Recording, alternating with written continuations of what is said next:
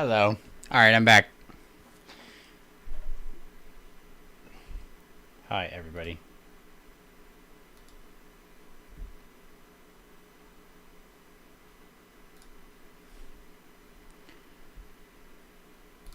I think we're live. Should be able to hear everything. Elena, where you at? Oh, I gotta get into the coaching Discord. Here I am. Okay. So, man, I actually wanted to start much earlier, but freaking I had to wait like 30 minutes for an enchilada because it's Sunday and all of the halal places are closed. You know, like the chicken over rice trucks. And so I'm waiting for 30 minutes for this enchilada. I don't know if it takes that long to make an enchilada. That might be a thing, but I don't know what the difference between an enchilada and like, a burrito is. I mean, I know that an enchilada is like wetter, right? So, pardon me, I'm gonna eat a little bit. I'm starving. I haven't eaten all day. That's a lot. I had breakfast.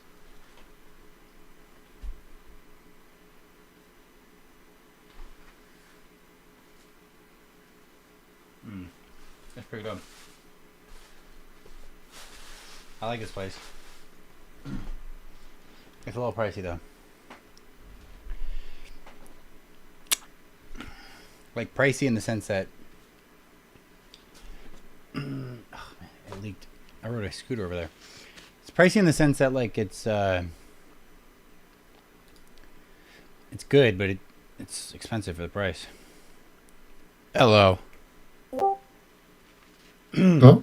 Hello. hello. Hey, what's up? Not much. How's it going? You have a similar name to another one of my students, and I'm gonna be honest. This whole time I thought you were the other student. Oh, that's really funny. I have another Elena. How you doing? I'm doing pretty good. Yeah, we've done one session before together. Yes. No. I remember. Oh, I was yeah, like, for wait a sure. minute. I thought this was the other one. It might not even be Elena. It might be Erica. Actually, I swear I'm thinking of somebody else. Which is fair. Like people have called me Jason my whole life, but My condolences. that's all right. My dad's name is Jason, so it's funny. I'm just like, no, it's my dad. All right, what do we got today? Okay, so let's see. I went to that big VR. Uh, I went 5-5, which was fine, but not my favorite. The main things that came up, however, like the reason I went 5-5, uh, was because there was one matchup that I ran into three different times that I just had no lines into. Okay. Uh, However, for the other two, I the main issue I ran into was that I think I played too predictably, Okay. and I don't know how to find ways to mix it up, like without playing poorly. You know? Um. Okay. Well, that depends on your classification of what playing poorly means. Couple things. What was the matchup? And wait, can I guess? Was it Blastoise Delphox? No, it wasn't actually Blastoise Delphox. Was it Scoville and Lycanroc? Uh, I have an okay matchup into Scoville and Lycanroc. I was using the Sand team. Uh, that's no. The big issue was that Choppleberry King Gambit that's showing up on. Big Six. That was. Yeah.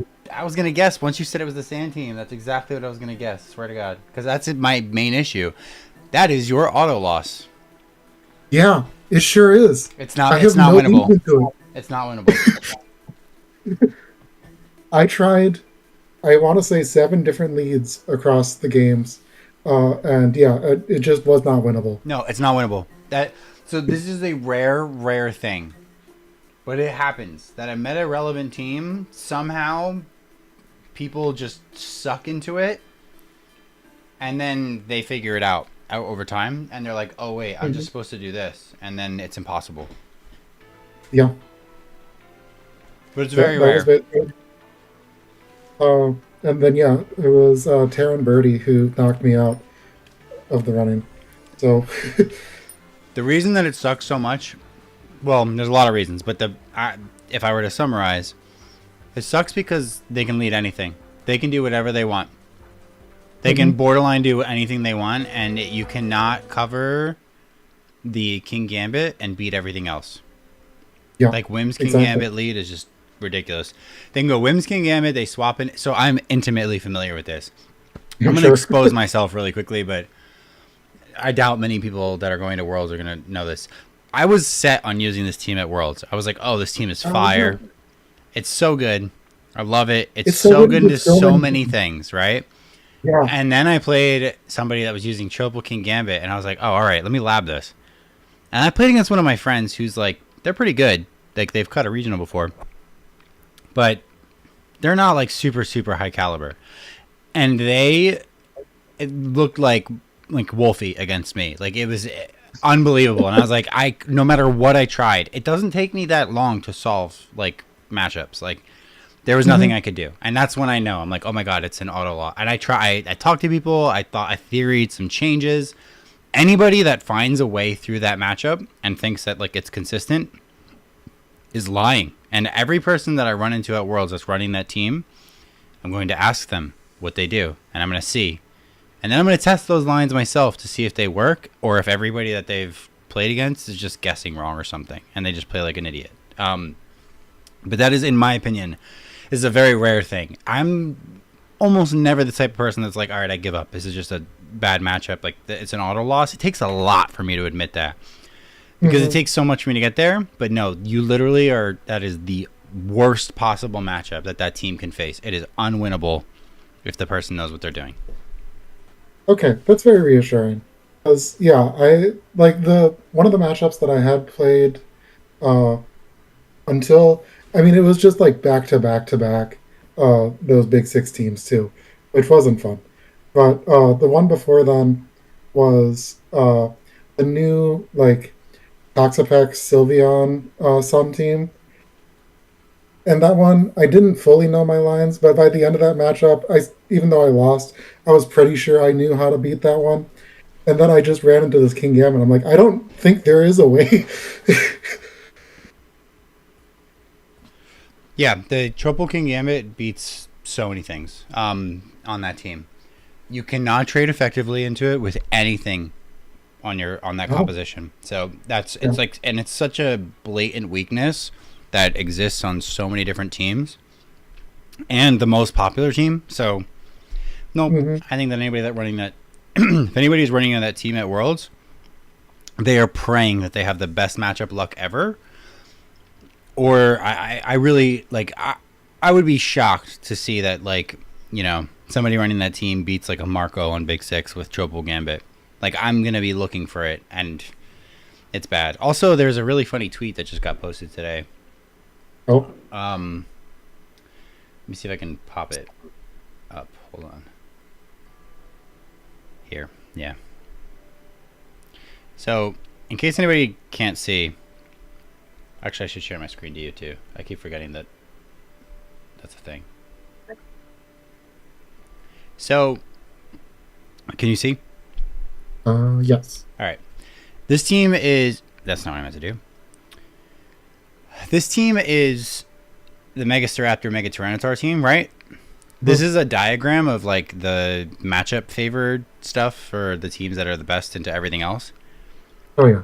This is the one that's the best. Look at the one that's at the bottom that doesn't beat anything. Mega Raptor, Megatar. It's That's the crazy. worst meta relevant team by a statistically measurable standard. That's wild. And I put all my chips into the basket of like, all right, this team is sick. I'm gonna just try and master it and go to Worlds. And then it was like 10 days ago. I played in VR, and I realized I think it was a different VR. It wasn't the San Francisco one. The you Yeah, know, the pre-Worlds one. the one right before then, right? Yeah, I got top 16 with this team at the VR, which not great or anything. It's just because I really should have won another match, but I wanted to play some high level sets, and the person I Hmm. played that was using this team into this matchup, they rolled me. They rolled me so bad that I'm like, oh, I can never cover anything. So people that are good on these teams will know the lines, and I can't do anything to beat them. Like there's no counter that I could come up with. So I think it's terrible. It's not literally. This is so funny. There's almost never a situation where I will do this with a student, but it was not your fault. Fair enough. Isn't that a relief though? It is absolutely like I still went 5-5 with it. Uh, Yeah, it's not bad. And you played Big Six 3 times, so you basically went X2. yeah, pretty much.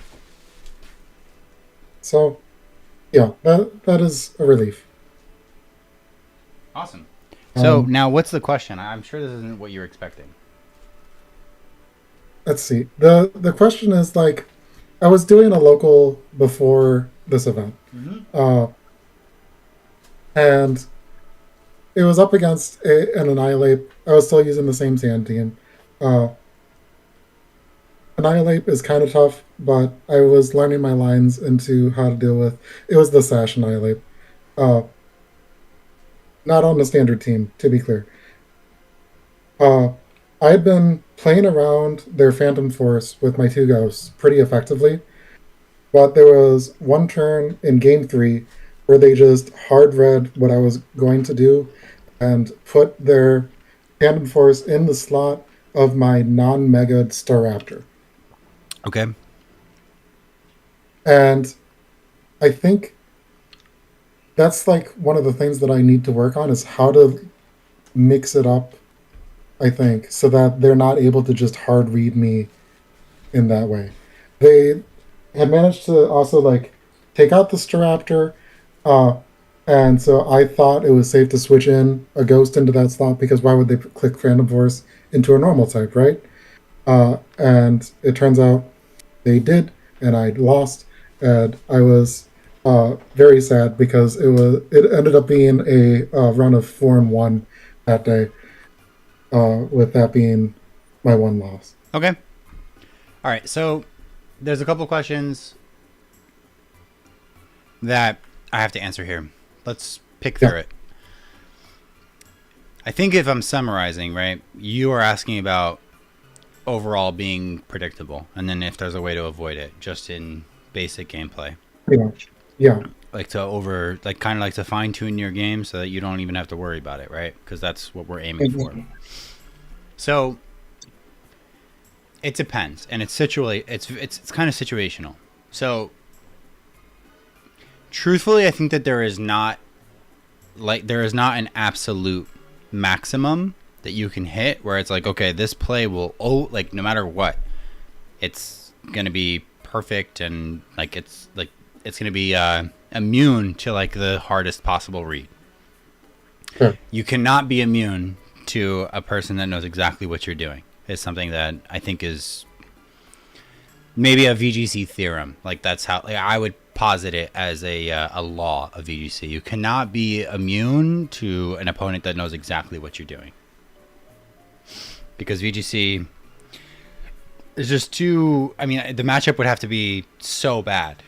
That's kind of usually Yeah. when it's an auto loss. Even close to that is an auto loss. But if your opponent knows exactly what you're doing and it's just not possible to win, sorry, if you know exactly what your opponent is doing and it's not possible to win, that's when you know. But I'm of the belief that that doesn't exist. So basically, you're asking, how do you avoid a situation where you don't expect your opponent to make a play like that and they do? It's context dependent. The first thing that you said, and I'm really going into, I don't even think I'm going to do music. I feel like maybe it's just me. It's so loud. I have to hear it too. So hold on.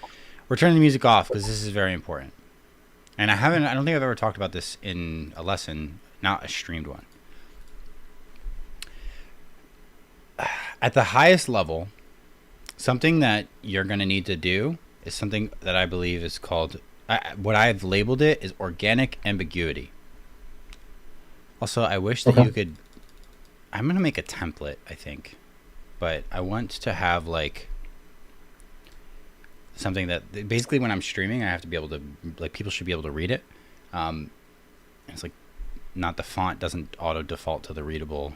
So anyway, um, organic ambiguity is the concept that I relate this to, and it's something that I am not fully uh, confident in how to teach it yet.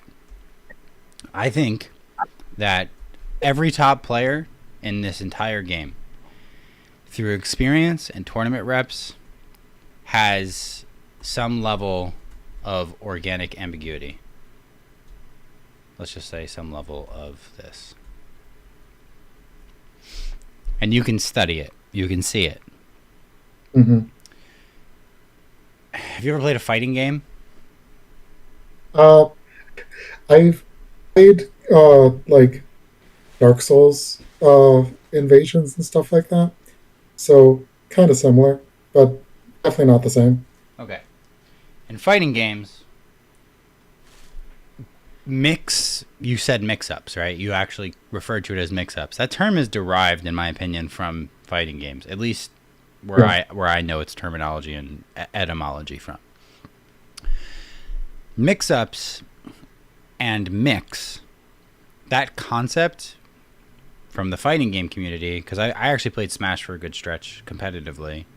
Honestly, Okay. I'm not nothing to write home about, but I That's learned a okay. lot from it, and it made me appreciate Pokemon a lot more.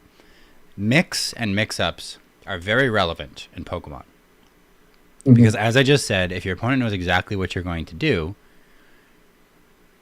there is no way that you should ever be able to beat them, unless you are playing their auto loss matchup. So Yeah. the mix and like mix is like a it's like a personality trait when you're a fighting game player. Your mix is how often you are breaking from your habitual patterns. So if you have a lot of set plays, this is one of the kind of the beauty of Pokemon. If you ever run into somebody that like game one they are hard calling you out to run the set play that they've seen, maybe they played you on ladder, maybe they, and I'm going to tell you a story about this. They basically know almost exactly what you're going for, and they know the critical thing that they have to do to break that plan. They're going to do it. It's going to be a surprise, and it's going to make you crumble. One, you need to be able to have some type of recognition. So I'm going to write that down for a second. Okay. You need to be able to recognize when your opponent is setting up for the potential of a back-breaking critical momentum swing. It could be Hmm. a read. It could be a super unconventional play. You talked about clicking Phantom Force into a Staraptor. Yeah. It's a normal type, but did you keep it at normal type in all three games? Uh, I would for a turn or two, especially if I needed to like swap it out and back in. But uh, if there was an opportunity where it would be more important to have like the close combat boost, then I would Mega Evolve it.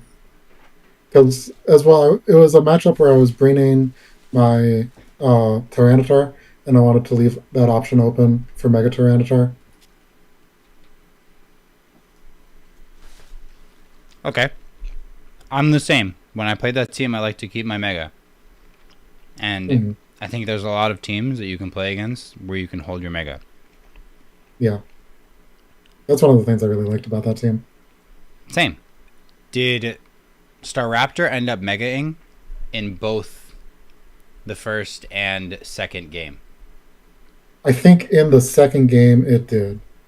Not the first. Did it die before it Okay. Megaed?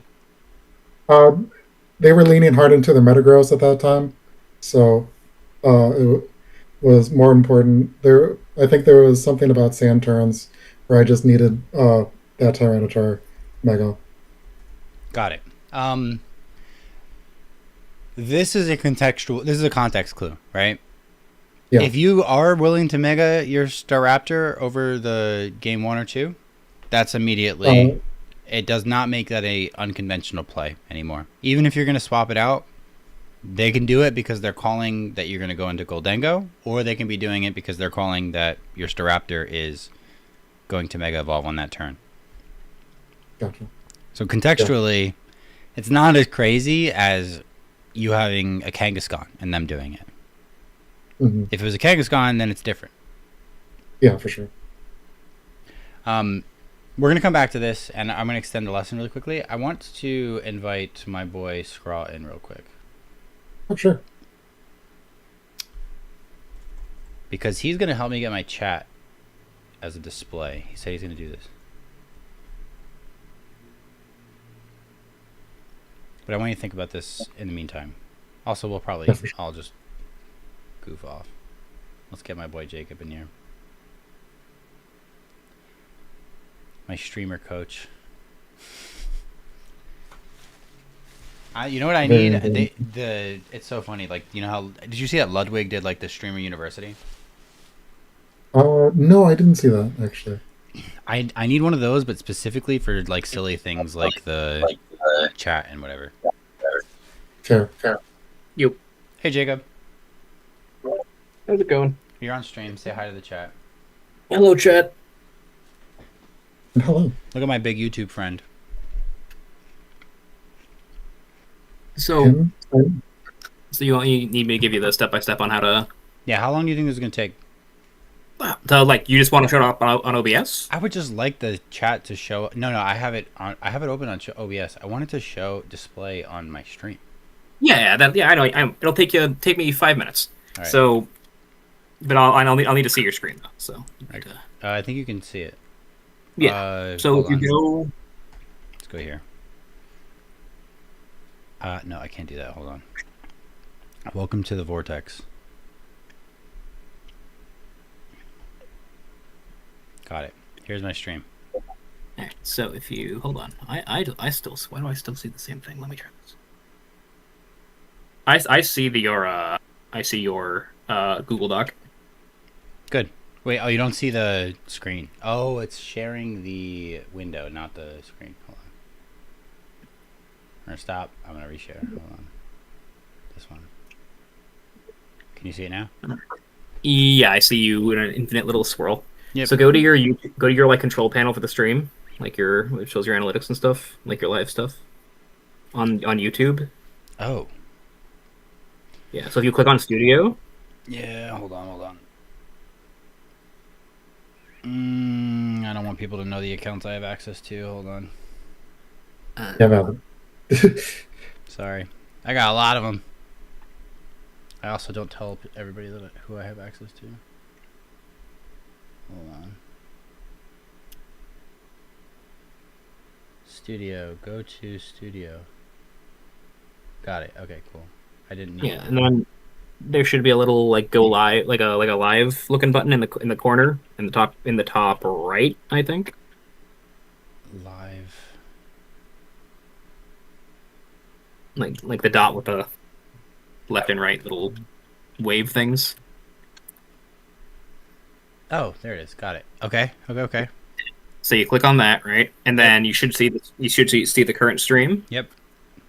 If you click on that, Got it. you should end up with a thing where it like has like a feed of the stream, Oh, some yeah. options, and then you see under chat where it says there's three little dots. Yeah. If you click on that, then click pop out chat. No way. You can copy and paste the URL in the pop out window and you add it as a browser source in OBS. Get out of here. All right. How do I do that part? I have it copied. All right, so you add a new source, Add new source. browser. Browser.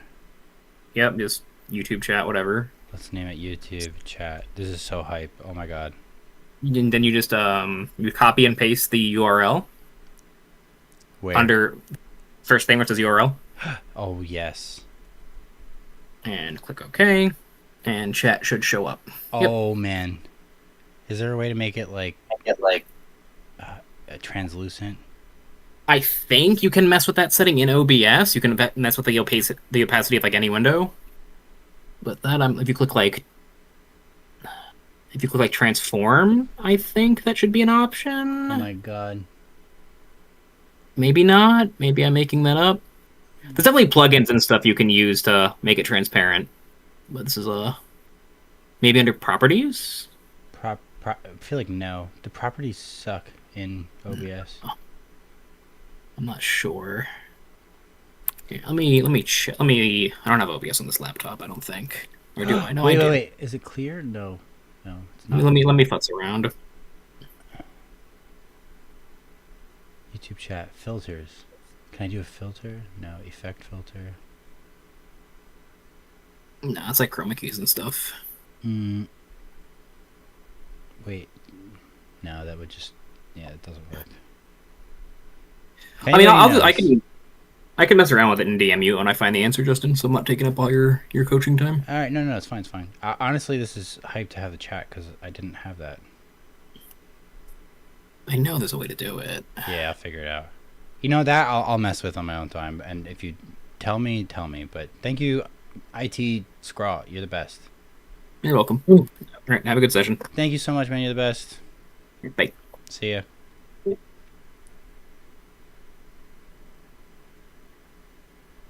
Look, if that doesn't show you what a good guy Jacob is, go subscribe to his channel. All right, we're back. I think that was about 5 minutes, right? Yeah, just more or less, I think. All right, sweet. So where were we? We're talking about organic ambiguity. Yes. Are you following is my question first. Yeah, so far I am. Now, I bet you're wondering, how do you create it? How do you do it? Pretty much. Good. I would have been cool, though, if you were like, no, actually, I know how to do it. I could do it. I'll just start implementing it. But that wasn't what you did. So I had no idea how to do this either. And basically, I think any Pokemon player that I feel like it's almost inevitable for anybody that like really works hard at this game, you're going to have a moment where things go your way. You have a great day. Because like if you go to a bunch of tournaments, there's just going to be a tournament where like if you play at a good consistent level, you're going to have like a lucky day and maybe outperform what you expected, or you're going to play really, really well and just have a neutral luck day and make it where you're supposed to. As you get better, you get past the RNG too. And you start to learn how to use it in an evil way against your opponents as well, which is awesome in my opinion. It took me a while to get that far. And genuinely... Sorry, go ahead. Oh, no, I think that was something that I was at least trying to find where during the VR tournament, where it was like, okay, this is pretty much cooked, but if I can flinch them, then maybe. Oh, absolutely. Yeah. You're never looking for the flinch before you're looking for the right way to get through it. But Yeah, pretty much. sometimes you're also just like, okay, I have a 50-50. If you click double rock slide too, especially if you have the rock slide Excadrill, I was like, man, they have Sinister. I think this happened on my VR stream the other day. I don't know if it was streamed, but I basically was like, all right, I'm not in a great spot here, but if I get this double flinch right here, I win. Yeah. And I'm like, I just double clicked rock slide, and the odds are low. It's like 40%, but I'm like, man, 40% is like, you know, the odds that I miss a hypnosis if I just went for a hypnosis a little bit better actually. So I was like, why not, right? And I went for it, and truthfully, I really only needed the flinch on one of them. I think specifically the Prim. There was a Primarina and a Sinistra, and I'm like, man, I'm in such a good position. And I was thinking about it, and I was like, okay, if I don't flinch either of them, I probably lose. But the odds that I don't flinch at least one of them are that's out of my favor, way out of my favor. And if I flinch one of them, I think I'm fine. If I flinch the Primarina, I just win on the spot. And it's like I'm almost guaranteed I win. And then if I double flinch, there's no way for them to get back into the game. And it would just be no work whatsoever. So I just went for it. And using the RNG for a villainous means, like, it's good damage. It didn't matter. It played around any read that they went for. Just go for it, right? And they swapped too, I think, in a different spot and got flinched as well. That one didn't matter as much, but like in that situation, had they swapped, it would have been good. And then I don't even need to flinch Sinistcha. I only need to flinch Primarina, and it's worse for them for swapping. So it covers a bunch. There's just tons of ways that you can implement that, but the organic ambiguity thing is a little bit weird. I think that the point I was making with everybody in their Pokemon careers, I think, kind of gets to this level where they're going to have like a breakout day when they work at, like, as long as you work at it. Because I think that some people don't work as hard as they need to, and they're like not getting what the result that they want, and they may never get the result they want if they don't improve their work ethic. But I think 90% of the people that play this game work the way that they're supposed to at it, to at least have like a breakout and like a good tournament. I think once people get to that point, then people then there's like this side effect, a symptom of being somebody that got top 8 or top 4 at a specific event. Especially if you're newer at the game and you build your own teams, maybe you use something weird and you become not to throw shade at Parker Simmons, because I'm so impressed with him as a Pokemon player. But do you know who I'm talking about him? Oh, absolutely. The Zoroark guy. Zoroark, I was going to say Execute guy, but Zoroark guy works too. And he had a sick team that he kind of worked on, and he popped off at a tournament. And again, I think Parker was somebody that, like, you don't get that result without working at the game. But I didn't know he was that talented, and I think him getting top 4, I think it was top 8, top 4 at a huge regional, was maybe ahead of schedule for where he was in his Pokemon career. A lot of people have that. You get to where you're like, get a big result ahead of schedule. All of a sudden, everybody knows who you are now. Yep. Everybody that's fighting for a Worlds invite knows who you are instantly. Your anonymity is gone. And that's Absolutely. A weapon. Anonymity is a weapon. Not having somebody that knows, like, oh, and honestly, it's almost extended to like coaching networks as well. Because like I'm talking to like people like Ugarte or whatever, and like we'll be chilling between rounds, or Chuppa or some like Lorsi, and then all of a sudden the name will pop up and I'll be like, oh, do you know this person? They're like, oh, that's my student. Good luck. That's it. They're not going to hide that from me because it's kind of bad form. I mean, sometimes maybe they will, but like I feel like, you know, to some extent that information is going to be known. So I'm going to be like, all right, this is somebody that's working at the game. They're investing in their education in VGC, even if it's a small amount. They're going to a coach. They're going to a coach that knows what they're doing. All of a sudden, your anonymity and the 2 or 3 plays that maybe you could have made that maybe win you the game are gone, because now it's calculated for. It's part of the calculus. So that's much, and I'm not trying to play like I'm not saying this as like for pity or like to play the victim, but at a higher level, like the person that experiences this the worst is Wolf, in my experience, like in my opinion. I think genuinely that, and this isn't like a 100% true opinion. This is an opinion. My opinion is that his, like, the aura of having to play against somebody like Wolf is not as strong as the buff that you should have for knowing that it's Wolf, in my opinion. Like, you should not be like the fear that a lot of people would probably feel playing a top player, especially somebody like Wolf or Marco, is outweighed by, it should be outweighed by how much you know that they are playing optimally, if you are good enough at Pokemon, in my opinion. So it's more of a disadvantage for somebody to be good at the game and be unknown playing against a Wolf and to know who he is, than it is to have the pressure of I'm Wolf playing against you, like the career that they've had. So ambiguity is a very weird thing to have to kind of understand, because it depends on how recognizable you are person to person in a tournament. You can take it away to some extent by playing under like an alt, which in Victory Road is actually like it's against the rules. But in Limitless, it's allowed. So like in most Limitless tournaments, there are plenty of people that do something called smurfing, which is you just play basically as an unknown person, and you are hiding your identity so that people cannot use that as a weapon against you. Most of the time, people do it for information conservation, and to protect their tech and stuff and spreads. But they also kind of do it in some extent, and I've done this myself, to see how people play against me when they don't know it's me.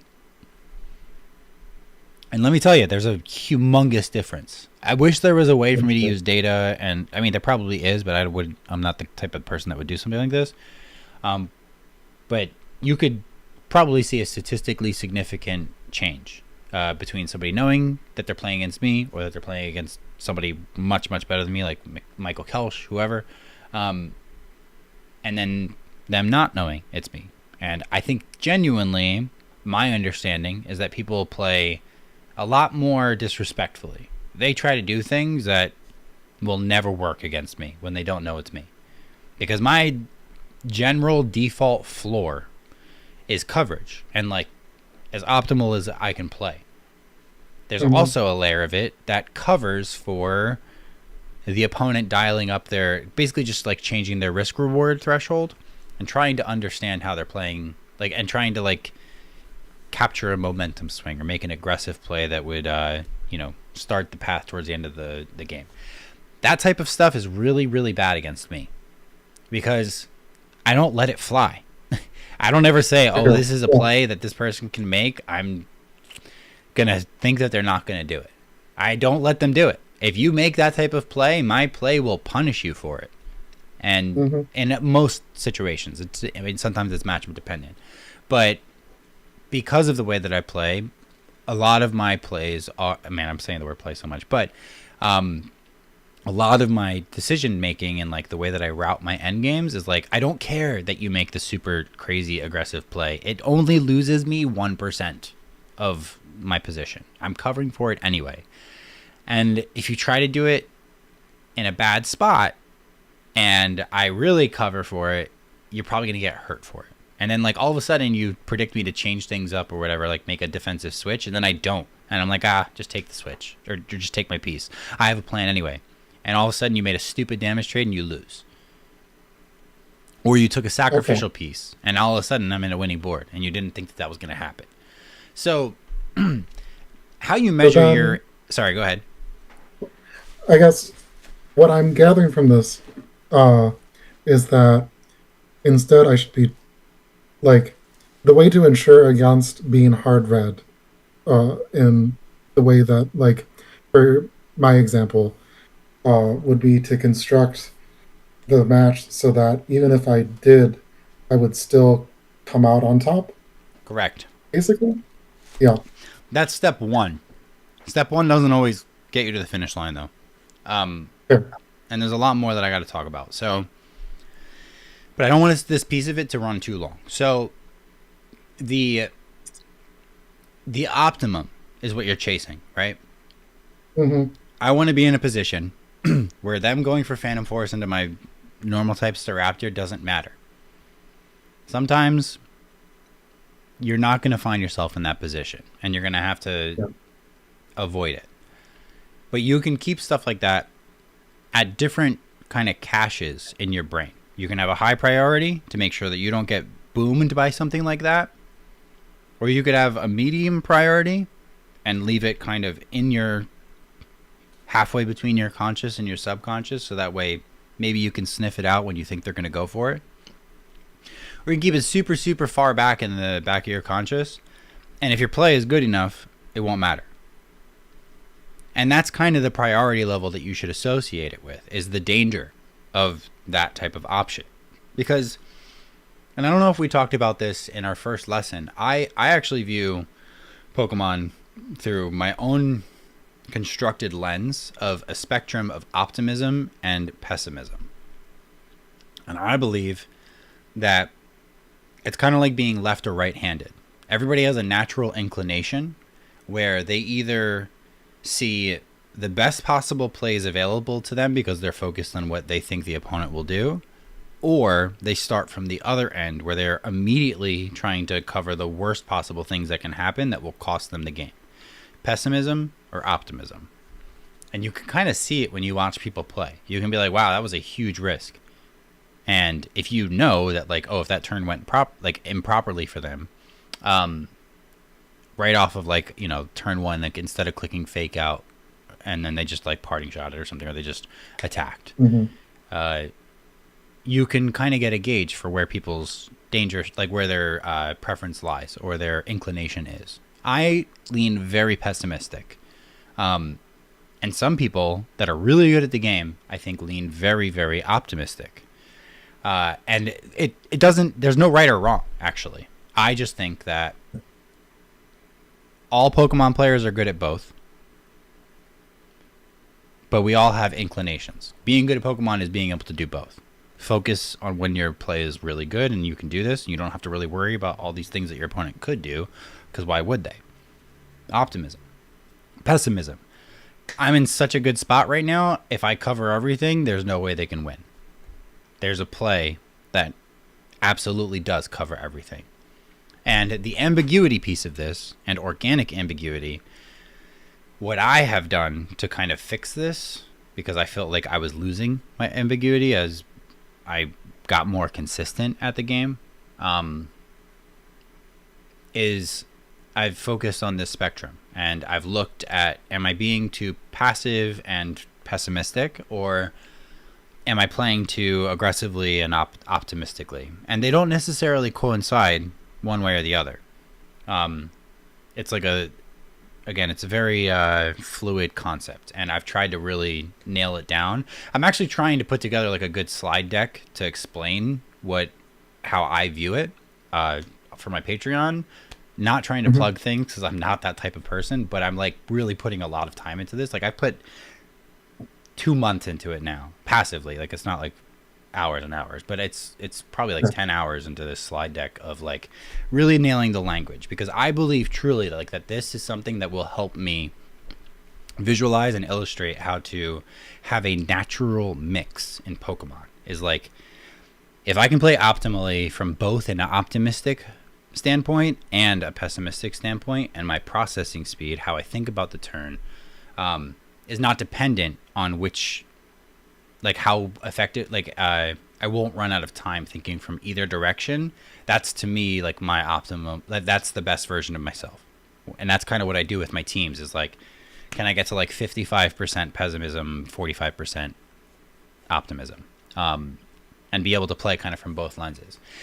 And just by knowing those, I can kind of just switch back and forth, because doing that creates organic ambiguity. Even though it's hard, because it's like a programmed random number generator. If you act on it at all, it doesn't become an organic thing.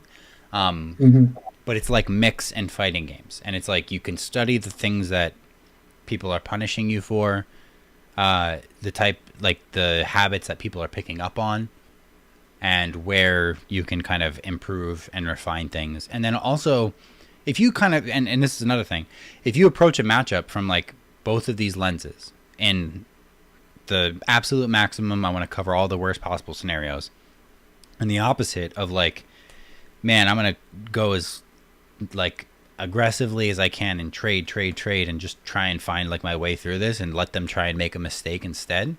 And again, it's matchup dependent.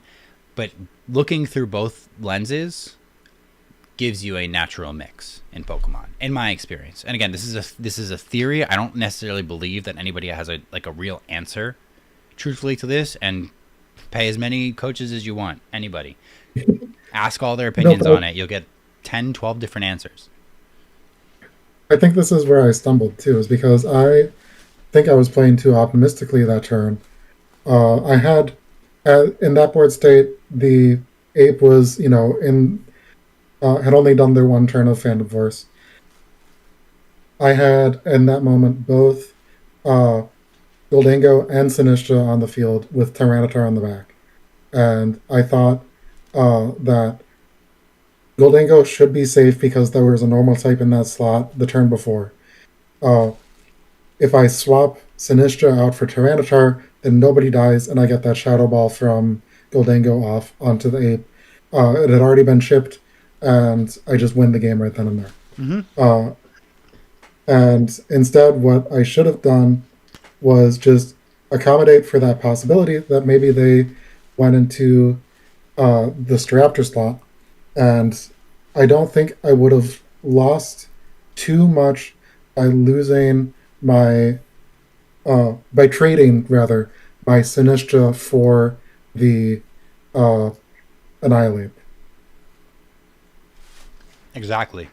You are already capable of deducing the difference between that optimistic and pessimistic lens. So I don't even need to really like go super hard and describe it to you. I just needed to explain it to you so that you could start studying it yourself. And you'll be fine. Like you can start looking into it and it'll literally just, you'll teach yourself. If it doesn't work for you, by the way, too, like, let me know.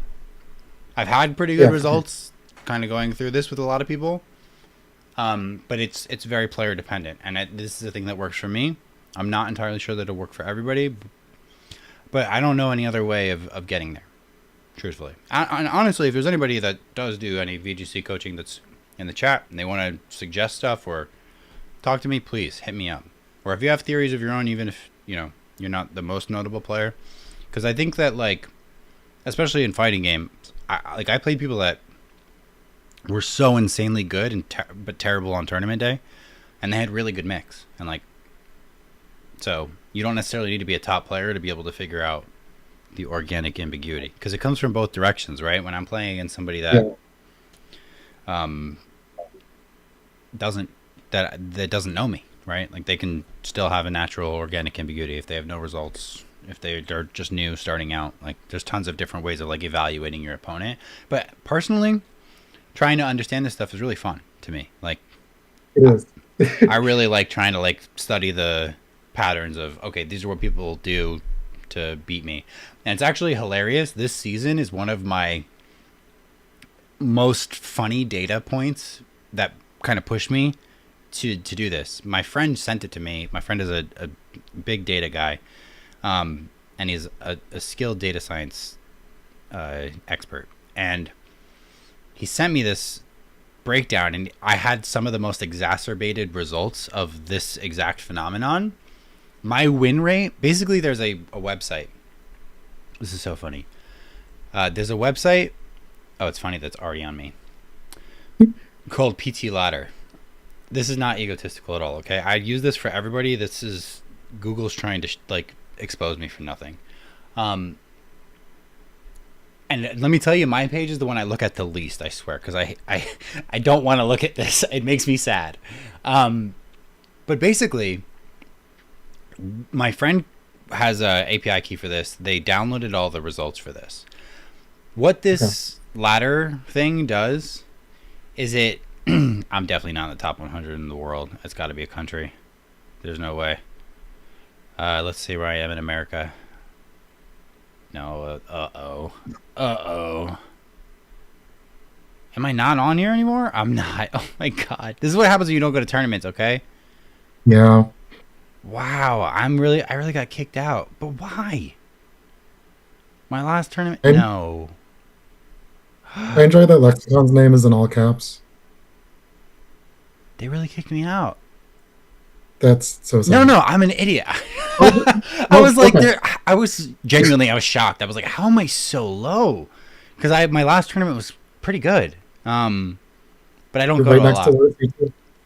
I know, this is so funny. This is the only place in the world that he'll be above me. Not in the score sheet, let me tell you that. All right, so it was on country. Hold on. We're making a very important point, okay? I promise. They took all this data. Also, Toller above me, shaking my head. They took all of my tournament data and they sent it to me after. And I had a very interesting phenomenon. In fact, the worst case of this, my win rate against people that had a lower elo than me at the time was 98%. I only lost to one person all season with a lower elo than me. So maybe even like 95% or whatever. But basically, if you play me and you don't know me, or like, and you know who I am, and you are, you know what I mean? Like we call it noob stomping. And not that everybody that played me that was worse than me was a noob. It's just like my style is so good at beating people, I think, that are like worse than me, that are less experienced than me. It is very rare that people will beat me. However, when I played people that were better than me, it was almost inverted. And this is funny because I've kind of, like, I made my name at a crazy stacked world schedule in 2016 on beating people that were so much better than me. Like, I was 1,000 elo playing against 1,500 elo players every round, and I had an amazing tournament. And I've actually, most of my career, never really had an issue beating people that were better than me, or like had, you know, higher elo or were more ingrained in the circuit. I beat a lot of the people that I should beat. But the people where it could go either way, it should be 50%, maybe a little bit better if I'm doing well, a little bit worse if I'm doing not too great. It was like 20% was my win rate against people that have higher elo than me. And I can go back in time, like, and like literally think about every single person that I've lost to this season. I lost to Trailer in Top Cut of LA. I lost to Justin Tang before that. And then I lost to the one person that had lower elo than me, to the most obscene RNG that I've ever experienced. Genuinely, like, it was like God himself stepped into the Pokemon game and said, not today, buddy. That was like round 2. I lost to, before that it was Houston, and I lost to a Dozo player. I can't remember their name exactly, but they had a really good tournament, so their elo is pretty good. Same thing, just a little bit of a bad luck tournament. I lost to Sandman, that's Joe whatever, Polkowski. Lost to another kind of RNG situation. I can't remember their name, but they were also pretty good. Then before that, I was like Colin Hire. And again, I'm like Paul Chua, Nils Dunlop. Who else? Can't think. Nora Bowman, pretty skilled player. I would say we're about like the same elo-ish. And that's it. Paul Chua before that, again. That's it. That's really it. I have a pretty decent win rate this season. Even for a pretty middling season. And a lot of these losses that like were genuinely like they just beat me, they outright beat me, were to people that like are just a step above me right now. And part of that's the ambiguity thing.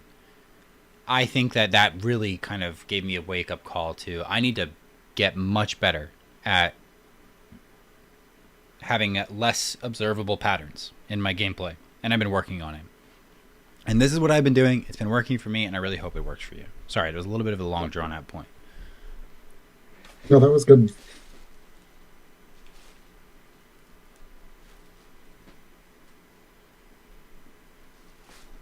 Don't mind me. I'm biting into my enchilada. Is it a good enchilada? It's all right. A little overpriced. What else do we got? Let's see. Let's see. I don't know how much time we have left with the interruption, but It'll be fine. Just go. Get what you need.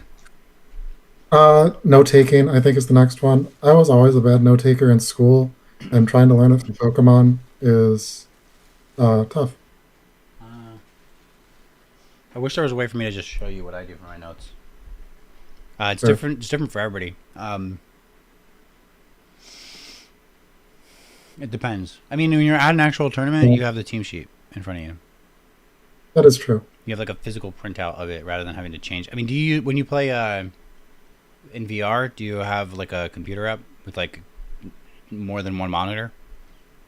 No, but I have like the opponent's team sheet usually on my phone. Is your all right? No, don't do that. Okay.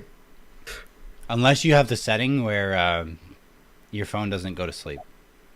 Because if you have to open and unlock your phone every time and go back to that Oh, page, yeah. In that case, yeah. I mean, yeah, I don't have to worry about that. okay. Uh, I was gonna say basically I you want it also, on a laptop because, and you want.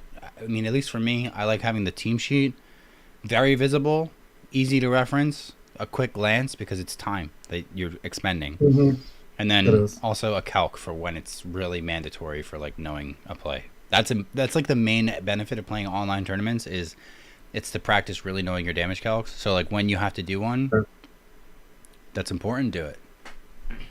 Yeah. But note taking in general, like I'm really sparse because you had the team sheet. I take a little bit. I mean, I scribble. One you can shorthand a lot, so like you don't have to put rock slide. You can put RS if you want. You might Yeah. also not need the moves. Like if the opponent has a standard life orb Garchomp Jolly and it's rock slide Earthquake Dragonclaw, I'm just putting standard chomp. I know what that means. Yeah. What I've started doing, especially since our last session where I got messed up by not reading the team sheet, Mm-hmm. that hasn't happened since, for the record. Uh, Good. I told you it's not allowed to happen again. yep. Uh, Also, the other thing that you told me to never let happen again, I did play out all 10 of those rounds Awesome. at the VR. Uh, I've started writing down any of the like weird choices that they have on their team sheet uh, during team preview, Mhm. and then I write down their leads. But I don't know if there's like anything else important that I should be writing down or No, that's good. okay. That's about what I do. I'll sometimes like I'll write down something I need to quickly reference, like something is faster.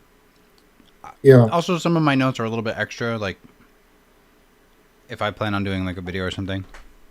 Because sometimes, that I mean, makes I sense. always like have the, if I'm 4-0 or whatever, I'm like, all right, maybe I'm doing a video if I have a good tournament.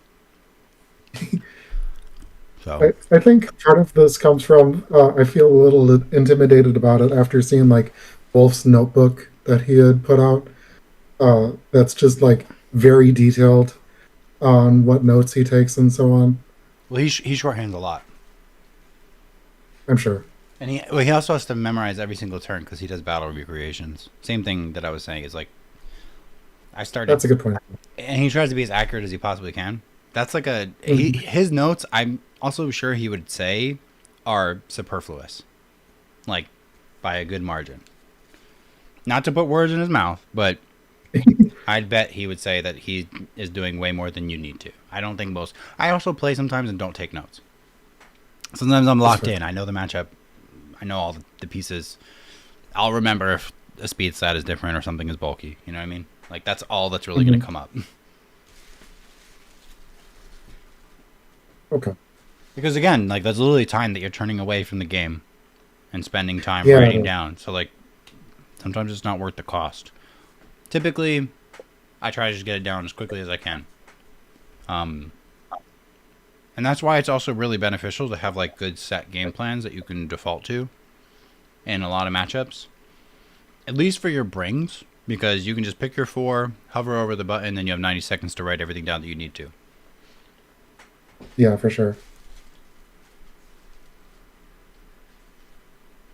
Okay. Yeah. Maybe I'm more worried about the note takings than I should be. Yeah, it's not that big. You're not going to become a much better player because become a much better note taker. Unfortunately, I wish that was the case because that's an easy skill to I wish that improve. was the case too. Pro players hate this one simple trick, but I know, right? Anything else? Because we're still going to go. uh, I don't know how much you'll be able to uh, like help with this one per se. Warming up for an event, like morning of, uh, I think part of what trips me up is that I just need to like get myself into gear to play Pokemon, and I don't know what I can do. I don't really want to just like run through a best of three with somebody out of the gate, but I would I'm say not that that's sure wrong, what- actually. Yeah. You shouldn't do a best of three.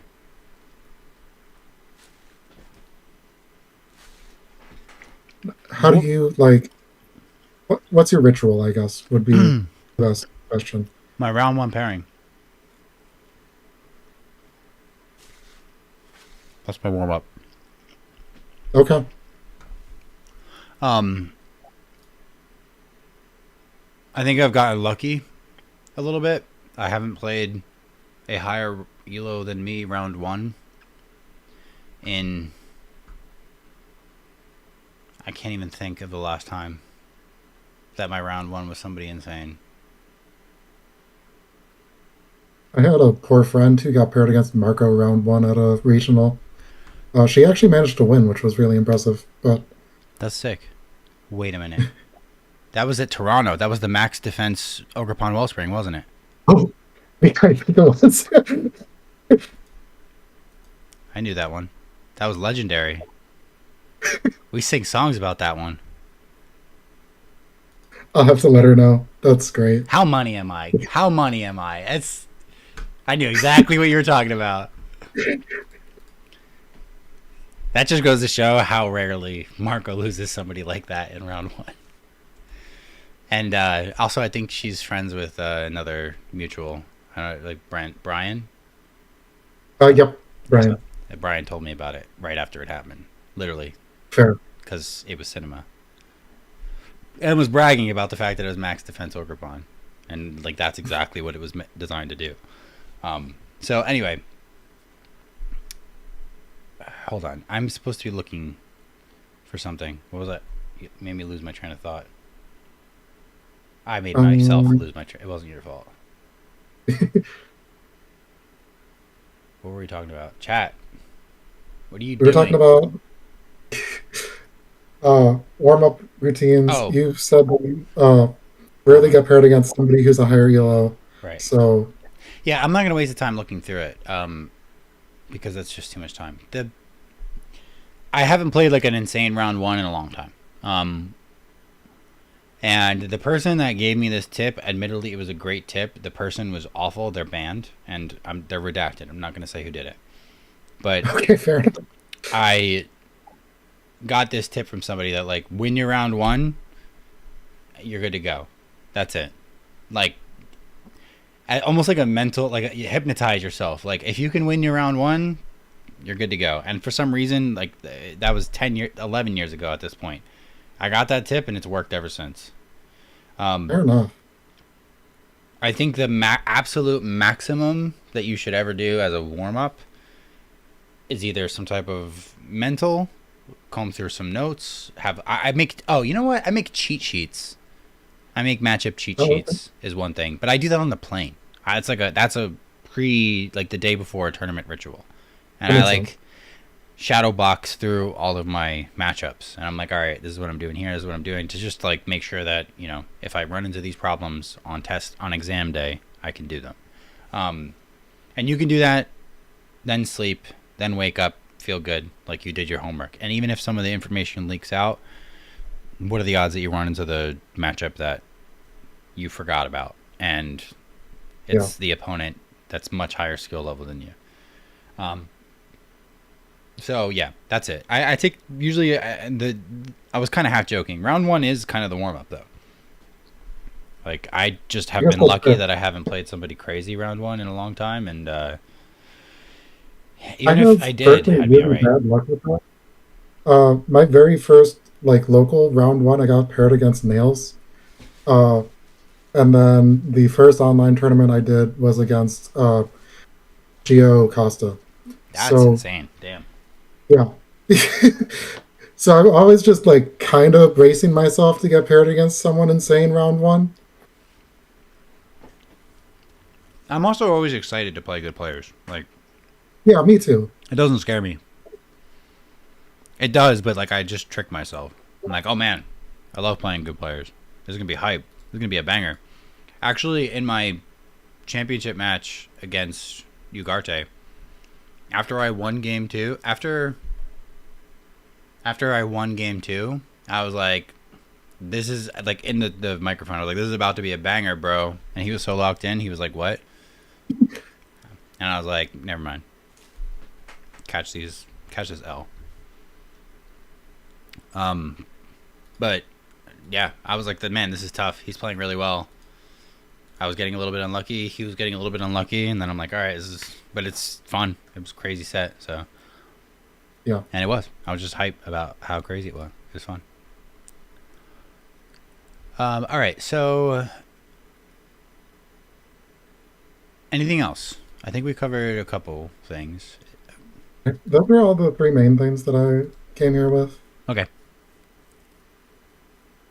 It's tough because at your level right now, you're soaking in a lot, right? And you're doing the work. Yeah. It's not going to be quick. So That as makes long sense. as you're okay with like, all right, I'm putting in this work. Some of this stuff is going to be gradual, and the fact that you're recognizing your mistakes, right? I pointed out the coverage and optimism versus pessimism, and the first thing you said is like, oh, I actually took the more optimistic angle, which is correct, at least in how I would evaluate it, and that's what cost Yeah. you. You didn't have experience playing from the optimistic angle, and this is something again that like if this is your inclination, it's not going to be easy to undo it or like deprogram it, and it's going to take work to get better at the other piece of it. So, but at least I think I can say you'll be headed in the right direction, and then let me know how it goes. Yeah, for sure. All right, All right. good to Thank you so go. much. Alrighty, cool. It's always a pleasure. Yeah, likewise. I imagine I won't be talking to you for a while because you already know everything that you can work on. So there's nothing left for me to I'm teach gonna you. I'll probably come back for prep for Louisville. That's January. No, Louisville is October. Oh, all right. Hit me up. Will do. All right, talk to you. See ya. Bye. Hello, Hey man, how's it going? dude. How's it going? This is my guys. In the chat. In case you didn't know, this is one of my new favorite students. Hey, I like to hear that. This What guy do I has do been to- playing so much and giving so many of my other students practice. It's fire. I love it. Dude, it's crazy because I haven't had much time to play, to be honest with you. But whenever somebody in chat tries to run some sets, I try to at least give it a little bit of time. But I know. dude, work has gotten crazy busy. I'm working 50s That's pretty much like indefinitely. What do you So do it's again? gonna be. I'm a mechanical engineer. Oh my god, that's hard and important work. Damn. We're working on a big project right now, man. It's some That's work fine. for the U.S. government. Gotta love it. Ew. Ew. Boo. If I say any more, I'll probably have to sign some. Yeah, these opinions are not your own. Yeah, They're no, representative. I've already said too much, man. All right, But how you doing, man? It's good to hear from you. dude. No, it's good to hear from you too. I'm doing all right. We've had a couple of students today that we had a really good starting lesson, and then Nice. I just got off with Elena. We talked about a really fun concept. You can see Mhm. organic ambiguity. Man, that one's tough. That's a really high level thing, but it was very it was tailored to exactly what they're working on. Uh-huh. And yeah, it's a hard thing. Sometimes I've wrestled with imposter syndrome in many different ways in my life, and let me tell Right. you, there's no more difficult imposter syndrome that I've dealt with than like trying to talk about high level VGC theory, because there's no books on this stuff. It's just I know, man. a bunch of nerds just- playing video games, Mhm. and like to try and sound smart and talk about like we're talking with Toller about stuff, and he's got his doctorate in physics, man. Like Uh-huh. I remember a crappy state school and did a business degree. We were coloring in the lines in class. Don't sell yourself short. you've been. I mean, you've been playing the game for. I don't know how long Toller's been in the scene, but He's been I know you forever. guys. Jeez, you got two vets then. That's awesome, man. So how can I help you And today? Toller's. I was gonna say Toller's gonna be at Worlds, yeah. Yeah, he is. I can't wait to see him this week. Gotcha. Whew, man, good luck. Thank you so Before much. I forget to say anything, yeah, hope you guys do everything you're hoping to do, man. I know you're in for a deep run. Fingers crossed, but yeah, do you have our lesson from last time? I think I can pull up our Pretty sure it's you, Toronto, right? Oh my God, what are these notes? This is Like all that's I me. wrote. You know what it must have been? I think we just like went off the deep end of like, here's everything you got to do, and I was just too locked in, so I didn't even take any notes. Holy cow! Yeah, the that's biggest things embarrassing. that we said was make some friends, find some people to lab with. Gotcha. We Okay. can team builder. I mean, team building that'll come way down the road, and then the big thing was making VODs to review. So I got you some probably Yes. awful gameplay, but No. gameplay nonetheless. From VR, I think it was 3 weeks ago, maybe 4 weeks ago. Did you you upload on YouTube too? Yes, I did. Oh, guys, can- my students are the best. They listen to me when I Of ask course, them to do man. I things. had to freaking screen record on my phone, man. I'm like I gotta do what's necessary to generate some good VODs for review. I don't know what it is, man. I don't know if you feel the same way, but sometimes I feel like I'm more locked in on the Switch than when I'm on my phone. Oh yeah, Maybe no, that's just like a definitely agree with that. Same thing with behind a computer. I literally have like Yeah. a classifier for my showdown games that are on my phone because yeah. man, I I go on benders like Shameless season 15. The guy is up till 4 o'clock in the morning playing Pokemon Showdown. Trying to figure out his lines in a very specific comms, losing to people that are way worse than him, running Farigiraf, Pelipper, Calm Pelipper. Who, man, You're not aware of your calm Pelipper cogs, man? Come dude, on, you gotta be, it you gotta lived be on ready for that. 2%. And I was like, you EV'd for exactly this specific calc. Why? I hate you. That's my newest enemy. And if they're at Worlds and they were running that team, I can't wait to see that you went 3-4. I'm probably also gonna go 3-4, so I can't talk shit. But Man, you got it.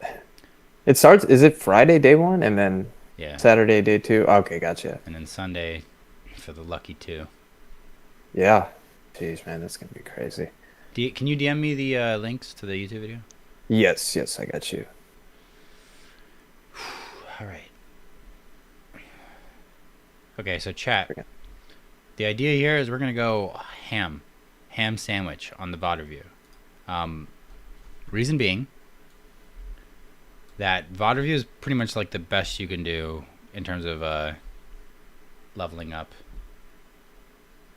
I think especially at this level, where like once you know what's going on with the VODs, that's the fastest you can get better at the game. Once you start to really understand why things are not working for you.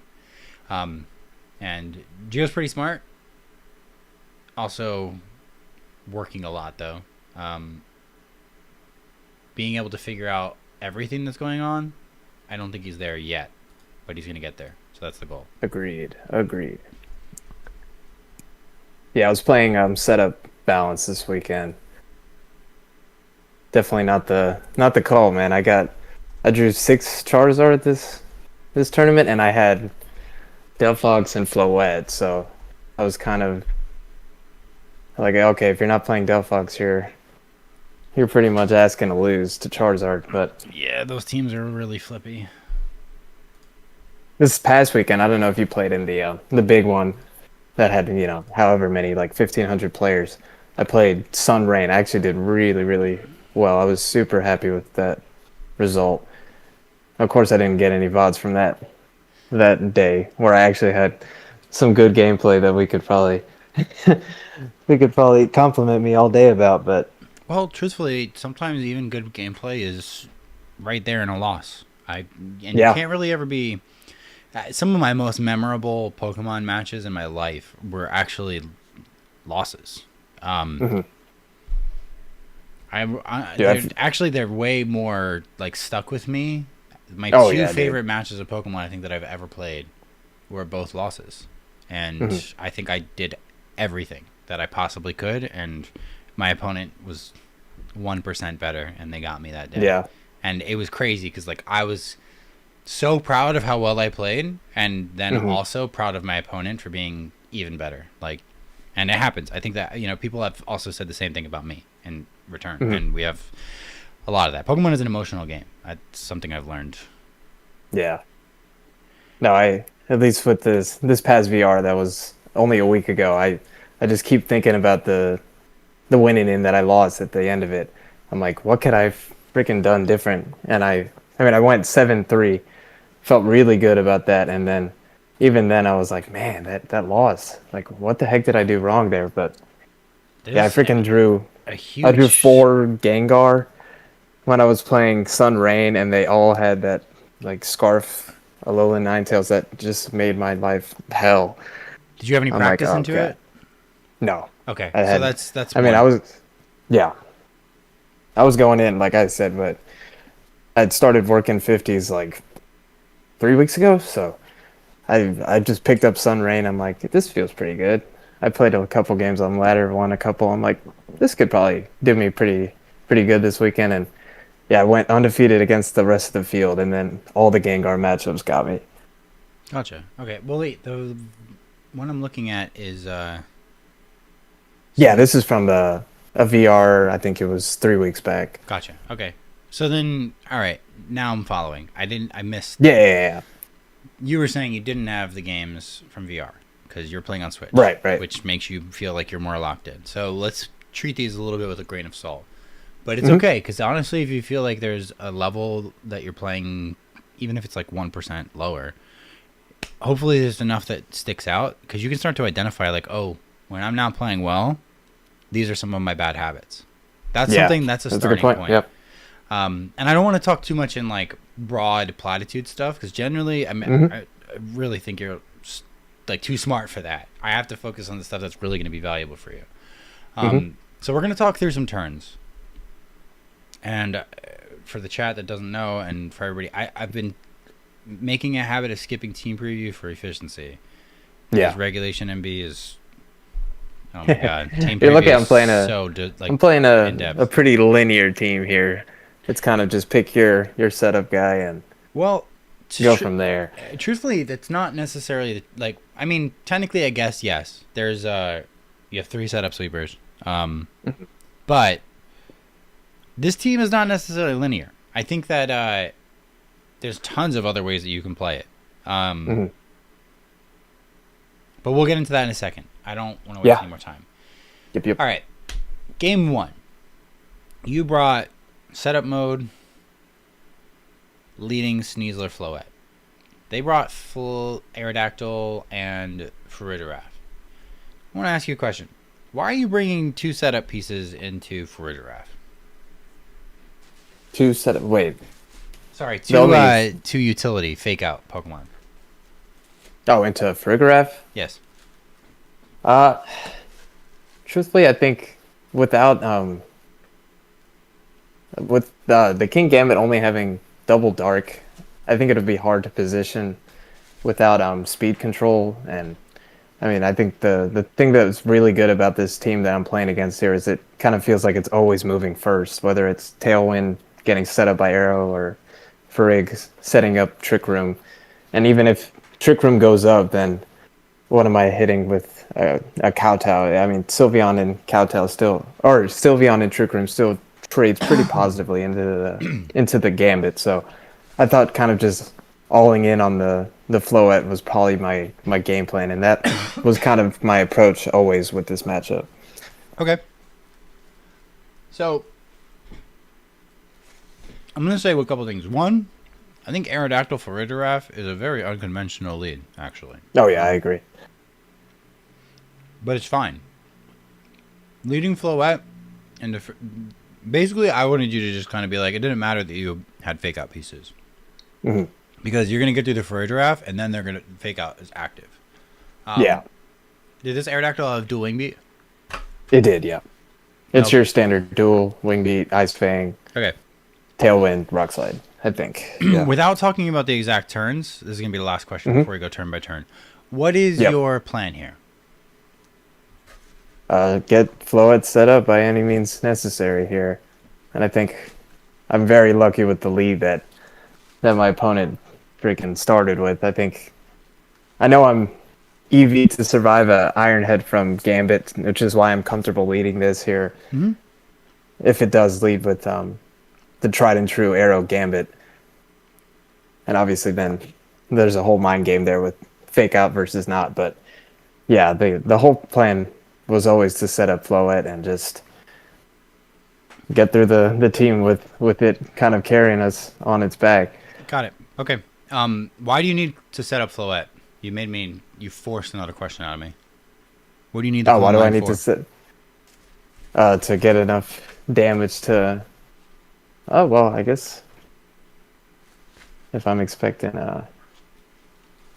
Mega Arrow like I usually do in this matchup, it doesn't necessarily need the damage boost, but There is a reason I mean, to do it. I'm not saying that you should do it, but mhm. there would be one reason. And I don't want to make you fish for the answer. You have Draining Kiss? This one does have Draining Kiss, I believe. It's for I when haven't played this. It's for Draining Kiss recovery Uh-huh. and to get through turns where you get flinched. So There you go.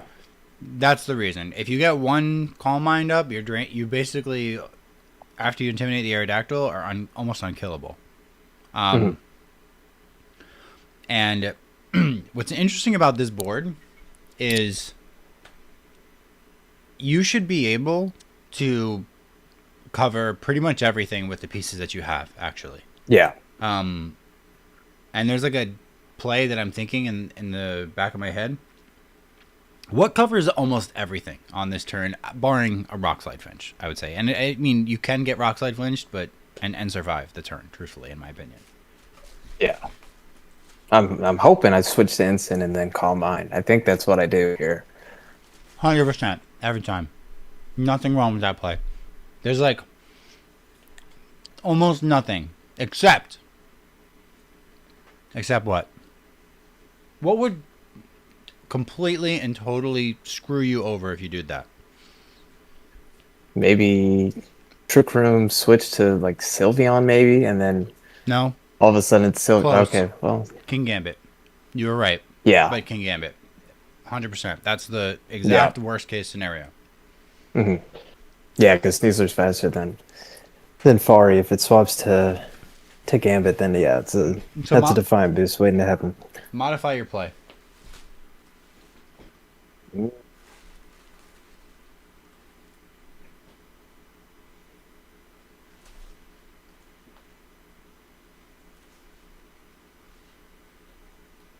Yeah, maybe it's just switch to Instant and then D-Gleam. Perfect. Just get damage down and break the sash. Done. End of discussion. That's it. All it took was 2 talking points for you to find the optimal play. Yeah. Like, absolutely optimal play. Especially because it's game 1 of a best of 3. Oh, I love the notifications on. It's going to be so funny. Yeah, let's see what kind of goofy notifications I get throughout this set. Okay. You went for Calm Mind? Is this a Yeah. good play or is it a mistake? Maybe not necessarily a mistake, but definitely not the safe play. Because Not- that would have been correct. hardcore punished by a switch to Gambit. Based off what they did, is it better or worse? Yeah, it's better based on what they did. but- Perfect. You already know. Good to go. So that's it. This is my entire goal as a coach. Is I need to judge how effective are you at saying, okay, here's the actual best option coverage. Yeah. Here's the actual best No, play. no, And then modify exactly what you would do to cover everything. And then also understand risk reward. Did your play get better based off of what the opponent did or worse? It was perfect. In fact, it was the best play that you could go for, Yeah. given what they did. And truthfully, this is kind of where reads and like aggression and these are the best types of boards for this type of team, in my opinion. Yeah. Because basically, you have so much room for error, and you can make kind of like a mistake. You can make this Calm Mind play even if they Rock Slid Psychic you. The only way that really, like, really hurts you is if they flinch you. Mm-hmm. And even then, Insync can just pivot back out to Cine. Yeah.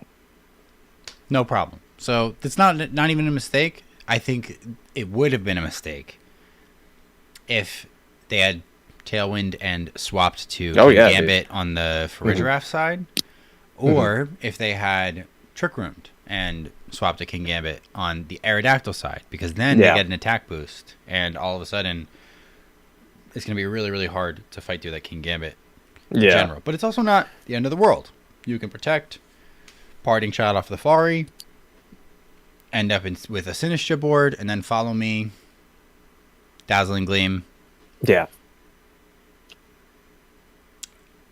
And then you start walking through all the lines. Hopefully you got through Trick Room in a good spot. You can protect again. Swap to Ensign. You won't have Fake Out.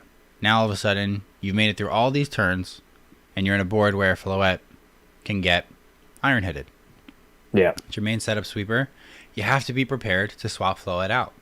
And then understanding turn 1, 2, 3, 4 of the worst contingency is how you make these types of decisions. And when you already know this, next time we do a VOD review, right, into a matchup that you know, when I ask these questions, you'll already have the answers, right? If we went through this the next time you played it, it'd be like, oh, there's the D-Gleam play that we talked about. Oh, this is a new approach that you're playing a higher caliber opponent. They're doing X, Y, and Z. You have to modify based off the board you presented what the optimal play is. And maybe in some cases, you'll still do the thing that you thought was optimal because you didn't adjust or adapt to the pieces. Maybe you did something that was only 80% optimal, but maybe that was the most optimal you could get because there wasn't a 100% correct play. All right. Where do we go from here? I mean, if they don't start flinching you, they should lose. Yeah, no, the position is... Yeah, and there's Gambit. Okay. You didn't click Rock Slide. I'm going to ask you a question.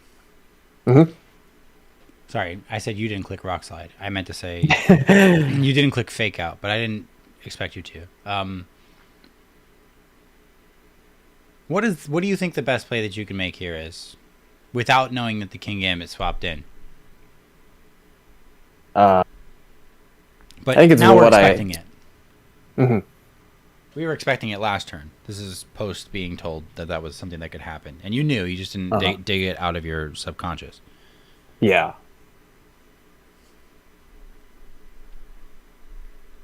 It's probably just hard swap to Cine and then Gleam, because at least if the Gambit gets on the board, then at least you have a redirection with Cine right there, and you'll break the sash unless you get flinched. I don't think I got unlucky with Rock Slides on this day for whatever reason. Okay. What do you do? Wait, so you said what is your play? Gleam and what?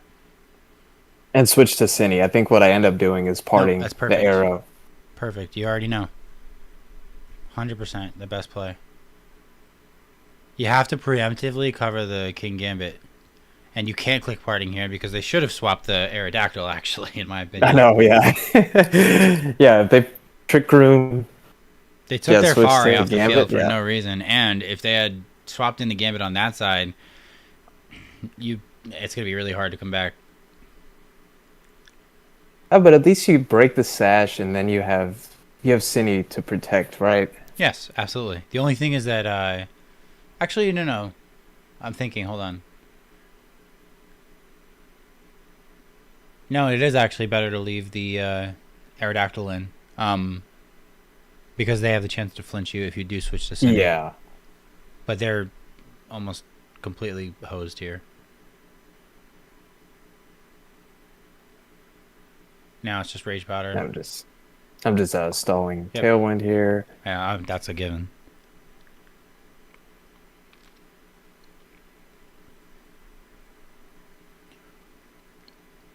Last turn, a tailwind. Oh, look at Pilates. that. They do Pilates at my apartment, man. Dude, I respect We gotta any go. man that can do Pilates because I tried and I'm not built for that. Okay. Rage powder. Oh, Yeah, no, so they preemptively switched to Chomp. Yeah, Okay. I don't know why they Well, send Chomp to the. no, it's okay. This game, GG. Yeah. Nothing they can do. They would have to flinch you a million times, and I don't even think that would win.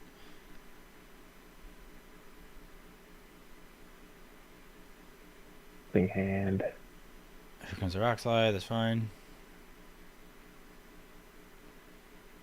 Okay, your citrus, you parting, and I would start draining kissing, not cleaving, just because.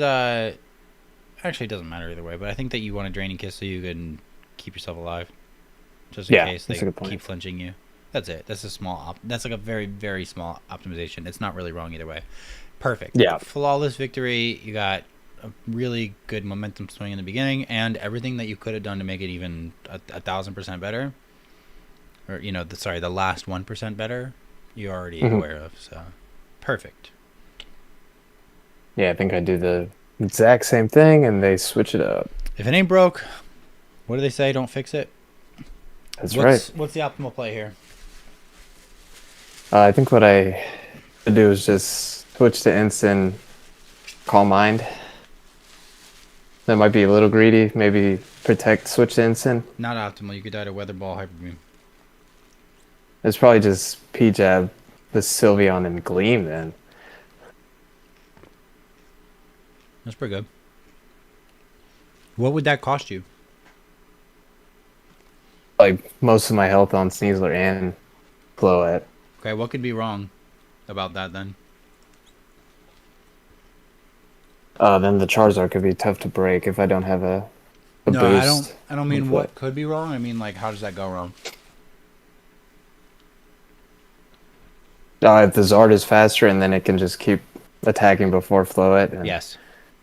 Maybe you saw the nature and it's modest and you're timid, or maybe you are expecting it to be slower because I think on these teams, especially with Redraft, they want to be a little bit Yeah. slower, Zard, so it's a safe assumption, especially. I mean, you have a game, you're up a game too, so it's better, in my Yeah. opinion, to assume that the Charizard is going to be slower. Instead of playing around, because I feel like you give them, basically you can give your opponent wiggle room that they don't deserve if you make a coverage, if you're like very trying to optimally cover a situation where you're already kind of advantaged. Especially on the turn where banking on it being slower and it being slower, like gets you a momentum swing. Like they're already reeling, right? And you can recover from them being faster. So I would say that on this turn, there is not a 100% correct play. Yeah. You have I'm to curious what I do here. you have to kind of like lean into what you think the opponent is going to do. And the reason I mentioned the Dire Claw thing, right, is like they can protect Sylveon too, and they can be faster Zard. Yeah. It's not the most ideal for them to be protecting Sylveon here, in my opinion. Also, with the way they played last game, I wouldn't be surprised if they swapped for Redraft. But that's an assumption. They did not. They Yeah, probably switch. protected instead.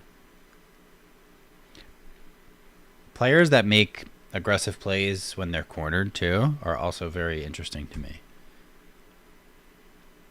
I want to see if they don't protect the Sylveon. They don't. And you faked out. That is insane. Man, that was bold. Bold? I guess the punish is switch to Safari plus Hyper Voice. I mean, Hyper Beam wouldn't get me after a Calm Mind, I don't think. I don't mind the fake out. I think I said it's insane, but I don't mind it at all. I think it's game 2. You're up a game. Yeah. It's one of the best places that you could take a risk. And you did something that punished them trying to. I think the best players in the world will shock you with how much they swing it when they're cornered. Uh-huh. So regardless of this person's skill level, they could be horrible, they could be absolutely goated. I think it's kind of a really powerful play to maybe not protect the Sylveon and go for the Hyper Voice here. But you covered it anyway. And I think that's why the fake out isn't like the worst idea, because you have a Focus Sash on Sneasler, right? Yeah. Are you now? Another question, I guess, is: are you in? Is your Sneasler going to be in range of a Quick Attack after a Heat Wave? After a Heat Wave, it shouldn't be. Okay. Then I think that it's totally fine to go for the Sylveon, because if you won't be in range, I think it's honestly okay to go for Fake Out and Calm Mind. Oh, Because you're going to recover your health back. Yeah, and I'm faster. I see. Now there isn't a I perfect play expect it here. to be. Mhm. This is a really good opportunity to go for a play like this, because Yeah. even if they swapped and hyper beamed, which I guess is kind of worst case scenario, but I literally just explained why it's good to bank on being faster here. You were faster. Perfect. This is the best time. Now you don't even have to think about a game 3, because like this turn went so freaking phenomenally, and that's how you build momentum in a tournament. That's like you get your confidence up. Like this is all really good stuff, and we don't have to look for the perfect play, especially when there isn't a perfect play. Yeah. This is the best time to make a play like this and be like, if you get it wrong, I mean, again, it was really only wrong if the Charizard was faster, and we just talked about why it's an educated guess to expect it not to be. And even then, it's still good because it's not game losing. Like this fake out, if like Hyper Beam wouldn't kill, they'd have to swap to prevent the fake out. Heat Wave crit could be bad, but again, we're not playing around crits on a Protect the King strategy like this. That can always happen, and you can die to Hyper Voice. And then you get even more like Oh man, backbreaking. Backbreaking. What a turn, man. Yeah. In my opinion, I think that Heat Wave, like they're so forced to go for the Heat Wave because their team is so reliant on keeping up with the damage trades. And I think more than anything, they were actually playing around you, going for Dire Claw there and Calm Mind, and then they live the Dire Claw, and they were trying to catch up. Like that's actually, this Heat Wave and Hyper Voice is actually a really good play, and you did what I call a scissors play, which doesn't sound so great when I say it out loud, but I mean like RPS.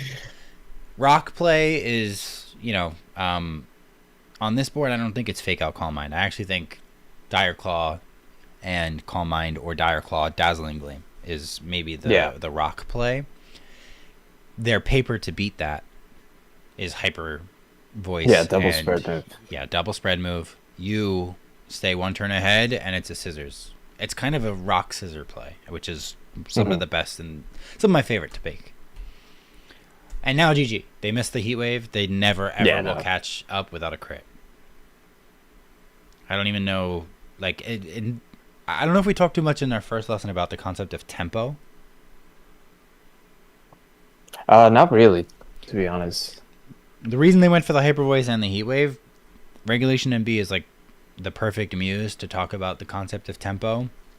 The reason a lot of people don't protect and they swing so much is because they know that they have to keep pace in terms of tempo even when they're out of position. Yeah. And that's why a lot of stuff is just EV'd to the gills with bulk and just meant to like use their damage modifiers to swing back damage. Heat Wave Hyper Voice, you covered for it. And I think that this is a perfectly reasonable play to cover for, even if it's not 100% going to cover everything. It's going to cover pretty much everything that you need to. And there wasn't a perfect. We already explained that. So this should be good. I don't even know. You just degleam them to death. You're faster. And I'm greedy, man. I went for another one. no, it's okay. Again, we're not really playing around the crit here. And you did go for a fake out again, right? Yeah. So it's still, again, if you're not counting for the crit, still the best thing you can do. And you have Draining Kiss too. So for a giraffe slot, I'm assuming probably doesn't have Protect. Maybe it did, but no, it didn't. It had Helping Hand over Protect. Then you definitely Calm Mind there, because whatever is sitting next to this Charizard is a Draining Kiss life Yeah. life pool that you can use Yeah. in this game. There's just no way. I mean, I'm assuming you just didn't get crit. Perfect. Well executed. Let's go to the next one. Yeah, this is after that nice win, I drew Marco Fiero round 2, man. So that second vid will be that'll be Round against 2. Marco. Oh, Yeah. it's gonna be fun. Yeah, I got my butt kicked here. I'll be honest. No problem. Is this the Is this it? Looks like it. this? Looks like his team. Oh yeah, there you go. Okay. This is it, right? Yeah. Okay.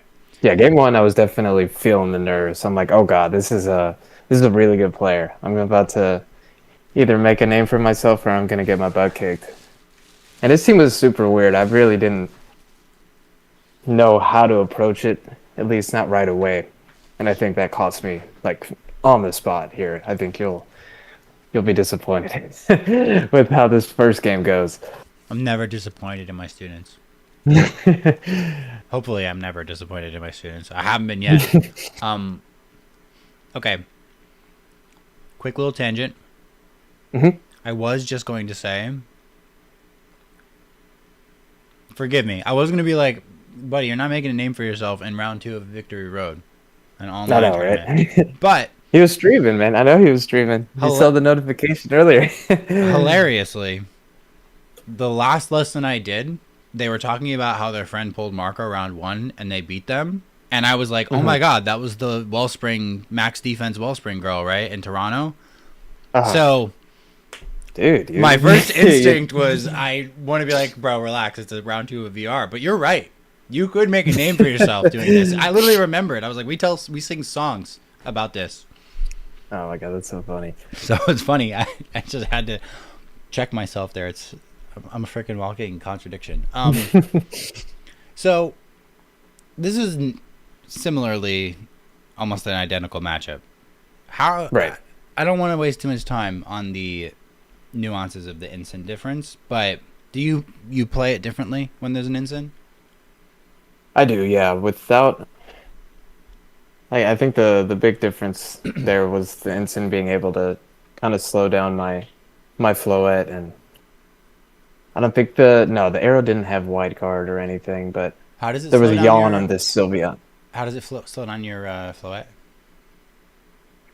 Just the fake out pressure. Perfect. Yes. And I think the big thing was yawn on the Sylveon. I thought if I'm gonna lead with either of my 2 megas, at least with Delphox, I can kind of put a little bit of pressure on it to not, just sit on the board, click yawn a bunch, click hyper voice a bunch, and give it, the fairy aura boost in the process. So Yeah. Well, you answered correct. Like, it's so funny to me. Like, man, I like this student, guys. The fake out pressure makes a huge difference, and it's yeah, basically how I would say. I'm not too familiar with this team, but how intuitively the differences between these two matchups. I would think that having the ability to fake out makes it so that your Floette cannot properly 1v1 the Zard. yeah, Because you're going to lose turns where you could get a Calm Mind off, you can just lose out the damage trades much more easily. And instead of trying to navigate around a board where King Gambit's going to get in at the right time and just win, instead you're swapping to the Delphox mode. Something I am noticing, however, you did not bring the King Gambit, yeah. which I can understand. I don't think you necessarily want to, but it may be hard to maneuver around an Aerodactyl without King Gambit. And I know. In my experience with Mega Delphox, Mega Aerodactyl is the most annoying thing for it. And there's a bit of a mind game here of, do they lean more into Trick Room Zard mode, or do they lean more into Aerodactyl? Yeah, and So- this one I think it's Sash Arrow. Oh yeah, Sash. Just sorry. rock slide, wing beat, protect, tailwind. less of a problem. Never mind. I take it back. I forgot that he was Sash. Never mind. Yeah. You can get through it. You're good. Let's see why you didn't. And then the instant is charcoal. That's another thing that kind of deterred me from using Floet. Because if that thing got in the sun and hit me with a flare blitz, like, that's my health. It's gone. True. That's definitely true. I like your picks, regardless. I wonder if the Aerodactyl becomes a problem. I really can't imagine it does. This is what I feel like he doesn't expected. even bring it. No, he doesn't. Okay. This is what I expected from him too. And I was just thinking in team preview, how do I counter this? I kind of, because it's Darkest Lariat. I know this is a brave Incineroar. It has a ton of attack investment. I think it just drops my Delphox like pretty low health if it is able to get that off. And then Yawn is at the same time also pressures my Delphox. I'm thinking, ugh. Okay. This is, you were expecting this lead, you said? Right. If you're expecting this type of lead in the future, don't go Sneasler. Yeah, I agree. And you'll see, I try to make that adjustment in game 2. Ensign. I think almost objectively, Ensign's always going to be a better starting point. Yeah. Yep. We'll see how it goes. But this is the situation you're in. What is the checkmate that you are trying to set up? Work backwards from what the end of the game looks like. This is something I was just talking about with Toller on stream. Mm-hmm. And this isn't an exercise that I've done with many players. Mm-hmm. Because I didn't actually know how to kind of like walk through it. I'm stealing this. Thank you for the tip, Toller. Let's try it. Walk backwards from what the end of this game looks like. Delphox is set up, preferably +2, +4, and is able to just spam Heat Wave in the end game, with Zard helping me to Is that to realistic? power up my Heat Wave. If I can get there, I think it's possible, but How are you getting there around Yawn Sylveon? that's the first hurdle. Okay. Understanding immediately that this lead is like meant to be Yeah, able- stop the setup. Yeah, it at least presents the issue that you can't click setup turn 1. Mhm. If you had let Ensign, that's fine. You can kind of get away with like. Also, did your Ensign have throat chop? It does, yes. Okay, all right. Just curious. It may not be faster, but all right. That's it. What is your play here? What I end up doing, I think, is P-jabbing the Sylveon and Protect. But truthfully, in this board, maybe the best place, switch Ensign. Is Protect Delphox? P-Jab protect an optimistic or a pessimistic play? I think it's a pretty bad play, actually. Well, I mean, it's a read, right? yeah. It's a read that they're going to go for fake out Yawn. Yeah. Marco is very good. If there's something that you're going to deduce from pretty good players, it's that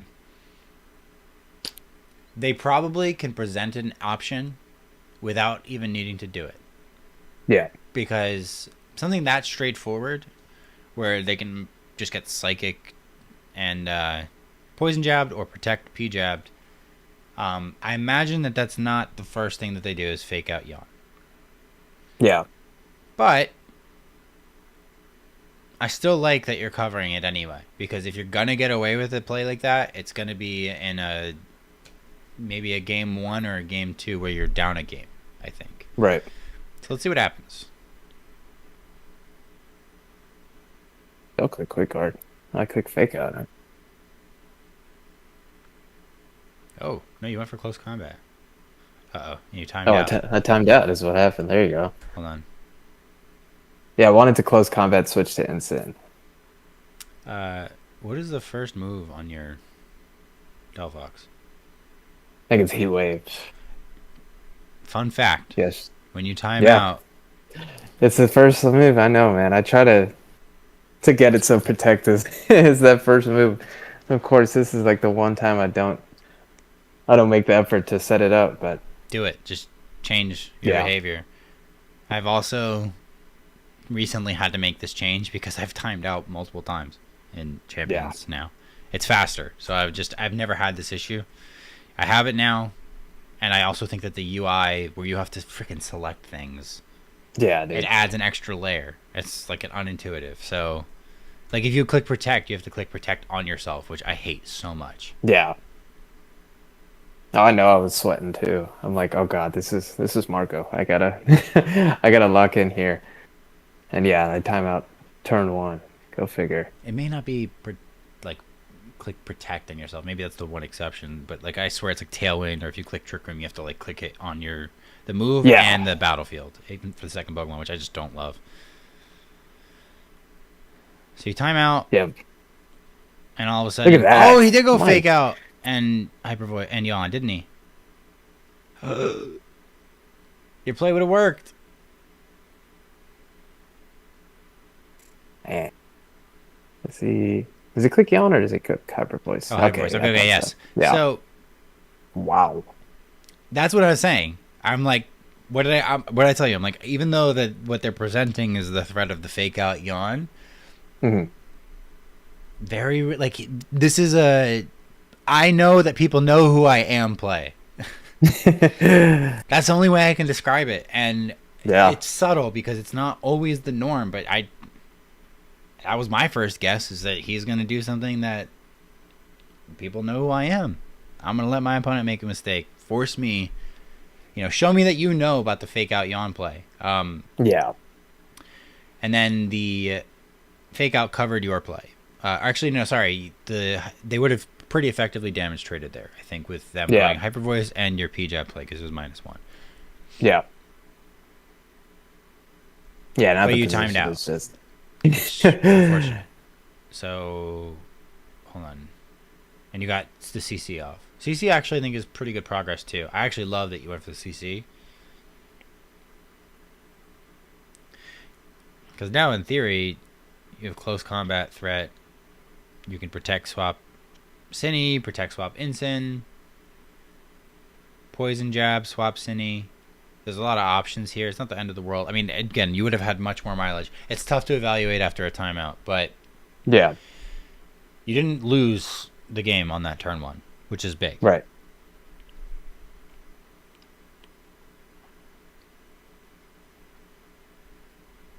What do we end up doing? Because now I just want to see where it goes. Okay, there's the Cine play. You're -1. You're going to live. Oh, I you thought got it would. You got it. Hold on. Wait, was that a crit? No, I really thought I would in the calc. We're going to check that. Hold on. That's insane. Is he quiet? How did you die to that? I know you're -1, but I feel like that's something that you have to EV for, no? Sneasler at 40 HP.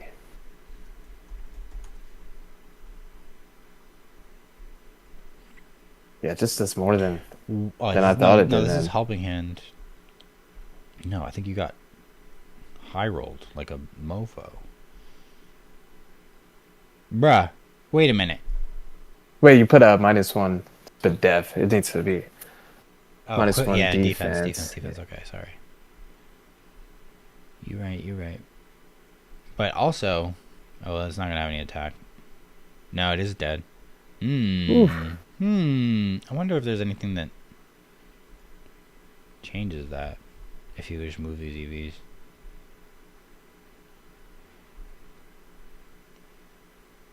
No. Yeah, you were dead. Okay, so you need to know this.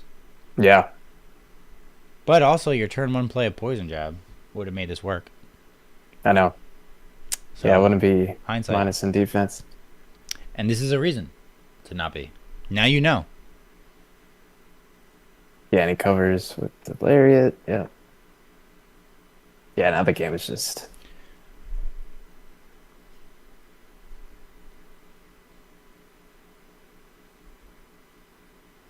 Yeah, unfortunately, you dying there means that the Darkest Lariat wasn't going to work.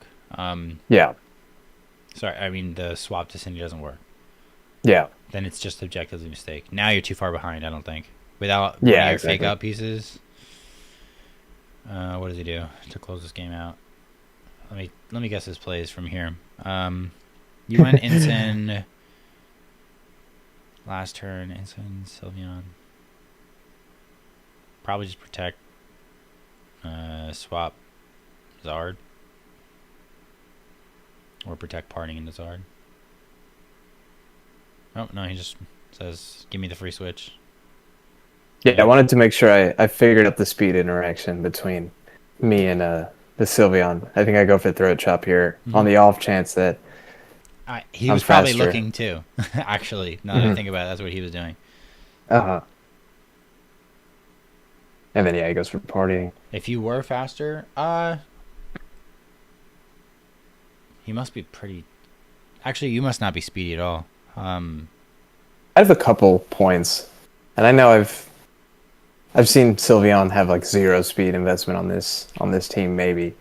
No, they run a little bit I think I faster have, to like- work in Tailwind. They have to at least outspeed Yeah. Chomp, so they have to be at least Yeah. 85. If Yeah. you're 86 speed, this is okay. But I think that being like 90, 93 speed on this team for this Yeah, you exact can almost situation assume you're is pretty Mhm. important. They're very rarely ever going to be faster than 90, 95. yeah. And if they are, it's honestly just makes their trick room weaker. So Yeah. Yeah, now it's just and then yeah, GG go how next. do you break through this? Did you swap Delphox in? Yeah, I fed Delphox to the wolves there for some reason. Good game. No, I got another lesson. I can't be yawning. Oh well, the Sylveon yawn first. They say it's contagious. That's right. Yeah, how's this game still going? Sheesh. Yeah, I wanted to see if there's a world where I could see his fourth. I assumed it was the Fari, but never got to see it. Honestly, that's probably why it took so long. He was probably preserving that information and playing Yeah. so that he didn't ever need to show you. Or maybe just you couldn't get through it. Let's go to Yeah. the next one. What's the adjustment? Seems like you're thinking about it. Yeah, I knew right away that Sneasler in the lead isn't going to work. So I think I go Ensign, Delphox with Sneasler and Cinny in the back. I want to bring Gambit here, but with Ensign and Sylveon, it just doesn't feel like it'll trade well enough. So I think it's Delphox or go home for me here. I don't mind Gambit. I think you can keep. Maybe it's a comfort thing, honestly. I think I'm thinking about it too.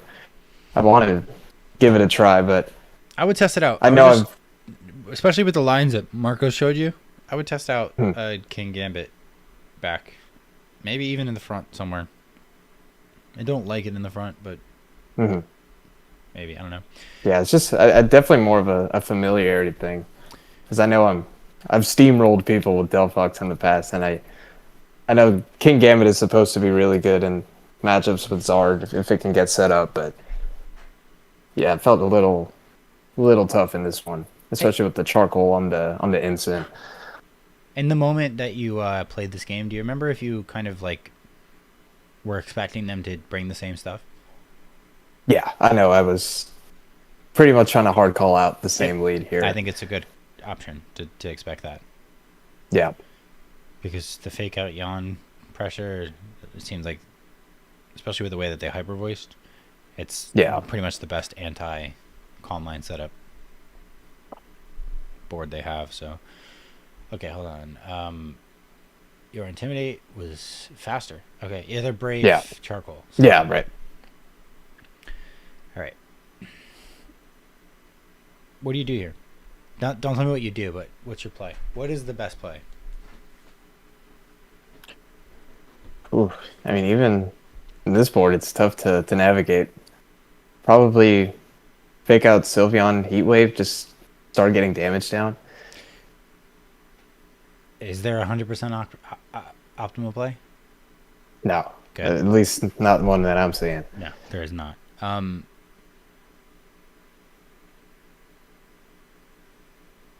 Yeah, and obviously there's the idea of a Fari in the back, which I'm weary of, but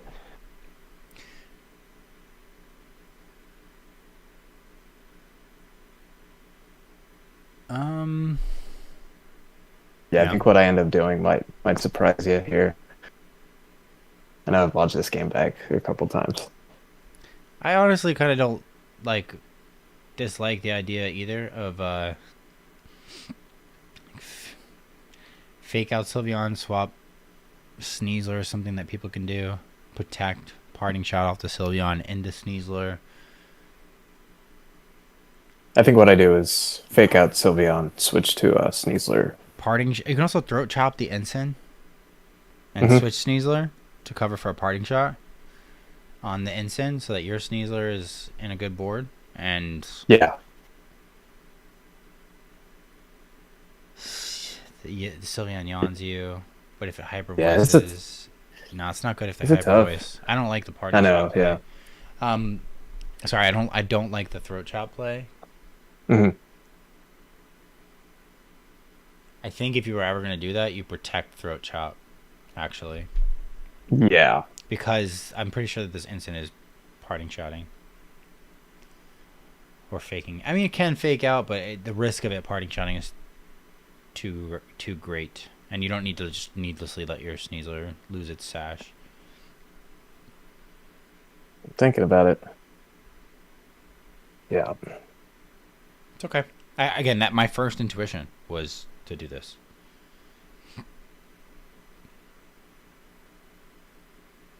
Yeah, he doesn't click And- fake out. He goes Yeah, I party. see what I mean. But he partings. Yeah. See what I mean? Like, Jeez, man. this is danger sense. Like understanding when this stuff is gonna happen, and like this is Yeah. why I go so deep into my like routes. Is like if this is a game 2, you're down a game. This is the best time for him to make a play like that.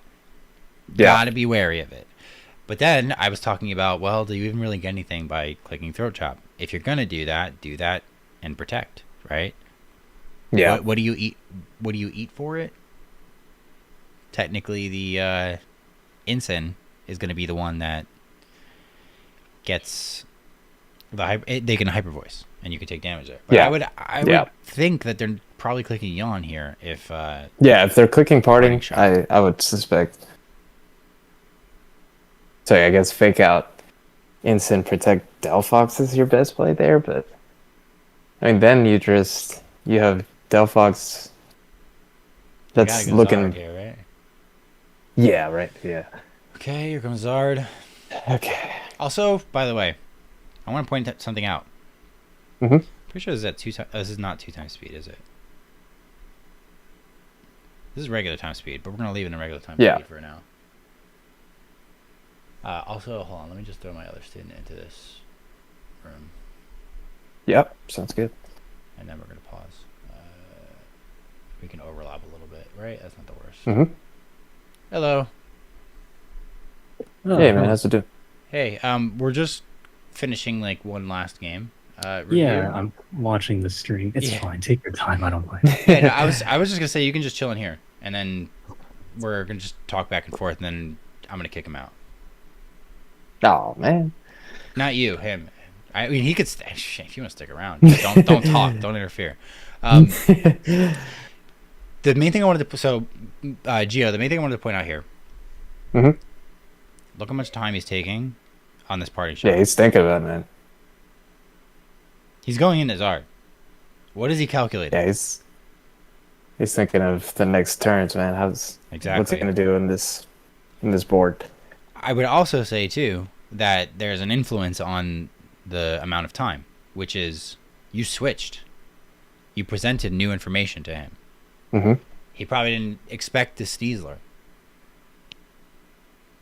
Which means that he probably clicked yawn, truthfully. Yeah. That type of stuff is worth paying attention to. You don't have to spend 5 seconds analyzing it. But Yeah. again, it's like a sense of smell. You need to pay attention to stuff like that. They're taking a long time here. It's way more valuable in person too. Out of game technology, that's a whole thing. Once you start going to tournaments, we'll talk about it. But Yeah. you know, this is this type, because it could also just be a communication error, like the internet taking forever. But I'm betting Yeah. it wasn't. You know, I think it's a safe bet. And also, again, noticing why somebody is doing that. If you're gonna make reads, it's partially because sometimes you're gonna be able to smell fear too, right? and you have to think about information that your opponent has considered. If they're sitting here thinking about the Sneasler, and your heart rate is up because you're playing Marco, and you're ready to make a name for yourself, and not dishonor your family on stream, you don't want to get clipped. You're doing fine. You gotta pay attention to little stuff like this. That's a big cheat code, and eventually you can make it like subconscious. You can kind of drill it in. So Zard comes out. Let's see. You got him thinking. There we go. Ensign, Sneasler. Ensign has just faked out. Sneasler has fake out Pressure. What are the odds that it's Farigiraf in the back? It could be Farigiraf. I would expect it to be Farigiraf in most cases. Yeah. Because if they get to turn one... Wait, why do I think it's Farigiraf, actually? With double fake out, I think it's pretty valuable in this matchup. That's a good baseline thing to think, but in terms of Marco's planning, why do I think it's Farigiraf? I mean, with the Trick Room as well, to be able to get pretty much all of his guys to move before mine feels pretty pretty advantageous, Very I'll simple. say. The very precise, and to expand on exactly what I'm trying to point out here. Mhm. Based off of his plays, you can click fake out and he can set up. So he has a contingency where he goes for the fake out, the parting shot into your Delphox. Farigiraf comes in. Trick Room will be at something that they can set up, and then he probably has a way through. Your Delphox, even if you end up getting that fake out nasty pot turn right. Mhm.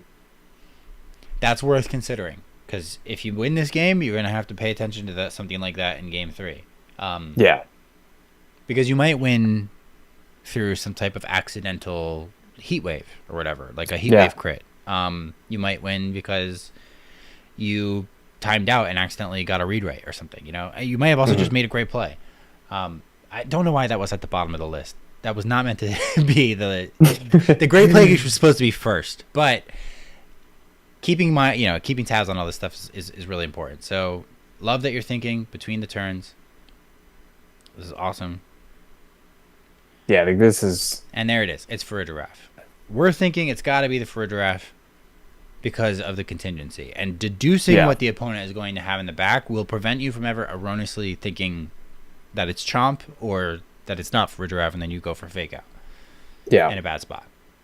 I also think it's important to show the opponent that you have Farigiraf at least one of the 2 games if you do go to a game 3, so that you have the ability to bluff it in game 3 if you don't bring it. Yeah, here's where I...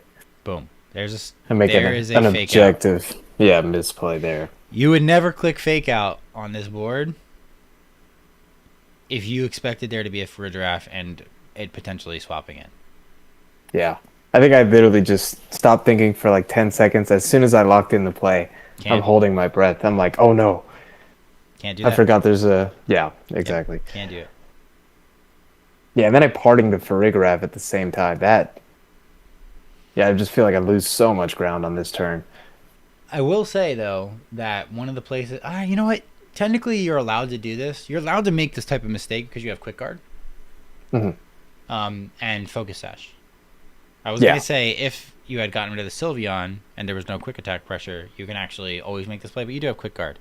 I think that makes it 10% less incorrect.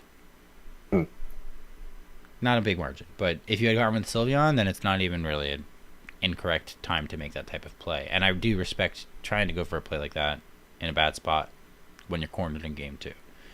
Oh, you dodged the heat wave. See, this is exactly what I'm talking about, by the way.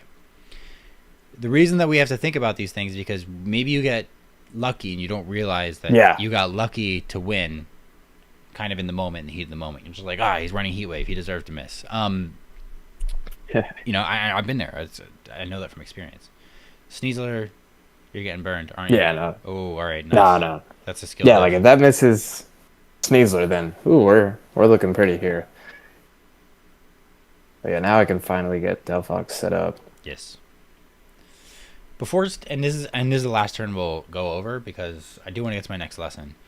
Yeah. I don't know how it ends. I'll probably watch it on my own time. Mhm. The question that I was going to ask. You parting shot the Farigiraf. You said Delphox is coming in. Remember when I said, what does the end of the game look like? +2, +4, Delphox. Bit of a lofty goal. But the board that you have created right here so far, you're not getting there yet. So Delphox can get in, it can start getting set up, but there's actually a more important thing that you need to be paying attention to. You're not going to be able to knock out this Farigiraf on this turn with Heat Wave and Close Combat. In fact, I think the Sneasler is already parting shotted, so you're almost definitely not getting there because of Citrus Berry. Yeah. So I still think Delphox is the right thing to go into, but not because it's going to get set up. It may just be coming right out. And the reason I like going Delphox instead of Sinistra before you switch back out, because technically Sinistra could give you a little bit of healing, is that Delphox presents the pressure into the Zard for them to go back into Incin. And it'll be better. Oh, actually, I'm wrong about that. No, this is right always, I think. You want Delphox to protect, and Incin can come in for Sneasler. I was basically going to say the ordering where you're the second Intimidate matters, but you can't create it, and I don't think that Sinistra would allow you to go for the switch anyway. Like if you went Sinistra so that you could swap first, it's not going to make a difference. So, yeah, that's not necessarily something you can create. But I was going down a path that didn't matter. But No, you're good. Visualizing the board where you can get this Delphox there actually doesn't happen on this turn. It happened a turn or two ago, and that's where you start realizing, oh, I can't click Fake Out. Make sense? Yeah, no, you're right. It's not just, oh, did they swap in for a draft? Because there's plenty of times where you click Fake Out, and I was like, nope, this is fine, because it still contributed towards your end goal, and they'd have the turn that they spend swapping Sneasler or for draft out isn't that big of a deal, even if you got it wrong. However, this turn it was, because you can just too much can happen. Zard is the one thing that you just do the damage to it instead of getting the play wrong. Yeah, even throwing a P-Jab into the Sylveon that switched into the Fari would have been a pretty good trade there. Yeah, absolutely. And I end up very much clawing my way back in. And this game, it's super close to the end. I think I just barely dropped, but yeah, I'll definitely check it out. So this was a really intense VOD review session. You can go even further, and I want to say that you're very far. Your VOD review, I might be hitting you up to review my VODs. You're genuinely you're. I'm not trying to gas you up too hard, but I swear you're really far along for somebody that's so new to competing and on in the official stuff. So keep it going. And genuinely, if you want to work more in some of the VOD review stuff, you're at the level where I'm like, hey, if there's some specific stuff that you want to work on, hit me up. But your VOD review is actually just 80% of the way there. And again, nobody does it perfectly. You've been playing a ton. You've been generating actual VODs, and it's a long, tedious process. Do it this way. You're very clearly already really intuiting a lot. Focus back on some of the stuff that we talked about too. Some of the more optimum coverage, smart players are going to be doing a lot of these switches, more of the long-term planning and how you can kind of sniff it out from your opponent, especially the high caliber stuff. And you're kind of gonna climb past that first plateau of all right, now you can fully, really in depth review your VODs, and how much you do it is just going to equate to how far you progress. I like it, man. It's awesome. I barely did any work, man. I swear you came in like a fully fledged athlete, ready to freaking quarterback a team, first round draft pick. Hell yeah, man. Good, good. No, it's been tough, man. Like I said, it's I haven't had nearly as much time to, let alone play the game, not generate any VODs at that point. But yeah, no, it's good to hear that the fundamentals are sound like they're there. They're So there. They're there. You we're got natural, talented fundies. It's crazy. good, man. Yeah, we're getting there.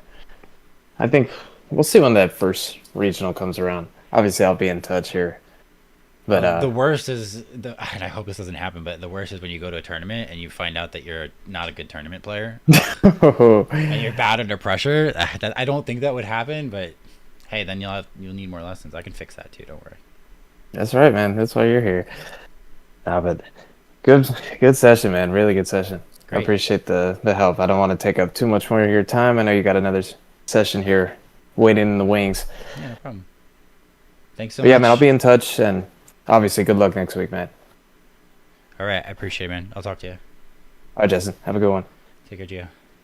Yep. Alrighty.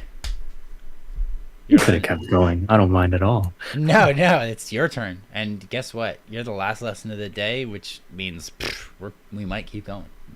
Go for as long as we want. We're all night long. All right, we got somebody in the chat too saying, first time tuning in, hoping to improve some skills. Bad news. I'm a terrible coach. That can't be true. I've been listening for almost all of these. Seems like they're doing pretty well for themselves.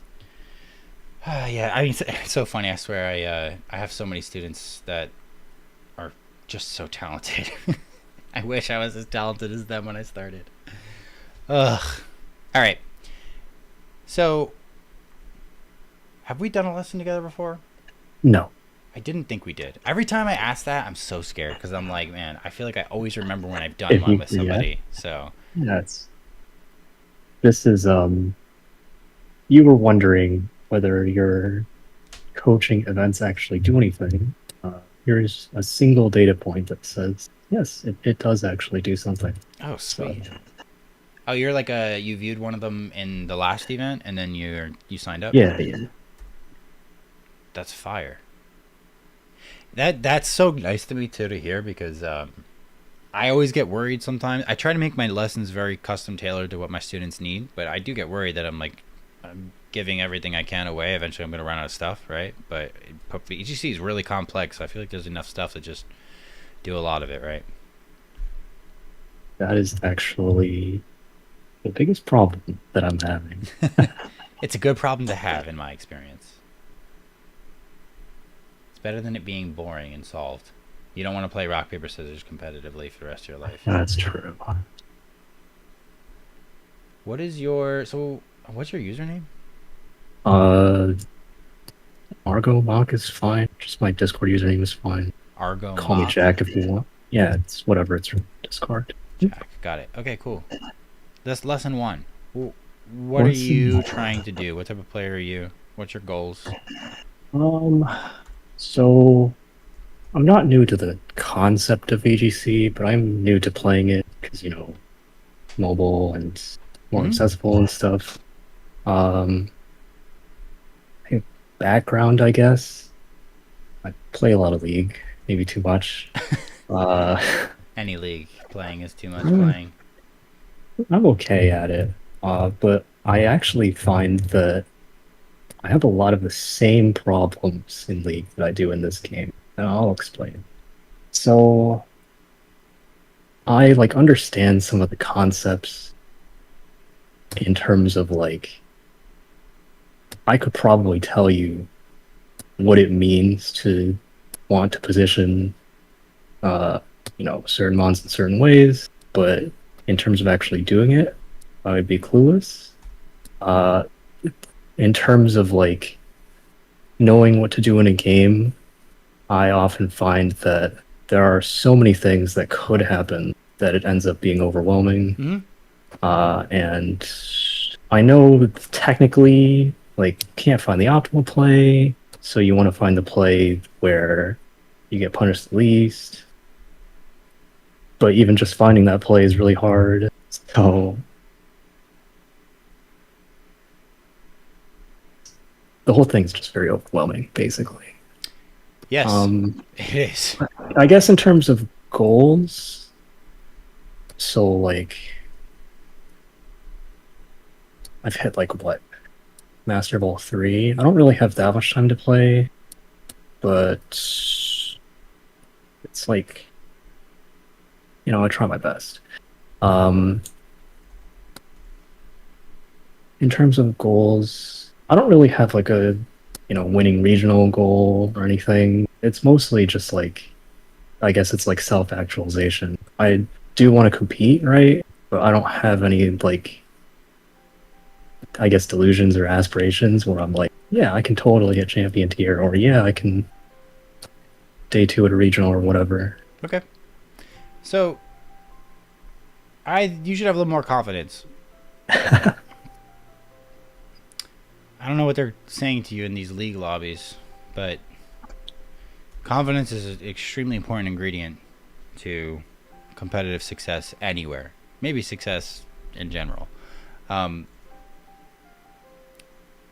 But it sounds like you're a beginner. You're trying to get more. You're familiar with some of the more fundamental and advanced concepts of VGC, but it's pretty overwhelming because there's so many decisions, and you probably just don't have the processing speed to identify a lot of the best decisions that you can make right away. Yeah. So we're going to talk about time, and then we're going to talk about identifying mistakes, which those are kind of my basic characteristics. Like those are like the first two hurdles I think people have to get over. Being able to know what's a good and a bad play is huge, and that all kind of stems from VOD review. So let's pop open a set. I'm trying to think if there's anything recent. Victory Road did have a tour, but I don't know if anybody like got any quality VODs from that stuff. NAIC. I want to look at actual Regulation MB gameplay.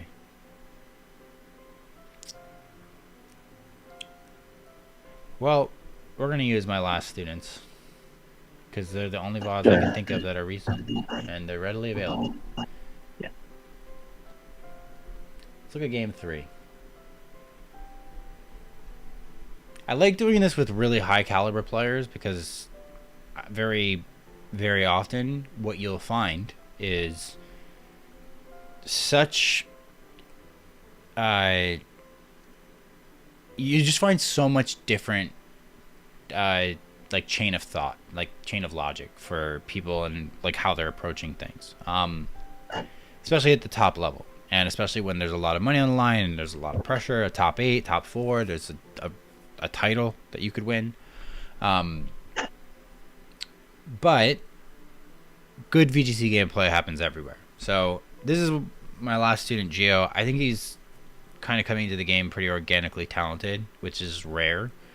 And I've been a big fan of his. I feel like I'm being like his man, I'm like super gassing him up, but genuinely like I have some very talented students, and he is a great example of somebody that like is putting the pieces together. I think that you are at the part where you know what the pieces are, and I think it's a good measuring stick to say this is how we're going to start putting some of the pieces together.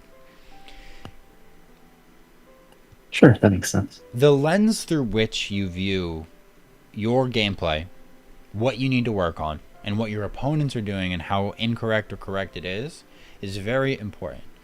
You're probably at this point overwhelmed because there's so much information. But you can prune out a lot of that information. Do you know what the concept of pruning is? Yeah. You just remove everything that's like unnecessary or unlikely to happen. Perfect. And then, or if it does happen, then it doesn't matter. Are you a CS person? You programmer? Yeah. There we go. So you know Stockfish. You know about pruning. You know about its applications, which is great. I don't have to explain it all. Same thing applies to Pokemon. All right. And the first stuff that you can start ruling out is stuff that you probably already did rule out. Like if somebody leads a fake out Pokemon and anything like a setup Pokemon, they're never clicking. One of the options that's technically legal and available to them is to click fake out into their own Pokemon. Yeah, of course not. By default, they're never ever doing that, right? Right. In a lot of cases, most people are not clicking protect every single turn consecutively. Because Right. why would they ever? They'll never make progress. They have to damage things. So it's like at the bare minimum, they're not usually targeting their own Pokemon for most cases, you know, outside of Decorate, Self Charm, etc. And then they're not clicking protect every single turn. But there will be boards where that's the optimal thing to do. If you are in front of a Pokemon that has Sucker Punch and you have Rust Skin and you are outside of range of I want to say a Kowtow crit or whatever, or all right, I'm not able to very quickly engineer the scenario where it's optimal to protect consecutively over and over, but Right. there's situations where it is optimal. I think it's actually like stalling out your own protects in an Encore board into a Pokemon that can't touch you. So if they have Encore and they are trying to, but like they can't knock you out before you run out of protects, technically that's just, it's best to lock into protect and then you're going to click protect every single turn. But we rule those things out. So the next level and every level that you are building into your gameplay is kind of prioritizing that information, because technically you are aware of potential situations where it's optimal to self-target and it's optimal to click protect 3 times in a row if you have to stall out Trick Room and you need that 10% chance. Those are obvious situations that make those use cases clear. Everything else that's less obvious is kind of a hierarchy, and you are trying to move these decisions into more and more niche things. Those self-targets where you're faking out your own Pokemon, it exists. There's a board where that's actually the right thing to do. Or to completely knock out your own Pokemon, like Sneasler needs to close combat itself in Unburden. But 99% of the boards that you're looking at are not going to involve that play. Yeah, of course. So the skill that you are doing is not cataloging all of the things that you can do and all the things that your opponent can do. It's thinking about how you kind of contextualize every single board one turn at a time and adding layers for how much you can do that will optimally lead you to a winning end game, and how far you can do it and how fast you can do it. Sometimes like plays that are reads, plays that are like passive and hedges and aggression and all that stuff. If you're a league player, I'm sure you're aware that, you know, certain positioning is really important. Sometimes there's a really good time to, you know, maybe go a couple of character unit lengths further and bait out something that you have a partner in the wings that's going to ult on them or something, right? I don't play League, so I might be talking out of my butt, but Oh, it's fine. I did play Unite, so maybe some of the It's stuff like the is same translating. Yeah. Like this. Somebody that loves League of Legends in there is malding, and it's not the same, but also great. So looking at the lens of this game, team preview is something that we can talk about. I would say don't focus like a crazy amount on team preview right now.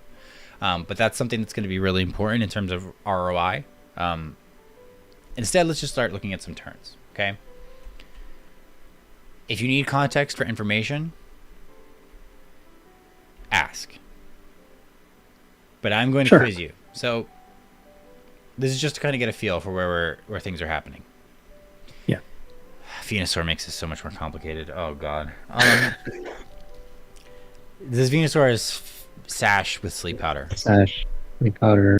The Zard has Hurricane, Heat Wave, Weather Ball, I'm assuming. I'm almost positive.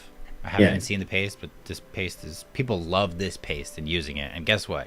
It's my favorite thing to play against. I'm like 99-1 against this. But what are we thinking here? What is the play? Walk me through what can happen and what's important. So, on their end, right, the most I guess the most basic thing that could happen is like, um, mega attempt to sleep powder, which is, I think, unlikely, given that basically what'll happen is instant fake out, and then I'm betting is full it faster. Then you calm mine for whatever damage is coming out. Uh, but then the problem is like next turn. Yeah, right. You're not going to be able to break through this Venusaur. Right. So, and basically, the problem doesn't really lie in the Venusaur's ability to click Sleep Powder on the next turn. It more so lies in the fact that things going to sleep isn't even the issue. It's more that they can just start sludge bombing you even through the Calm Minds, and if you get a sludge bomb poison, it's going to be really difficult to come back. But I want to point out something that you said.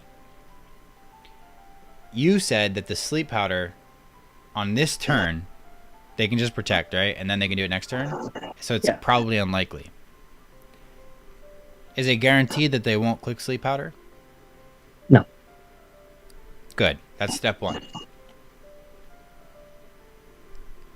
Step 2, are you going to cover it? And how best would you do that?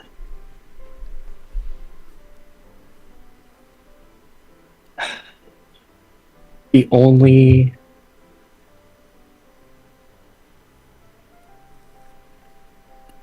I forgot what we have in the back. Isn't it Sneasler and Sinister probably? Probably He wouldn't bring Sneasler. Gambit Probably here. Sneasler Sinister. It might actually just be Sneasler. Actually, it might be Sneasler and Gambit. Actually, you don't necessarily need the recovery. It's more about damage trading through, but it could also be City. Right. So can't really switch because Heat would just come out most likely. Mhm. At least I don't see one off the top of my head, or it's just like Weather Ball or something. So I guess like the only way you stop it, right, is to click Fake Out, but then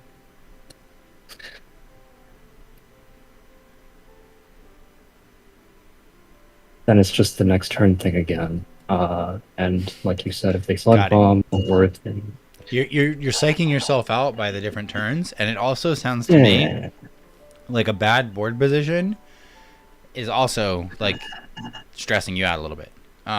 First off, a couple things. I want to say through this exercise, just rattle things off. So, for example, we're gonna go through this turn. I'll kind of give you a demonstration. Sure. I don't know what the perfect play is. In fact, I would never want to be in this position, but maybe it's optimal. Who knows? I don't know this matchup. I can click Fake Out Venusaur, Calm Mind. Maybe that works. That buys me a turn. I'm going to have a little bit of health. If I have Cinny in the back, it's Okaberry. I can protect. Parting Shot. Maybe they Sleep Powder. That's okay. Incineroar gets the Sleep Powder. It burns one turn of sleep. I can Draining Kiss. Maybe they Sleep Powder again, or they Sludge Bomb. I Parting Shot. If I get a 2-turn sleep, damn. Sorry. That turn I'm guaranteed to wake up, right? Yeah. A Parting Shot. I will get back into Cinny after the Zard has clicked a Fire type move potentially, so it's much safer. Right. And I know that my spreads around the Incineroar should be good to not die to an Earth Power if it's Earth Power and any combination of Weather Ball, etc. Because they had to spend a turn clicking Heat Wave and then Sleep Powder, and there's a Citrus Berry, so it should live. Floette, if it doesn't get poisoned, can technically survive after all of that through the Sludge Bomb and the Heat Wave with the +1. So that's why on turn 1, it's probably still best to go for the Fake Out Calm Mind if I don't have a way to reposition around this board. If I don't think I can do all of this, then I need to think about maybe gambling on a read. And then this matchup is not fun. I have to find a better way through it. If there's King Gambit in the back, maybe it's just about doing enough damage to the Zard so it's in Sucker Punch range, I could buy myself time for the Floette to get through the Venusaur and the Zard later with Dazzling Gleam. There's a lot. Right. Do it fast and cover as much as you can, because this is the process that my brain goes through and any player's brain goes through in 40 seconds, and then you have to pick your moves. Right. Everything else is noise. If they're switching around, they're losing a lot of tempo. It doesn't mean that they can't switch. Obviously they can. Just like the turn 1 where we talked about them double protecting. They can totally double protect, but then they're losing tempo on the potential Calm Mind. Does that make it optimal for you to maybe protect and Flare Blitz? Or Calm Mind, Fake Out, and then protect Flare Blitz? Or Flare Blitz and Gleam on the next turn? That's really all you got to think about, because anything else, if you don't have a very safe reposition to get around the Sleep Powder, is going to interfere. And the ideal that you want to look for, right, an execution like skill in Pokemon is utilizing your time to its maximum. So if I spend 15 seconds saying, all right, these are really the only things I think about. Am I going to target the Venusaur? Do I have a reposition? No, I know I don't. Am I going to Fake Out this turn and Calm Mind, or am I going to protect Flare Blitz, Dazzling Gleam, Flare Blitz, whatever? And if not, and then once I basically say these are the only options I have, I hover over the 2 different options. It's especially good when only one of them has a deviation. So in this case, it's Calm Mind, right? And then Ensign can Fake Out or Flare Blitz. So you only have to really deliberate with your right slot. Especially, that's, you know, in terms of literally technical execution, sometimes it's better because you only have to click one button. The champions. You can lock in everything else while you think. Yep. The rest of the 30 seconds is the turns ahead. What's in the back? It's probably Archaludon. Probably Archaludon Pelly, because they're not going to work through Grimmsnarl in the mid game. It could potentially be Grimmsnarl, but your game plan is already trying to keep Floette alive. If it ends up being Grimmsnarl, how much... It's not going to impact you, right? It's not going to. And you don't have your own weather to really match or worry about Parting Shot. It's Zard on the board, and their other Mega is Swampert. Swampert as a non-Mega doesn't really work too well, and for Venusaur to be an effective threat, it needs to Mega. So you don't have to worry about non-Mega Zard or non-Mega Swampert. That's deduction. It's all gone. Now, a lot of this is intuition. The opponent can do stupid things, but it's probably just priced in. You don't have to worry about it. Right. What do they do?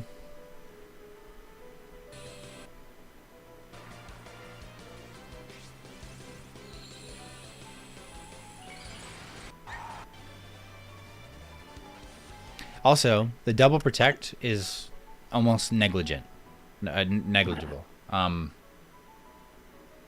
because it burns an extra turn of their sun, I guess, but you don't have to really factor it into your game plan until they show you that they do it. It's basically the same thing on the next turn anyway, without Fake Out pressure. Right.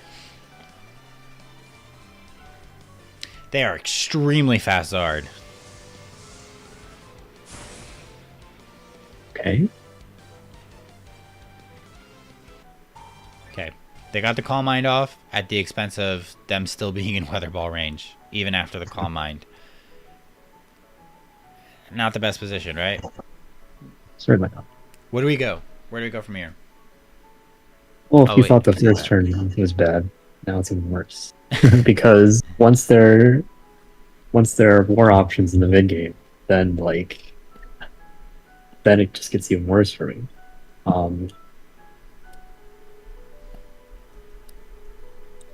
We're still not really able to just switch. The best thing you could probably do is protect Parting Shot. I don't even know if it lives. Mhm. I would have to know the calc to know, but I've never played this team. I don't think, the only thing I'm thinking of is well, I guess they're faster, so we have to protect. So it pretty much has to be protect Parting Shot. Mm-hmm. And I don't really think any other play works. To be honest with you. You can protect Flare Blitz, bank on a miss, Yeah, that's true. then swap Cindy next turn. Not the best. You can do it. It's true because covers for sleep powder. Yeah. I also don't And like. this- Sorry, you said parting shot, right? Yeah, Don't parting shot. You want to get rid of the Venusaur. You gotta get rid of the Venusaur. You It's just gonna still- sleep everything. no problem. So you're protect Flare Blitzing. If they double switch here into Archaludon, which is technically the worst case scenario for them to punish that specific play, all of a sudden Floette wins the game. So they can't do that. Yeah. The Flare Blitz would be good damage into the Archaludon, so you just rule it out. Like, that's not even happening. Right. And that type of information sits in the subconscious. You're only really worried Yeah. about the board at hand. They're probably going to sleep powder. They should be making the read and going for Ensign. In this scenario, sorry for interrupting. No, it's okay. Go ahead. Do that, whatever. I guess it's like I wouldn't think of them switching Mhm. because their board is just so good Yep. into ours right now. So like it's whatever. So it's boiled down to two plays, basically. Do you Flare Yeah. Blitz? Do you swap Cinny? And maybe Draining Kiss the Venusaur? It has Draining Kiss, not Moonblast.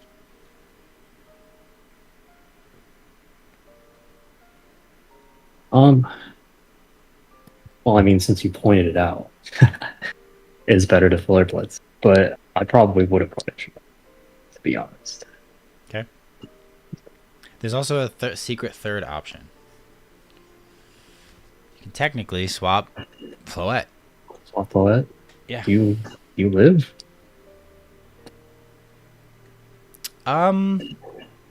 With Sneasler, you have Sash.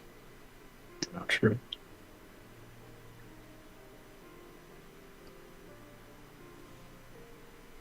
But you are right. Like on this board, you have to get rid of Venusaur, so it's like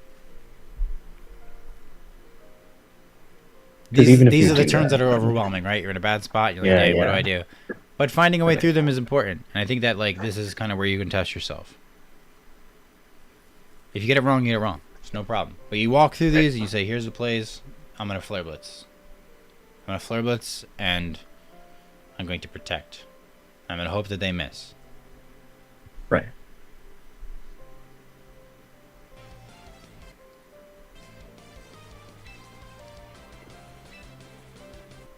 I wonder if he went for the Cine play. See, he's considering it. And we go for the Sleep Powder miss. They got it. Rip, rip, rip. Ripperoni. So Cine plays there. Technically was. You would eat the damage with the Oka Berry. And then you can Drain Kiss. Hopefully enough health. No, you're never getting there. I think if their moves connect, it's pretty rough. Okay, now we can swap Sneasler. It's probably the most sackable piece. You can also go Cine here in the Floette slot. Parting shot to Zard. I'm just kind of combing through some of these plays. This is bad. Right, because you It's kind of a dead game. expect that he just goes for the sleep powder in the other slot. Mhm. Right? Yeah, or they're gonna throw Or some this. type of damage, and it's okay. If you lose Floette, though, you just lose to Arch in the end game. There's technically a way through it if you Flare Blitz, but I don't think you can get through everything. No, especially not with the instant losing. Oh man, that's so much HP, which is messed up. They stayed asleep too, which is game. No point in even reviewing the rest. Where's game 2?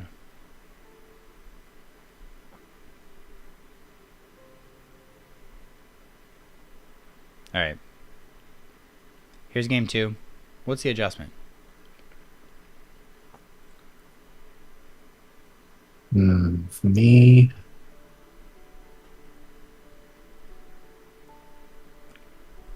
I pretty much have to bank on that he doesn't adjust. Because if he calls me, then he calls. It is what it is. Mm-hmm.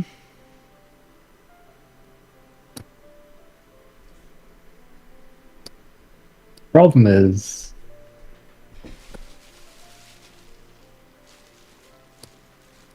what's even a good lead in? Right? Tough matchup. Alright.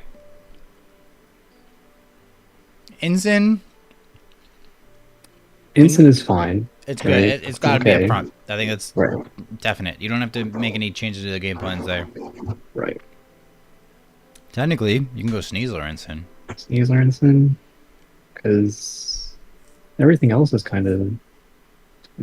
I mean, you can do could- it. It's not good though. Like, there's a world where they let you fake out Flare Blitz, but it's information you rule out. You're like, all right, if they're not letting me do that, is the next board that I'm in even worth it? Because they're just gonna double protect. Now, what about something like Sneasler Floette? Sneasler Full. You. Faster Zard, can't do it. Rule it out. Yeah, it's too fast. Yeah. Sneasler Delphox. That works. Delphox, it works, and then I guess we already said we're calling that they don't switch. Could be Ensign or Sneasler Delphox. I think it's just, and Ensign is a little bit better in my opinion because if they do a Swampert Right. mode, you want Ensign to be able to understand. parting shot and fake out pressure and the intimidate. The risk with the Ensign Delphox lead, I don't know this matchup perfectly, but I'm pretty sure it's that you have to be wary of weather teams. Scare If they do Pelly Swampert, it's really risky. But Ensign Floette is way better into that. Welcome to Regulation MB. Lead roulette. The game. I like teams that let me avoid lead roulette, that afford me the ability to have plans that can avoid lead roulette. And almost all of the Protect the King setup strategies have lead roulette matchups. Like a lot of them. The Blastoise team is like literally designed to do that. You have to call the leads right, and it's, in my opinion, it's just so hard to get that right. It's just a literal coin flip. This is the board we got. It's a little better. I think this is the best board they can have into this Yeah, league. you can probably just you would still fake out every time, and then No, that's not true. No? Yep. There's another play that's afforded to you. You can go fake out Psychic into the Venusaur this turn, right? If they double protect, you're screwed. double protect use. You can go Mega Evolve, Protect, Hard Swap Ensign, go Sneasler. You can Sneasler. Nasty Plot, call a double protect, Parting Shot yourself, and then go Sneasler. And then you get a huge tempo advantage. So, not trying to shoot down your idea that you always fake out. I'm only trying to point out that you don't. It is a great option, though. I think that fake out Psychic is, it's 50-50. Are they going to call it? No. There's also a world, by the way, where they swap the Venusaur out into Pelipper, Into Pelipper, and then Weather Ball. and then they Weather Ball. Yeah. That's not good, right? I'm pretty sure Delphox never lives, ever. Yep.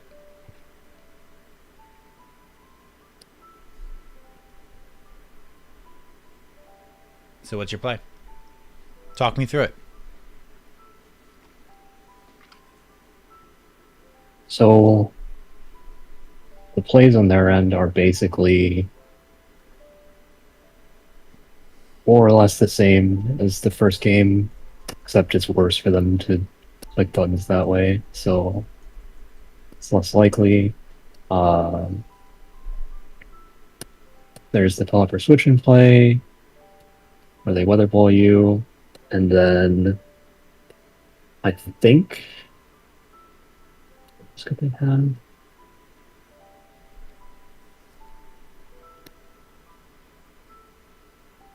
Those are kind of the only two options, right? What are you're deciding between fake out or the switch? No, I mean like for their plays that they can make on this turn. They can sleep powder either. They can sleep powder, or they can They can weather ball, switch, swap. switch Pelipper. They can double protect Make double protect. because they still have the access to the sleep powder on the next turn if you don't do the Sneasler swap. Right. So They're up a game though.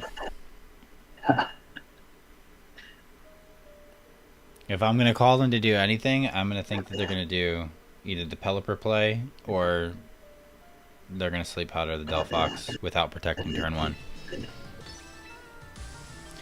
It's a little ambiguous. Nasty Plot, not the move in my opinion. I didn't even talk about the Nasty Plot option unless you're gonna parting shot yourself.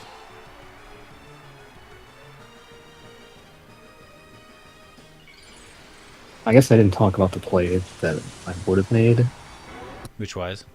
um, which was essentially that, like, because you're calling it, I would rather just say that they stay in, and then I probably wouldn't nasty plot, but I would probably go for the KO and beating. Yeah, I think that's fine. I also think you could fake out the Zard here and go for Heat Wave. It's actually a less intuitive play, but it's basically if they sleep you on this turn, you burn through the sleep and at least one turn of it, and then you have a chance to wake up next turn. Okay. You could also Heat Wave Parting Shot, because I believe you take some of the damage. And also if they go for the damage if they go for the sleep powder into the ensign, you're going to break the sash. You can also potentially burn them. And whatever damage you're going to take on this turn in the Delphox slot, Cine can theoretically also heal up. And you can protect if they sleep powdered the ensign and take the Venu out before the Cine even ever has to hit the board.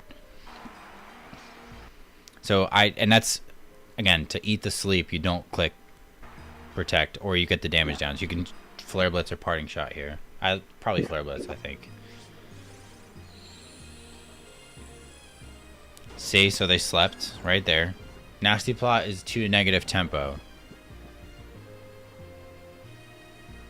because they're going to sleep out of you and they're going to prevent you from ever going for any attack, and they're going to out damage you. This is a tempo loss. This is something called, like, basically I would refer to this as -1 tempo. Have you ever watched Haikyuu? No. There's a really cool anime about these adorable kids in high school. They're literally the cutest relationships, friendships, bonding, and they play volleyball. And it's all about this guy, the little giant. He wants to be the next little giant. He just has a crazy jumping power. But they have this whole scene about tempo in volleyball where, like, I don't really play volleyball. I don't really even watch it that much, but I watched the show. And they explain it excellently, where you have decoys, and how fast you are approaching the ball to spike it is your tempo. In VGC, tempo, I mean, tempo is also obviously like music and time signature, whatever. But in VGC, I think tempo is like about pace and damage. If your opponent is winning a damage race and you cannot catch up to them by KOing them before they out damage all of your damage dealers, you are behind by a tempo. And either you're going to have to make a play somewhere that's like a great read, either through a protect, good swap, whatever, calling out a switch to regain that tempo, or you shouldn't be making a play that's going to be that negative tempo because it's already a bad enough matchup. Don't make it harder for yourself. Right. You have to gain some type of ground on this turn. And again, they could have missed the sleep powder, and then you get Flare Blitz Heat Wave and you win. That's a 25% chance to win turn 1. Yeah. I mean, not 100%, but like you probably can win from there, basically. They went for a Hurricane. Okay, sick. That's a BM, actually. I mean, never in a million years would I have considered that. So No, yeah, me either. This is a true VGC optimist. They believe that they are the chosen one and that their moves will always connect. But they were also up a game, so this is the best time to do it again. Yeah. That turn was less likely to happen than it was to happen. 70%. So Hurricane is 50% in the sun, by the way. Yeah, it's 50%. Yep. So 50% times 75%, 37.5% chance for this turn to happen. Extremely unlikely, but the Rockslide flinch occurred. We do now. From this board, I talked about the tempo loss. And You're gonna need to regain it somehow. They make a I mean- small read here that they're gonna get away with a protect, and then hopefully wake up, get a Flare Blitz, hopefully burn.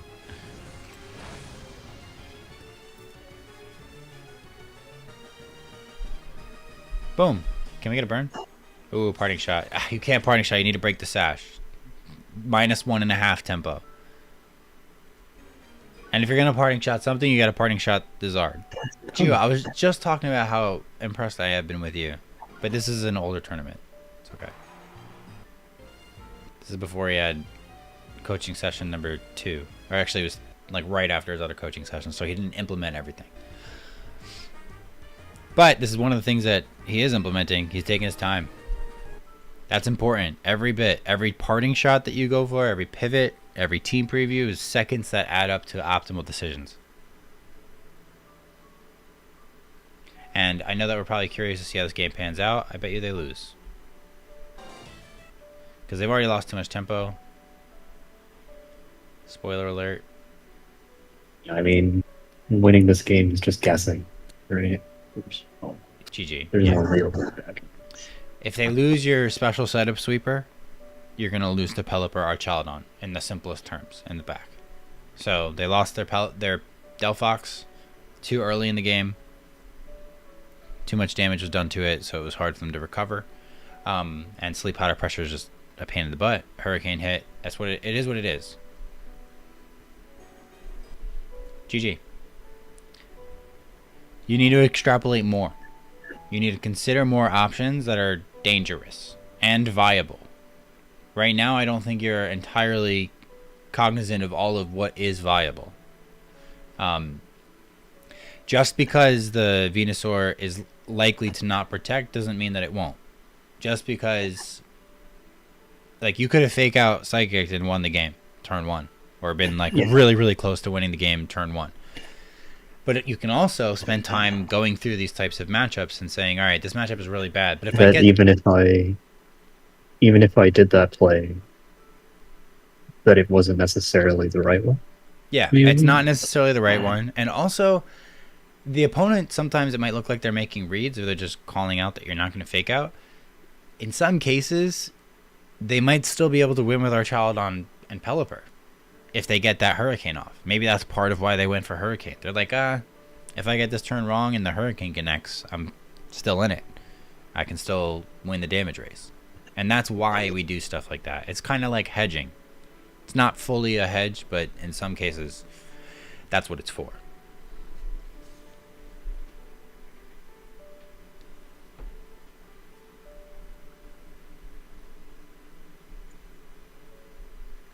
Make sense? Yeah, it does. I think a lot of it kind of just boils down to, like, maybe I just don't play enough to where I can be like, these are even options that I would consider. Mm-hmm. Well, you have to know that you're looking for everything. I think extrapolation is really important. You have to kind of reverse prune, right? You're already pruning to certain boards and certain things that you think will happen. Add more to the equation. And it's going to cost you processing time. Instead of just evaluating the consequences of the decision that you're making, you have to evaluate the consequences of the decision that you are making and that you also might want to make. Right. And then if you're going to switch, you know what I mean?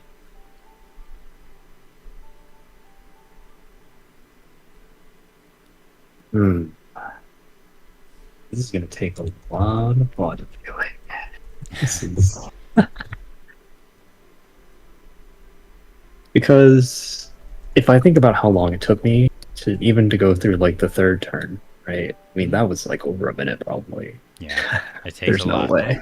You gotta grind a lot of games. That's where I say that Showdown is pretty valuable. And you have to, truthfully, when you slow down and you look at this, you can practice this just by watching. Like, watch World, and truthfully, I also think too that, like, you know, I might want to encourage people to do like watch parties, for in the coaching Discord, because I know that a lot of people are looking for like VGC connections, but friends are broken. Like, not even just like you're looking for people that are good at the game to work with, but just make friends that grow with you too, and people that are just up and coming. Like, one of my closest friends lives nearby.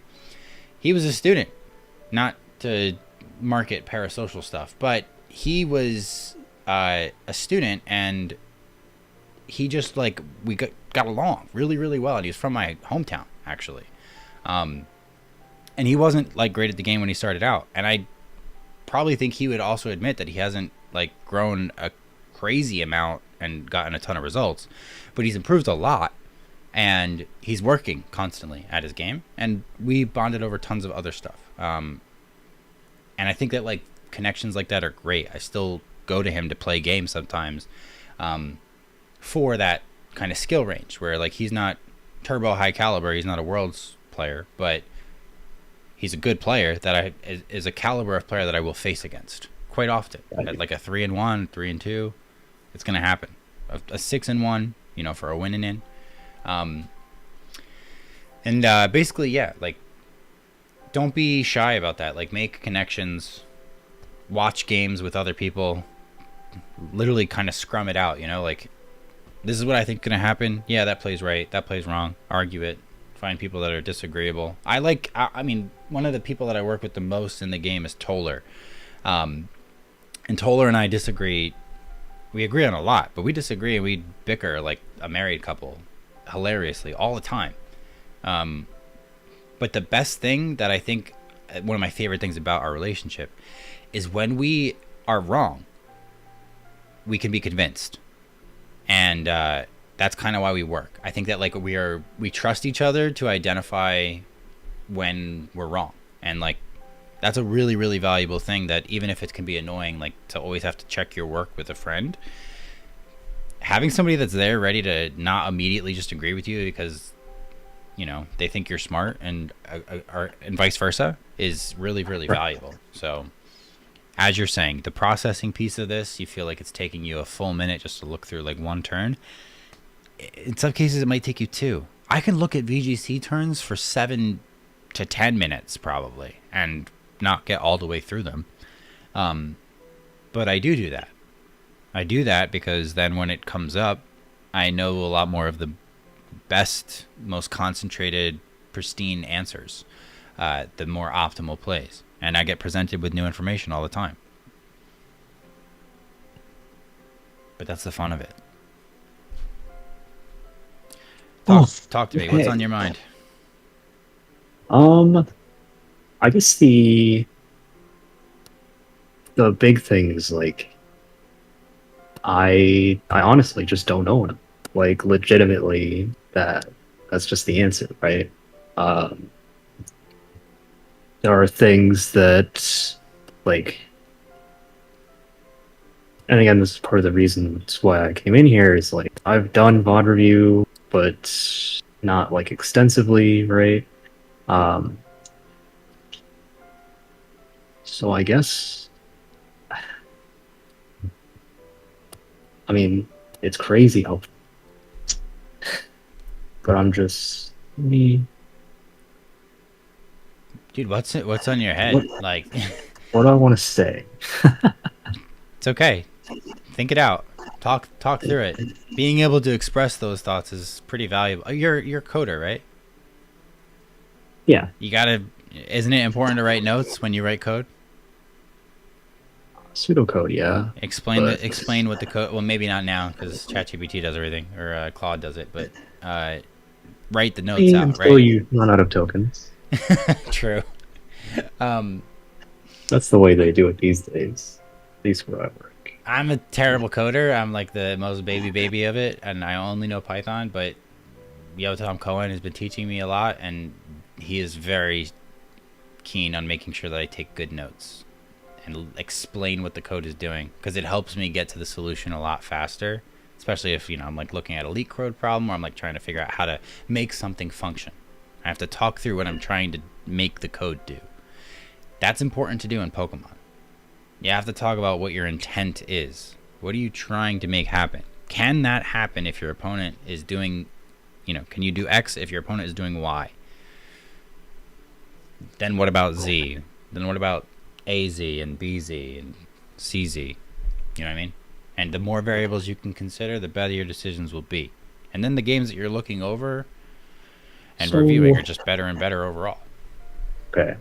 I guess leading into that then, there's one quick thing, because I guess we're technically not over yet because we started late. No, just keep going. But in terms of like game plans, I've pretty much only been playing teams that are like extremely simple, Mhm. like tailwind offense type thing, because like it's very easy for me to see like this is what I want to do. You know what I mean? Yeah. But in terms of like actually getting there, I don't think about it very much. So I don't know if it's possible for you to just kind of go over like maybe I'm not really understanding what I'm asking for, I guess. In the sense that Are you like asking if that's a good team to like learn the skill? No, I'm just asking about like the process of learning how to be like, okay, well, I want this position, like here's how I'm guessing that I'm going to navigate toward it. You know what I mean? So one is Showdown. Play Showdown. Save your replays. The main obstacle, I think, for a lot of like the newer era of players, like with the champion stuff, is they don't have a replay functionality. Go to Showdown, play best of threes, play open team sheet. It's much more refined gameplay. And I think that like part of the problem with champions, especially when you're newer, is that like it's all the information gap between closed team sheet and open team sheet is vast, extremely vast. And for experienced players, it's not that bad of a difference. It's a different game, but it's not, maybe it's 15%, 20% different. But for inexperienced players, it is like a 90% difference in my experience, because not knowing what the opponent even can do is already crowding your brain when you're trying to refine your process. It's like practicing a jump shot without a defender versus practicing with one in your face. Right. It's harder. It's way, way harder. You can still hit a shot, but it's kind of a different game, and it's not going to work on your form in the same way.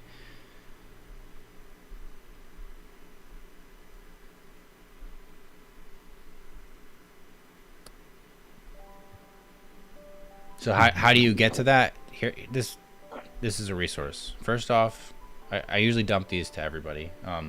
It's in the resource channel, but Passers, right? Yep, get a passers, get it going. Copy this, make a new one. The other thing is make it so that there's an extension. Get this extension so that it automatically saves your replays. And then every single time you play one, just copy, paste it in, clear. Copy, paste it in, clear. Easy peasy. And then there's tons of other information in here too. Like, I love this resource so much. I don't even use it to its full extent, but when I do, it blows me away every time. It shows you your best stuff, the stuff that people aren't even bringing against you, and then it also shows you your best win rates, your worst move usage. What are you not getting the most value out of? Look at this. This Sneasler using all of its moves. It's Rotom Wash using all of its moves. Corviknight's Roost. Using it enough. Clicking. The Floette one is broken for some reason. But, oh, you know what? It's probably because they added it to the pace, but they didn't play any games with it. Wonder if I can look at one of mine.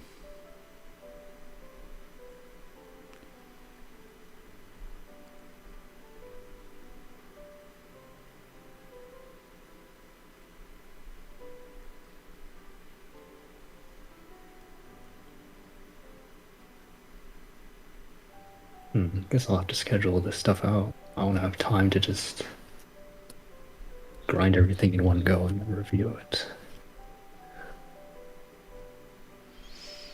Ooh, this is ugly. 68% when I'm winning with sand. I'm leading sand.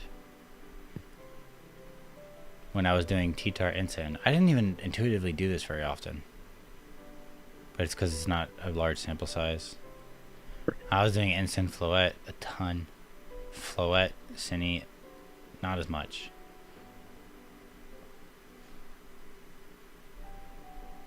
I was losing a ton leading this. I can go look at those games. I'll find the ones that I did that And in. you leading it too. Yeah. And I can kind of like, it's picking out my weaknesses, you know? I'll find them. And this is what I do. I just don't think that there is no better alternative. There's no innovation on it. Right. Study your VODs. This tool helps point to some of the best areas of improvement. So do it. Just log it. Get rigid about making sure that you document your process. Save your games, look at them, and extrapolate.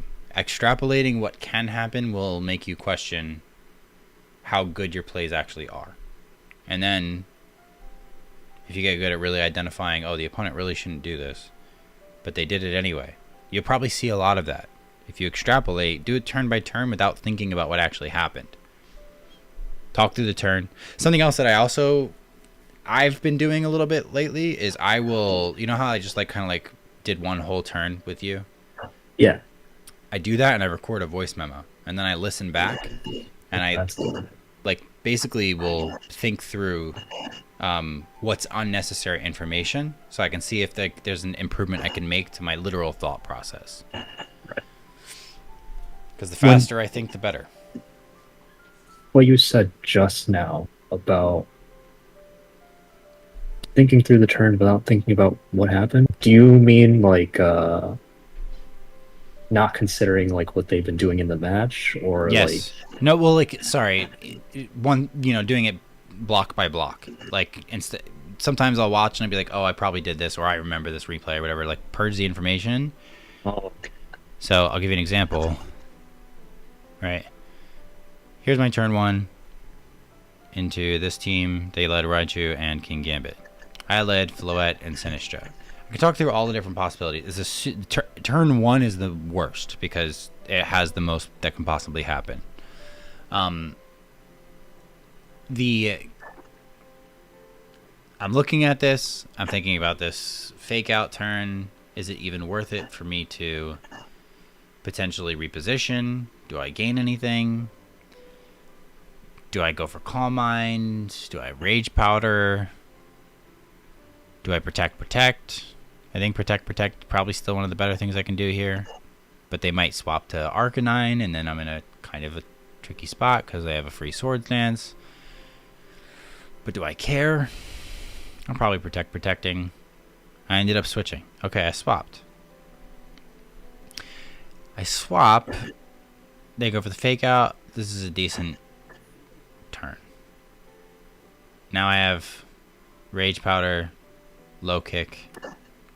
I didn't think about the Staraptor and the next board. Or maybe I did.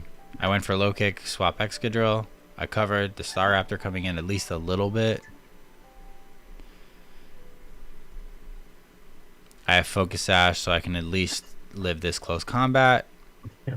They don't close combat. They kowtow just to break the Sash again. I get the Low Kick. King Gambit's gone. Oh, it's not. It lived. That's not good. But it will be dead to Life Orb, Chip, and a Burn if I get it, or a Matcha Gotcha. I say go ahead. Take my Tyranitar. This is a set play. I'm not making a read here. I'm thinking that they're actually just going to take the Tyranitar, and then they'll go down to the Life Orb recoil. I'll get a little bit of extra chip into the Staraptor. Now I make the play to sack my Floette, I guess. And I say, if you do this, you'll take a little bit of recoil, and King Gambit would go down to recoil from Life Orb.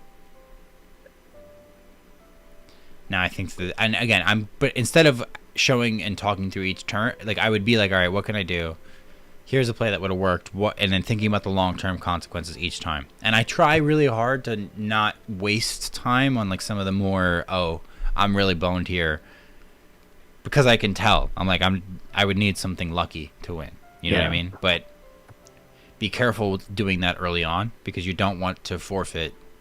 Like, I think in your case, until you get to the point where you like can just almost always know and extrapolate every turn that's possible, and long-term consequences and stuff, try and do as much as you possibly can, because the information will end up being much more valuable, even if it ends up being a board where you were probably going to lose in the end. That makes sense. Because sometimes you win those anyway, because your opponent makes a If they mistake, mess up. and Yeah. you can find, oh, the opponent made a mistake, and then you're still getting something out of it. Okay. Even just from today, there's probably like this. two out of like 10 games where I can probably find someone messed up. Yeah, look, it's so funny I just said this, but this is exact. I let my opponent make a mistake. I mean, I technically make the read here, but I don't even think I was going for a read. I think I was like, all right, I need you to make a mistake in order for me to win. I got my Sinian.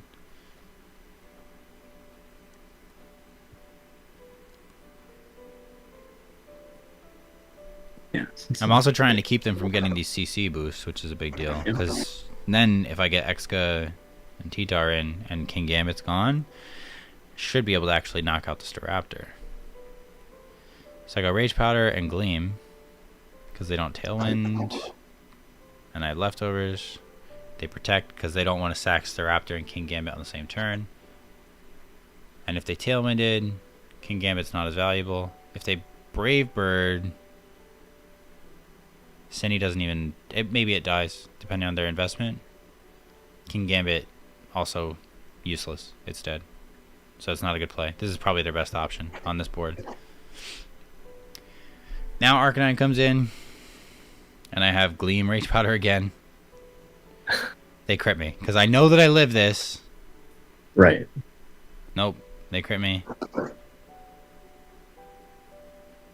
And I lose because of it? Or it doesn't matter, actually. Hold on. Oh, no, I need a flinch. I need a flinch. I need a flinch.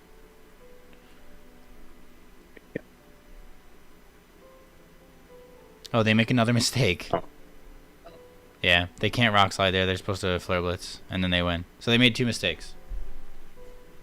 Technically, I think I have the ability to... No, hold on. Why did they do that? Hello? No, that's just like literally so wrong. That's so wrong that they did this play. There's no reason that you ever Rock Slide there. So it's just abjectly a mistake. You have to Flare Blitz because you Flare Blitz and Tailwind, I think. Or Flare Blitz and Close Combat the T-Tar. And if you go down, you have Fake Out. Flare Blitz on the next turn. You don't take any recoil. Then you have Flare Blitz again into Tyranitar GG. So yeah, they're literally just a mistake, and you have to extrapolate it every time. It's very easy to do it from the back side, like the end game, actually. So if you look at the end turns, you can work on your short-term processing, because it'll be like 30 seconds rather than 60 seconds. Maybe this is a question I shouldn't ask. How do you, like...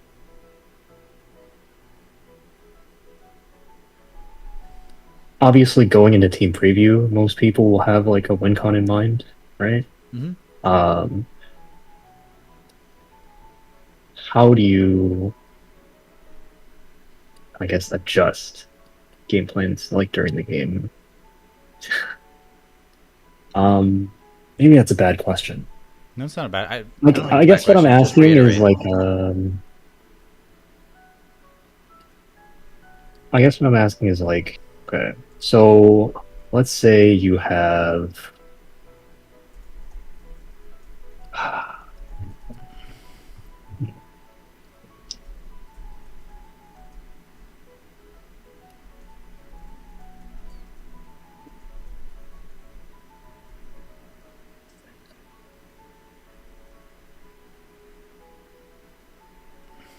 want to know is.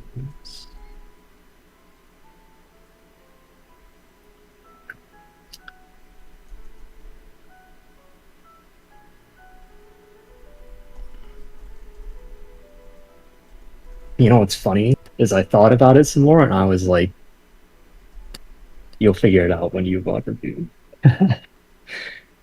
Because basically what I was going to ask had to do with like understanding when it's time to give up on your like set game plan and Mhm. just be like, well, here's what I can like still do with what's left, but really it's just down to down to VOD reviewing and seeing what you brought and seeing if there even is a way. Yeah, I mean, like, the example that I use a lot is if you have Hyphlosion against 4 grass types, there's no reason to deviate. Just click Eruption. Right. But if you have something less straightforward, find as much of the nuance as you can that you think you will need, you know? Sometimes it's like really, really slim margins too. For example, I had a really good matchup into Colin Hires team, I think, before EUIC. He was I don't know if you followed it all, but he had like a scarf. He had a Specs Fluttermane and Cresselia, Ursaluna, Urshifu. I remember this. Yeah, he got top 4 at Seattle, I think. And he brought it to EUIC first. And when we played, he dominated me. Like, he beat me so badly, like, in the way that, like, I was talking to my friends about how bad he beat me. Like, no RNG, just clean outplayed me. Right. And then I look back at the matchup, and I ran it with some friends, and I increased the speed on my Urshifu. And being faster on my Urshifu than him makes it completely different. So, as much as I was giving him credit to him being an excellent player and playing phenomenally, I didn't even realize how difficult it was because it was a faster Urshifu.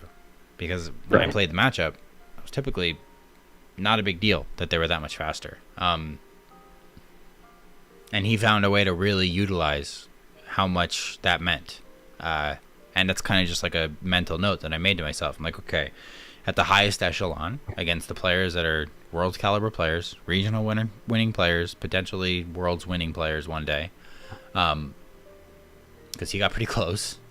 The best plays are a lot more nuanced, and there's a lot more work in the details. And even matchups that you're really familiar with, you need to understand how your opponent will weaponize specific elements of them. So understanding matchups is not just about understanding the direct set plays that you can go for and how your opponent will counter them. Very often, it's the muddy mid-game where your opponent knows the set play. You know that they know the set play. And instead, you guys are both of you are going off script because your counters have been presented and you're in a really nasty game too where you both know that you're playing at high caliber. Honestly, the truth is, don't be afraid of that stuff. That's one of the most thrilling moments in all of competitive Pokemon. Is you are at the top of your game, your opponent is at the top of their game, you're both incredible players playing at absolute peak performance, and you're both 360 windmill dunking on each other. And sometimes the 360 windmill dunks look like an obvious protect and parting shot. And your opponent makes a mistake, and they call you did not do the obvious thing, because why would you do the obvious thing? They're going to call it out, right? Yeah, and sometimes you're 3 or 4 layers deep into the rock, paper, scissors, and all of a sudden you're not playing rock, paper, scissors anymore. It's rock, paper, scissors, last respects. So yeah, it's hard to quantify and put into words, but it's beautiful, and like I just don't be afraid of it. Being able to improvise, it's like jazz. I think any competitive endeavor can get compared to jazz in that way. And like part of it is knowing your scales, knowing how to riff off things, not being afraid to just try new ideas, and also then knowing the consequences of what they are. It's kind of like going off key and then bringing it back. Bring it up. You know, dissonance into resonance. That's a lot of vibe-based explaining, but hopefully I got the majority of the message across. It's difficult. It makes sense. Part of the question you're asking is like, what does Pokemon look like when, when both people know how to play the game? And I'm like, well, hey, you're gonna find out, Bucko. Yeah, that's why it was so hard for me to even ask the question. I was like, am I sure I know what I'm asking right now? Dunning-Kruger though too. Like you're gonna get to the point where you're like, oh my god, I know everything, and then you get to the hump right over that. You're like, I know nothing again. No shot. This I'm game gonna is know nothing for a long time. infinity. Yeah. Things will click though. That's one of my favorite things about VGC though. Is like it feels like there's infinite plateaus in front of me, and every single time I break one, it's like one of the most. God, it's like a real high, like genuinely. And there's nothing like it, so it always keeps me coming back. Because if you work at it, you find it. It feels like a Right. very solvable thing, and it's so fun So too. easy. Like, and it's cute too, man. I'm shiny hunting and mark hunting and taking my friends with me to tournaments. By friends, I mean my Tyranitar. Right here. So, any other questions? Uh, You can have No, more. I You think- can keep going if you have more. I can't think of anything off the top of my head, Good. and I think there's already a lot. I've written down a lot of things. Okay. And I think just looking through this, it's not pretty. Well, it depends how you look at it. You're gonna have a lot to work on, yeah. but in truth, I do too. So it's a fun, long journey. Hopefully, you got as much as I could possibly give you out of this, and you listened a lot. It was a pleasure. It sounds like you're receptive to a ton of things, and also I don't mind if you can't explain certain things and you have trouble putting the questions into words. I like also trying to figure out how to get that out of you too, and maybe find new ways to explain things or, present these questions to other people. It all kind of passes the buck down to the next person. So, Right. and It's- myself, I learn a lot. Part of it's on me for not properly explaining things, sort of not really understanding the concepts that I'm trying to look into, right? But I'll get there.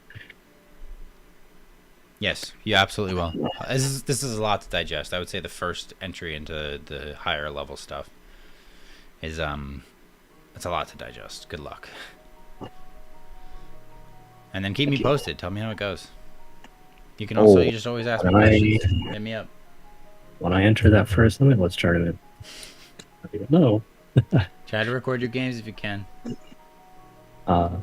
Hey, it was good. It's a lot to take in. Hopefully, when I read my notes back, I won't be like, "What the hell was I writing?"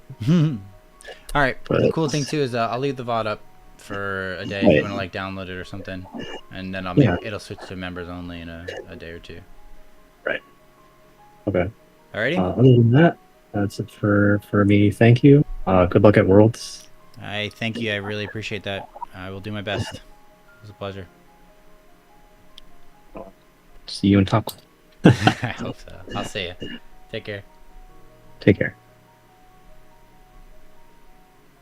Whew. Alrighty. That was a pretty easy day. I only had like 4 lessons today. I announced this event so late, so I did not honestly get that many signups, which hopefully doesn't look as embarrassing as I'm worried it does, but I don't really care. Last time I did one of these, I had a ton of people, but it was exhausting. Alrighty, what do we got? Hunting shinies is very fun. Yeah, I'm so much more on the shiny hunting train. In fact, I think I might get one more before Worlds. Do I have them? I think my whole team is shiny except for... Just kidding. You thought I was going to tell you. I'm not telling you. Can't tell you yet. Tune into the World Championships. Maybe I'll tell you on the day of.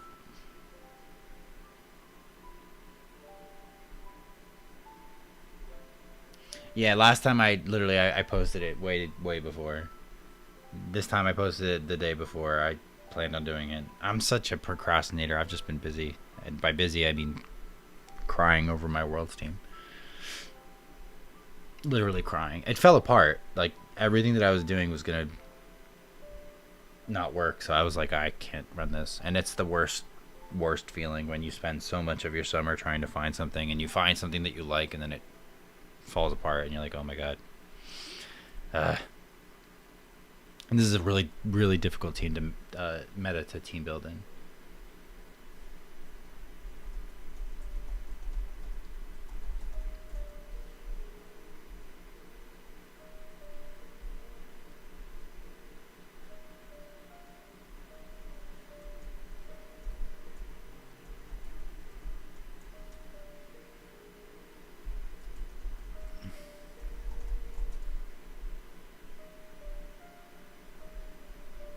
Maybe I can get Kalen in here. Where's Kalen? Kalen, are you around? Yeah, we'll see.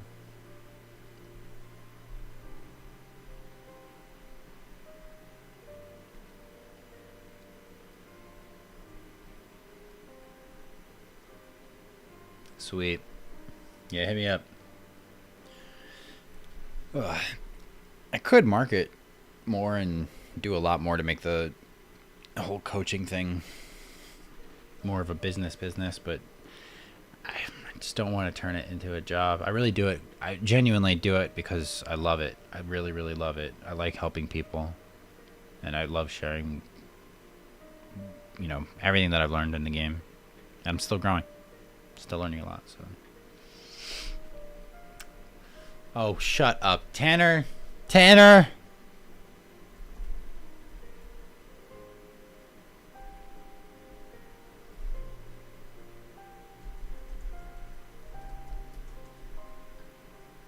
You know that's a trigger word for me. Come on. We need to talk about he who shall not be named. A commander who shall not be boosted.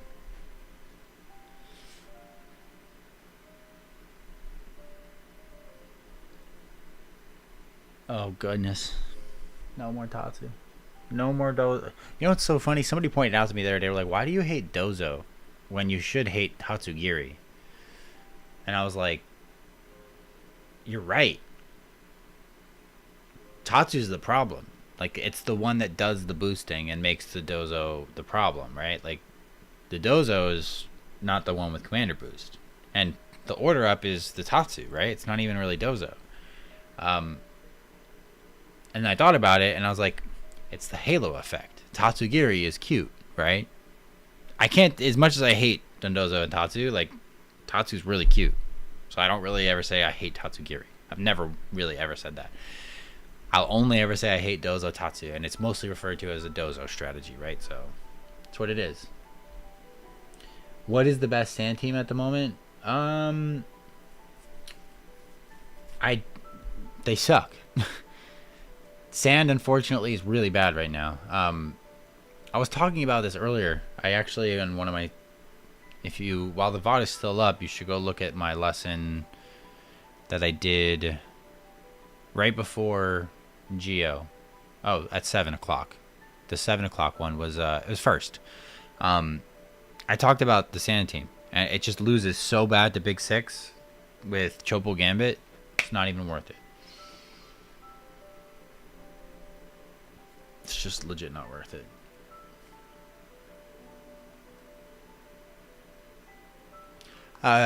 You can switch teams whenever you want while you're playing games. I think it's actually a good idea to, like, get a fresh set of eyes on something else.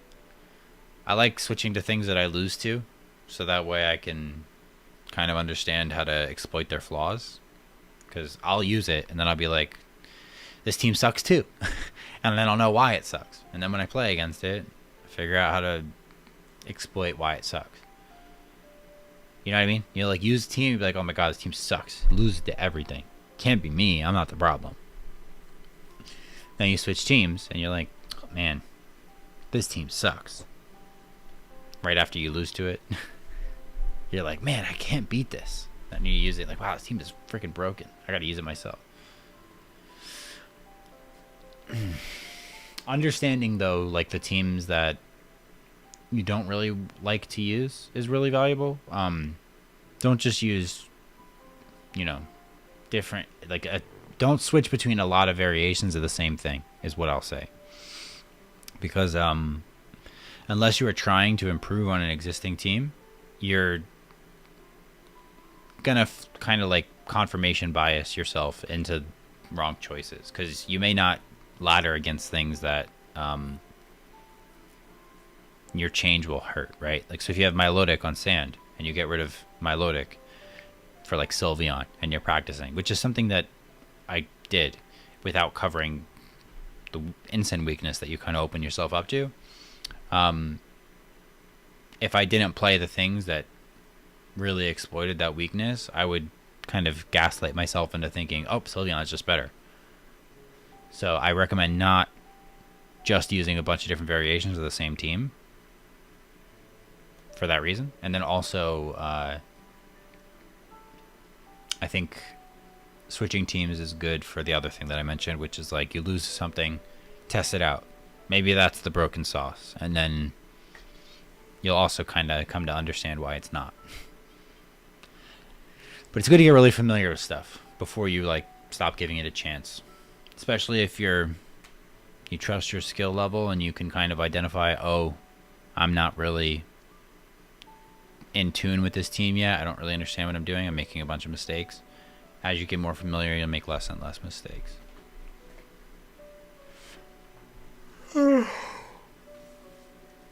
I could have gone so much longer tonight, but I got, what's it called? I went to sleep at like 4 o'clock. Whew. Alright. If we don't got any questions, what's that? We asked a meme question to Dozo. We asked about sauce for sand teams. I told you about the sand teams. They suck. And then question when you're sitting, how often you switch teams. So there's 2 real questions. One more. Come on, chat. I am attending Worlds. I leave on Wednesday.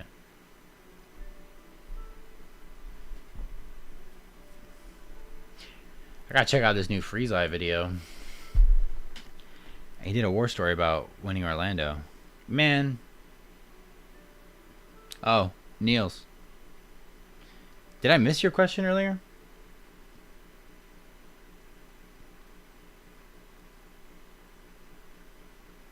Thoughts on rolling dice to decide 50-50s. Okay. That's somebody's gonna have to pay for that one. I have a very complex answer on that one. Let me go to Neil's question because he did say he was gonna post it. He had to find it first. I feel like that kind of puts you above in the queue, right? In Overwatch, when your team has a winning game state and the enemy team is forced to take a risk to win, you generally play slower and safer. Would you say that you adapt your optimism or pessimism based on if you're in a good spot or not? Yes, but there are some people that are. The thing is, the better spot you are in, the more likely you should be able to find like a guaranteed win, right? And cover all your mistakes. But sometimes that's not the case.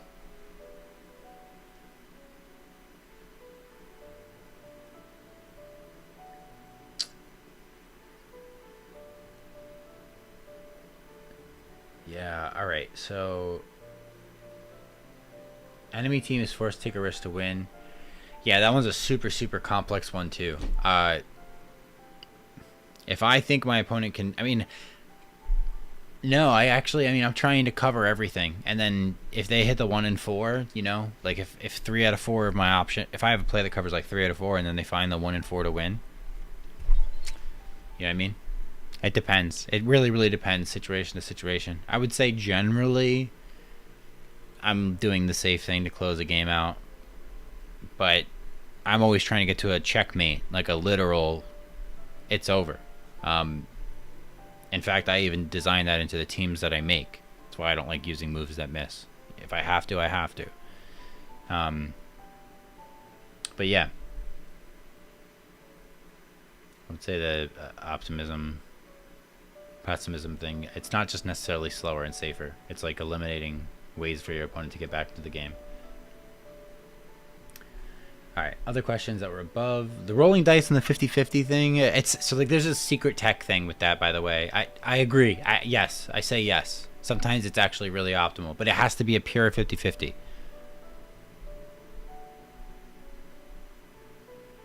How would Indeedee shake up the current meta? They'd have to give us everything. They can't just give us Indeedee. It has to be Indeedee and Rillaboom. It'd be broken if they did. Yeah, Psychic Terrain with only Raichu to override it would be unfair. What kind of players tend to do well at regionals, and what intangible skill would you say is the best to have? Damn, this is a great question. Okay.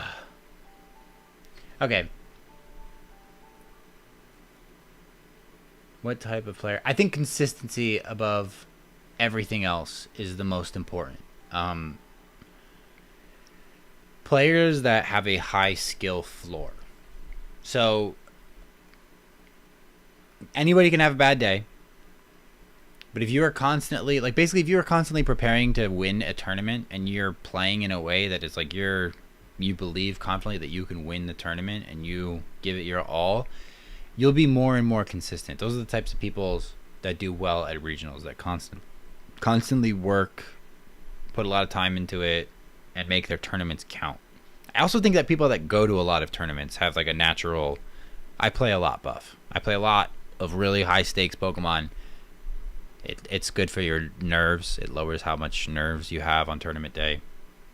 It gets you used to the process, familiar with what types of players exist and how they adapt when they're under pressure. But yeah, it's also about, like, you know, if you have a bad sleep day or you're a little bit sick, feeling under the weather, making sure that when you're playing at 70%, your 70% is better than the vast majority of people's 100%. And that's part of like the coverage stuff.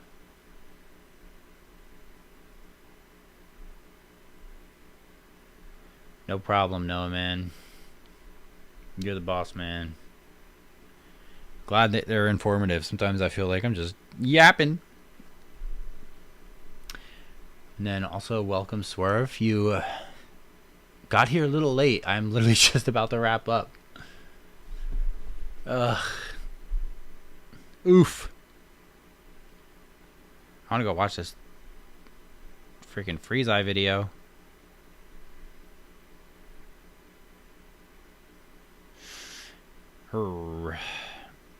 I'm live right now, right? I should be.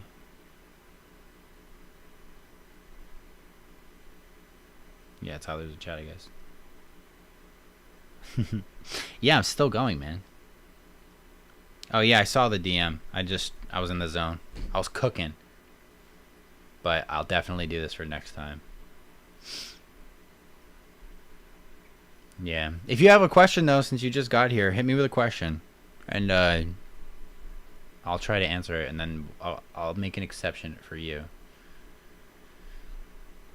That's the whole point of these coaching streams, is to educate and inform and make up for lost revenue of time off from work. We don't have to talk about that part, okay? I am doing it for the love of the game. I could do other things to make money. Could make YouTube videos. The reason I'm not. There is a reason I'm not.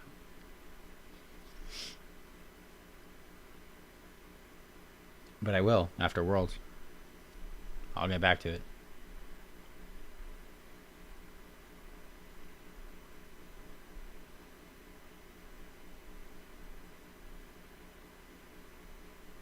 Hey, that's right. $20 is $20. Oof. Wow. Kaylin ghosted me. Here's my other new prodigy, Natsuki. Oh yeah, let's go. Yeah, another lesson. Sweet. Tuesday, 3 o'clock. Damn, so this is gonna end up being like, man, I have nothing to do tomorrow. What am I gonna do? Clean the house? Do not show this to my fiance. Go to the gym? Oh yeah, it was Natsuki. Tuesday, 3 o'clock.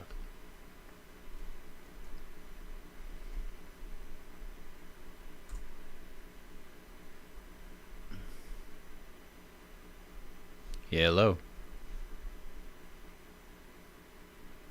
Hello, hello, hello, hello. What's up?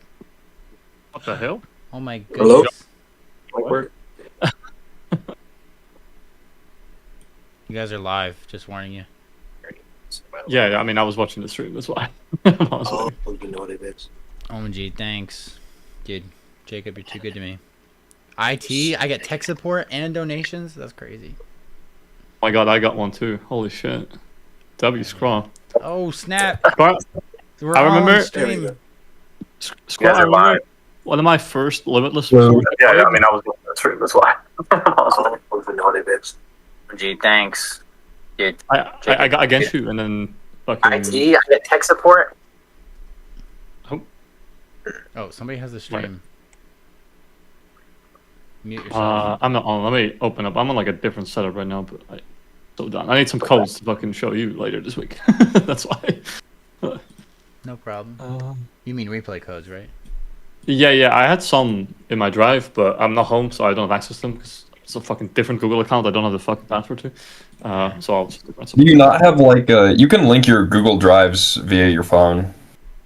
Yeah, I mean, I have like one account I generally use for everything, but I have one for like that I use for extra storage, and I just put all my VGC stuff in there, so I don't have access to it right now. Yeah, you can just log in on your phone. Yeah, the thing is, I just don't have my password. Like, Oh, you don't have your. I just don't okay, have it. no, I just can't get it. I tried all the time. That is completely fair. It's all good though. It's more reason to play some games. Okay. Let me. Is there anything you wanted me to play, by the way, or like was there a?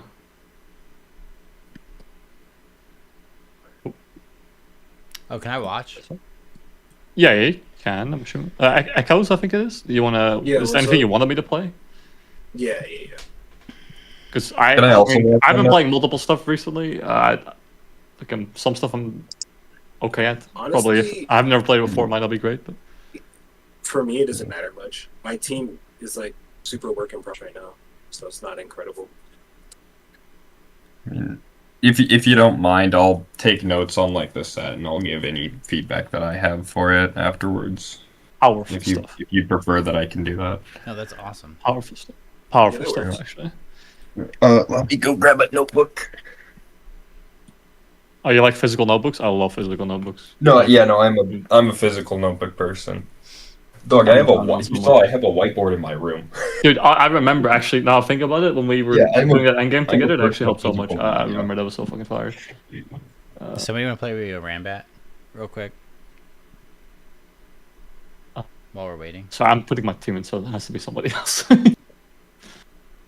So, what's your things I can challenge you real quick? It's Natsuki VGC. Damn, nobody wants to play me in a Rambat. Rip. It's okay, I don't even play Rambats. Team, important things. So I'm also making sure I have my team so I can play you. There we go.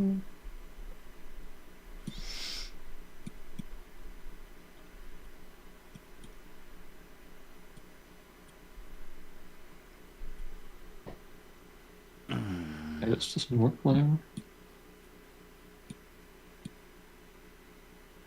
Oh, You.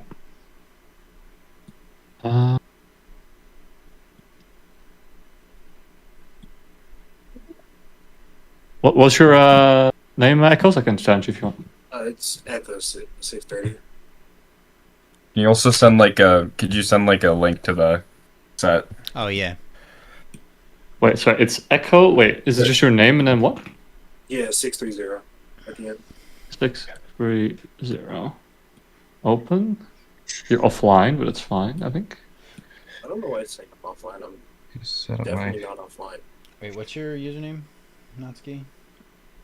It's Natsuki VGC. Natsuki. Natsuki VGC. Yeah, give me an invite too when you start it. Yes. Challenge. Boom. You were not found. I just sent the challenge. Wait, where did you put your name? Because I may have the wrong name. I don't even know. I just. It's Echo 630, but it's a lowercase e. If that changes anything, Oh, it you says that you fucking sent it. So Oh yeah, I got you. Boom. Awesome. Fucking the volume's infinite. Holy shit. Oh my god. Nuked. crazy. Holy cow. My eardrums. Yeah, my bad. I mean, I'm so, so I'm not. How do I invite you? Invite? No. I'm such a fucking noob. How do I add you guys to this? Am I crazy? Oh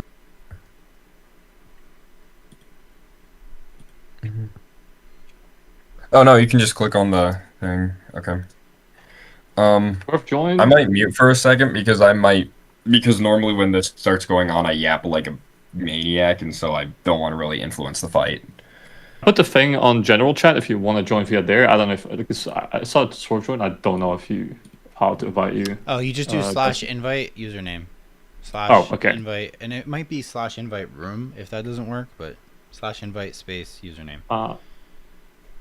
Slaso. Does that work? Yep. Did you get one? There I am. Awesome. Now you can see. Awesome. I'm also stream scrum in Discord if you need, but No, it's a different monitor. I have Discord. I got you. I'm looking at all these chats with people about their world teams because I can't show any of that on stream. Yeah.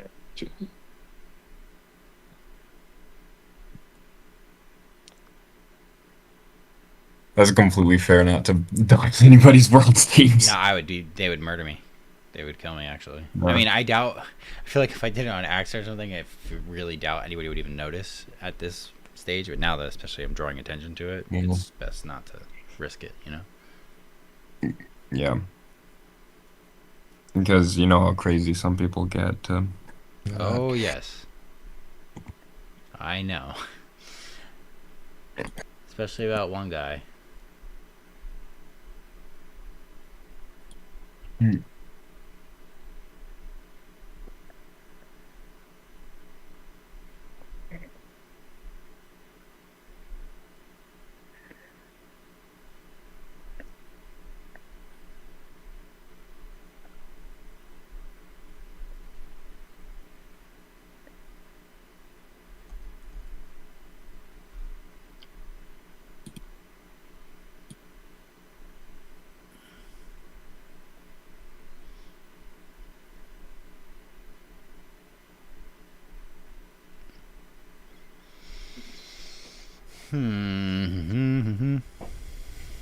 Okay.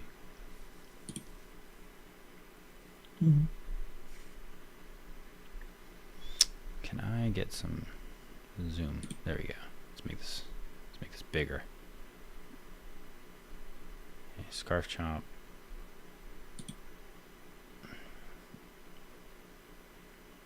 Double fake out lead.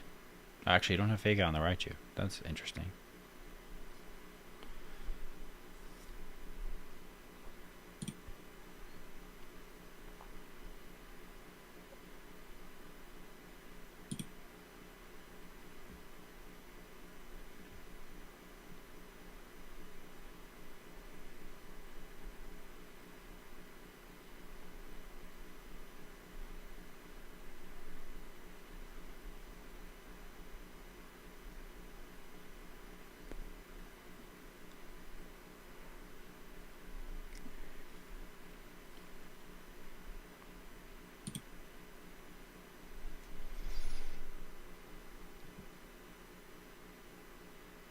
I'm struggling because I don't have my installed fucking calculator on the side. It's like, fuck, I actually don't know my calcs. Oh shit. I actually mostly just don't play with a calculator. I don't know. I just don't. You should start. It helps. I know, but I worry when I'm gonna get like in a pressure seat, and I worry about getting over reliant. That's the issue. Yeah, I talked about that today. It's Oh, really? I think it doesn't matter. You should just you can protect yourself. Like, it's good to know the calcs and write them down. Yeah. I actually do write down quite a few of my calcs, or I just remember them because they won a game at some point. Yeah. Something It's I like do with is my current team. With my current team, there's one calc that is like the glue that holds that team together, and the reason it's so good. I'm not gonna share what it is because the person who built the team told I got the team and the said person who built it told me to not share anything about the stats of it, so I'm not going to. Yeah, I don't feel any pressure to. Yeah. I was just gonna say that with the calculator thing though, something you can do to protect yourself against the reliance is you guess before you check, and just get better at guessing. I've never grabbed a pencil faster in my life. Yeah.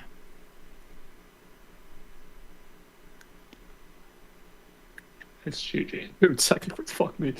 Oh, yeah. Yo.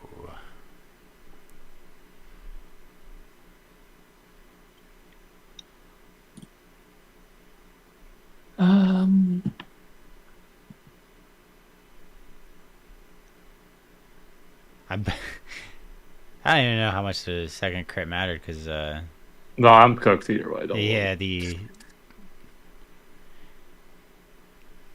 something that's actually pretty important, by the way, with managing the speed with Venusaur teams is even if it seems like a weird play, you can lead Zard and Mega and protect at turn 1, just that way you have the Venu in the mid. I was thinking about it, but I was also thinking I was gonna swap it anyway. So I was like,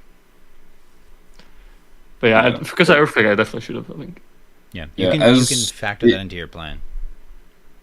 Yeah. I don't know if this will be rubbing salt in the wound, but if you've watched Fury versus Glick, you know how important it is on Charizard Y teams to mega the Charizard at the right time. Wait. It is the most important skill you can have when running yard teams. What set are you even talking about? The Indy finals of Arsal versus Wolf. Arsal versus Well, I could have actually Gotcha. gone there if I'd done that. Okay, Yeah. okay. I should go back. I've studied that. That was like one of the biggest one I studied after that because because even though it was a hard loss, it was a master class in how to effectively use yard. And I started implementing a little bit of that into my play style.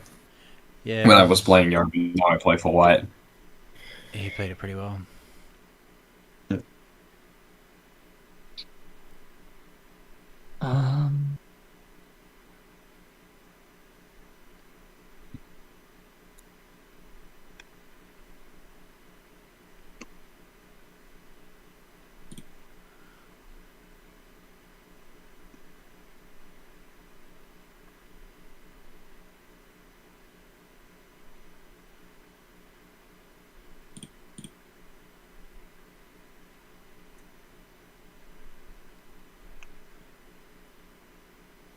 Oh, hold on. Oh, We needed that. We needed that.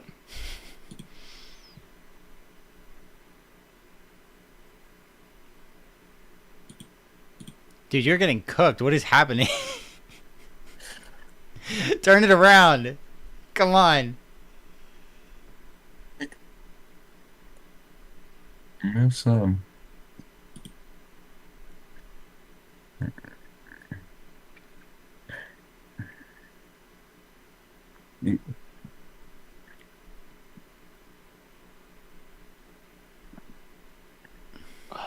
It's over. GG. Yeah, should be. Checkmate. We never give up though. Oh yeah. That's true. Nice. There was an expression I think one of the Japanese players said. They were like, look, they could disconnect. You always play because they could disconnect. To the very last moment. I think I'm dead. I don't know about you guys, but I think I'm dead. I mean, there could just be a wheezing in the sky that has neutral. Okay, no. Let me think. Wheezing in the sky. Wheezing in the sky, neutralizing gas, turn off no guards, Atkin and misses. my You God. still go down to sneeze alert. You just like, that's so funny. Just random wheezing. Oh, what? I can't think of. There's like a game. I forget what it was called. Where like there's just like random crap that happens all the time in the game, and it's like just. I can't. Oh, I don't know if this is the most appropriate thing for stream, but it was like Cat Mario, I think. I don't know. Oh, It's yeah. a super deep cut, but it was like the game That was is- designed to piss you off, so it just a bunch of random crap happens in the game. It is a. Oh, dude, that was like. I played it. I freaking played that game. I I feel like it did have like a weird. It was like kind of pervy, right? Am I wrong? I just never really played it. I remember the game, but I just never played it because I was like, why do I want to play a game that I'll be upset by? I mean, I play Pokemon, so I guess that's kind of. See, that's where I thought. I was like, oh, this game is probably not for me. Actually, it was before my Pokemon playing days because I was like, I don't know, but 11 or it doesn't 12. really feel satisfying when you do something right in Cat Mario. When you do something right in Pokemon, it's so satisfying. Like when you pull a good win con, and and when you see how the game is gonna end, but you like get the feeling that your opponent doesn't see it sometimes. I know that sounds like a bit of a villain move, but it just feels good sometimes just to see that. Yeah, I agree. Just to see a guaranteed end of the game. But with Cat Mario, it's like, okay, got past the troll. What's the next one? I don't know. It's just like, with Pokemon, there's more satisfaction.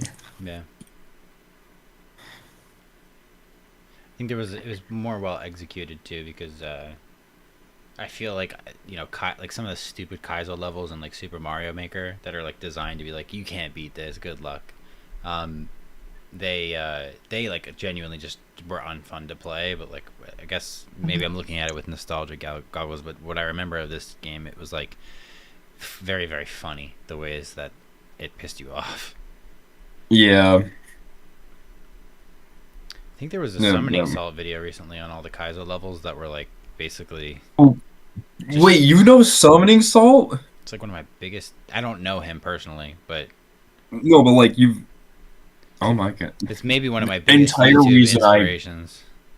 That was actually where I started speedrunning a little bit ago. So I'm not good enough Like, at that gaming was- to speedrun. I do something different where like I'm not good enough at gaming to speedrun, but I have the time to basically get a bunch of runs in different games because I kind of want to play as many games as possible alongside with like getting good at Pokemon. So I'll do one run of a category, submit it, and then move on to the next one. And my goal for the future is to try to get as many of those categories as possible. No, that's cool. You know what I've been thinking about doing is if I were to speedrun anything like or try, there's two games I would ever try, and it's Pokopia, and just for end credits. Even if I didn't enjoy it, I would just try it. And then one that I would probably love is the Mystery Dungeon Living Dex for PMD, like the full Living Dex. But that one like I would have to spend so much time preparing for because it's like a marathon, like 30-hour one. Yeah, no, that was like some of the issues. I have done.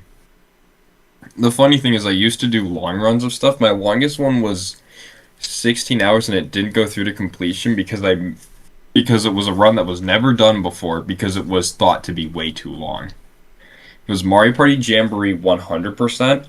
I got 16 hours in. I had only given myself 2 40-minute breaks, and I was like, I just physically cannot do this. Oh man. When a lot of other boards are like really lenient. After like 12 hours, you get an 8-hour break. I might go back to that one day. I don't know, but that's my thing about speedrunning is that I just enjoy it. I enjoy playing games, trying to play them fast. So that's just me. No, it's sick. I love it. I actually work with a speedrunning YouTuber, a lot of Pulse Effects. Oh yeah. And there's so much rich history in all of it. It's fun. And then I don't know, some of the Summoning Salt videos like are crazy. They hit so good. Yeah. Although my favorite video of his isn't even a speedrunning video. It's the Tetris video, which I don't think is the same thing. It's way just different. Funny thing about that is that there are two games, or there's Actually, no, it is 2 games because Mario Kart fell off. But there are 2 games that I'm really good at, and that is Pokemon and Tetris. Oh, that's sick. I wish I was good at Tetris. Yeah. I can't roll. And it would It take me too is- long to learn.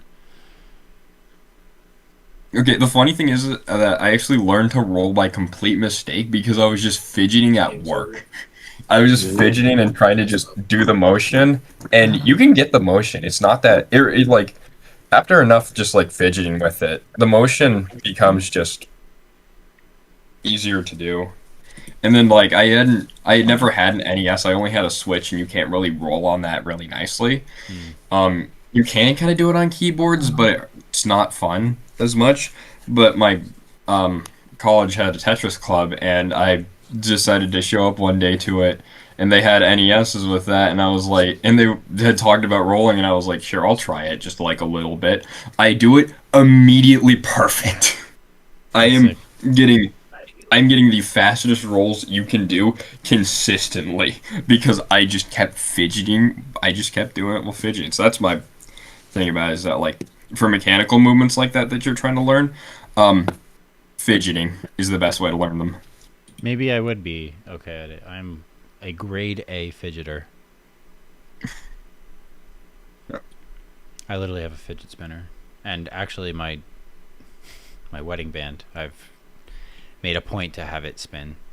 I don't know if I'm allowed to tell people that yet, but who's gonna care? That's awesome. Yeah. Hey, right? I know I It said should, it should be taking notes awesome. on the match, but I've been busy like chatting. I haven't looked at this too much. No, I'm watching them. I'm watching them back. It's all right. That first game was I'm more just watching destruction. them. I'm watching them live.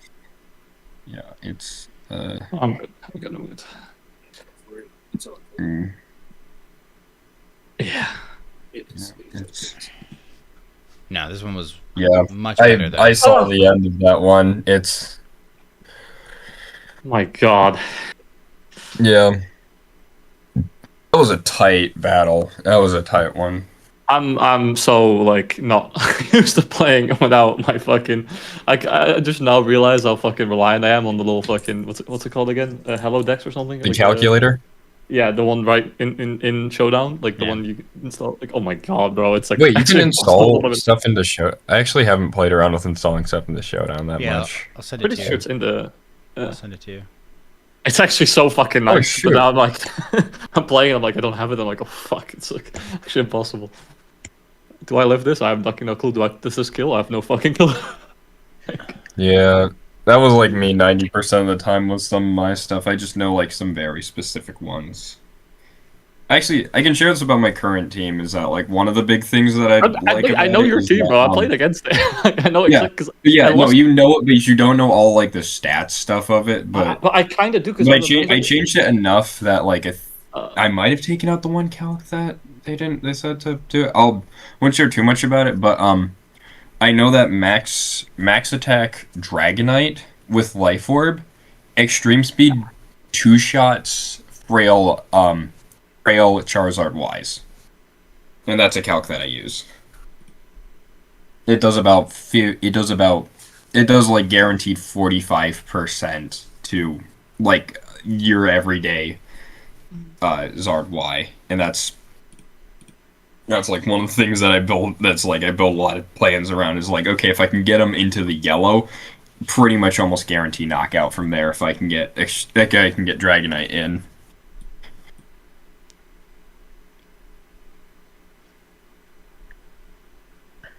I was gonna send you the calc decks, but for some reason it's not giving me the link to the page without, I guess, while I'm watching a battle. So Oh, that's fair. It's all good.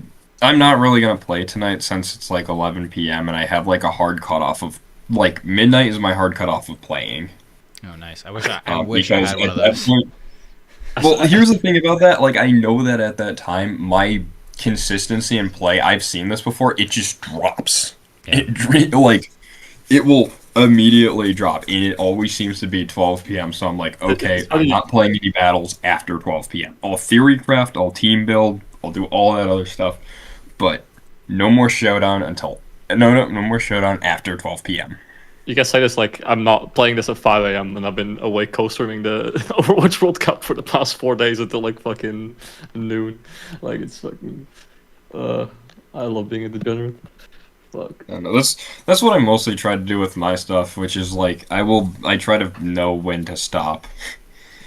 With this, I only try to play when I feel like I'm going to improve or I'm going to do well. Oh, I love that Garchomp switch was like very good, but also covering the Garchomp switch was good. Not hitting it, very very smart there. Yeah.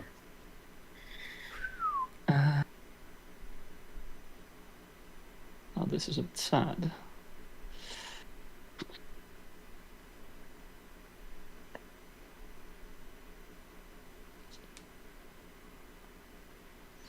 After this game, I'm gonna dip, and we'll call it on the stream.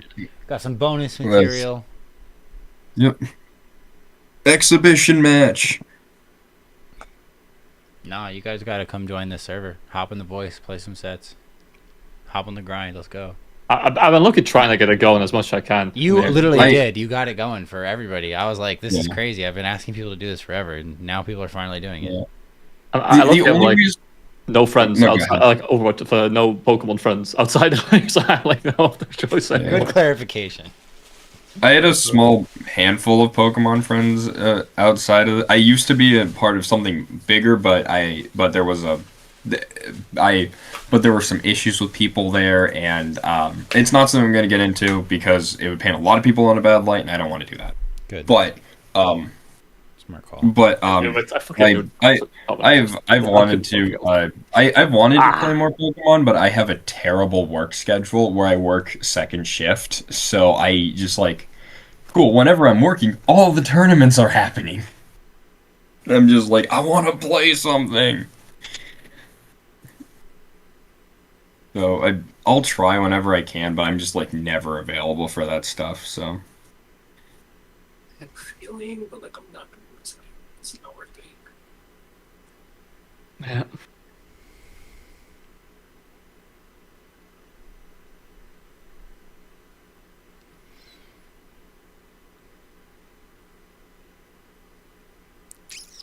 Stanley board.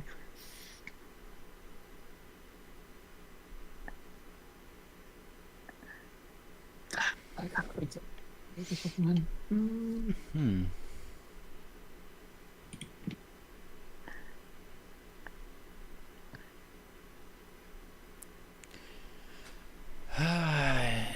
Okay, interesting.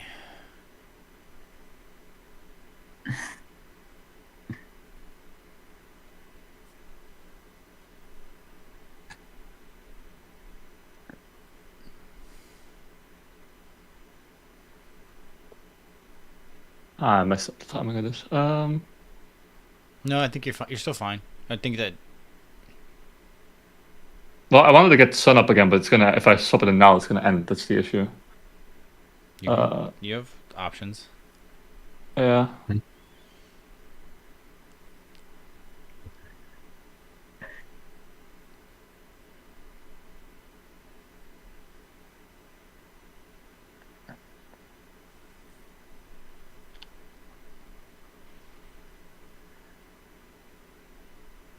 Ah.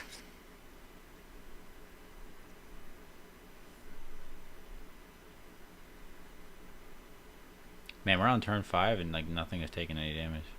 Yeah, it's actually crazy. Yeah, it is a yeah. You guys are dancing. Dancing. Yeah, dancing in and out. It's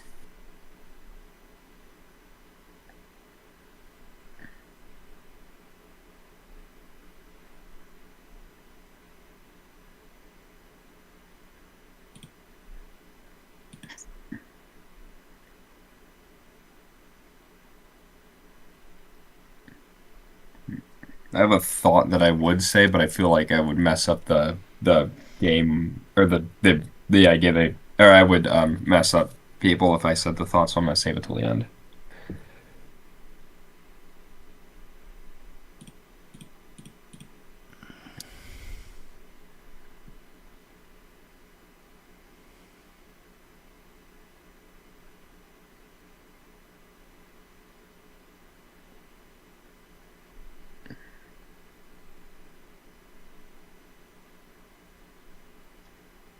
Um.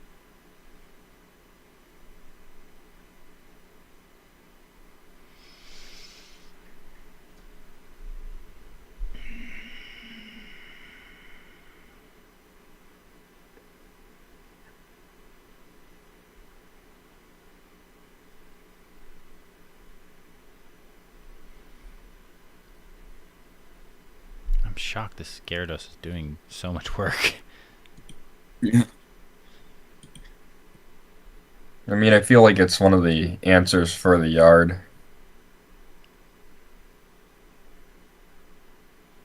Because it can't really threaten too much against it.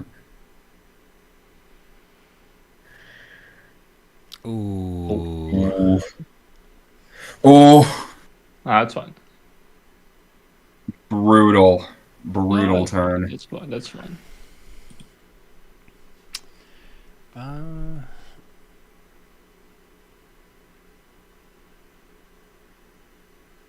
I clicked that too fast, I think.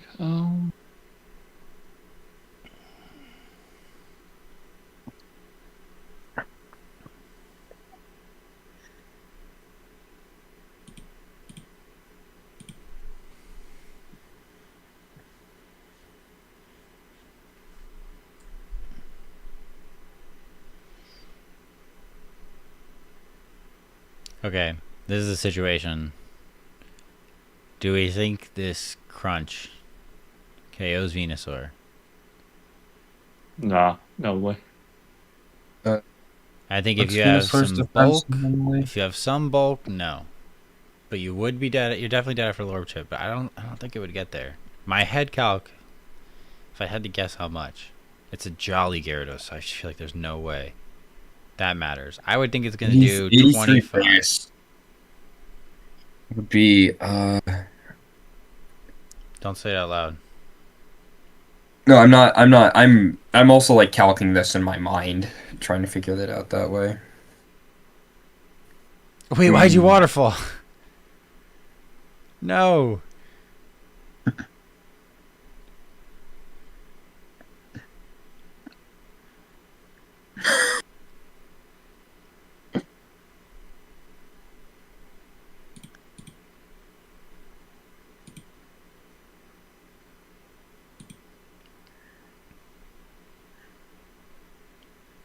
Wait.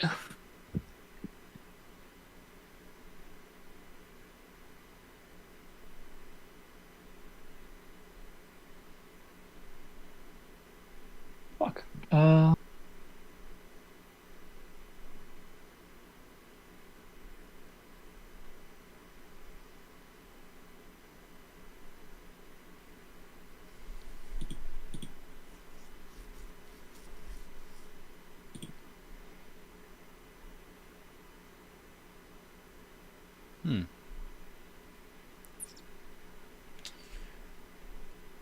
Sweet.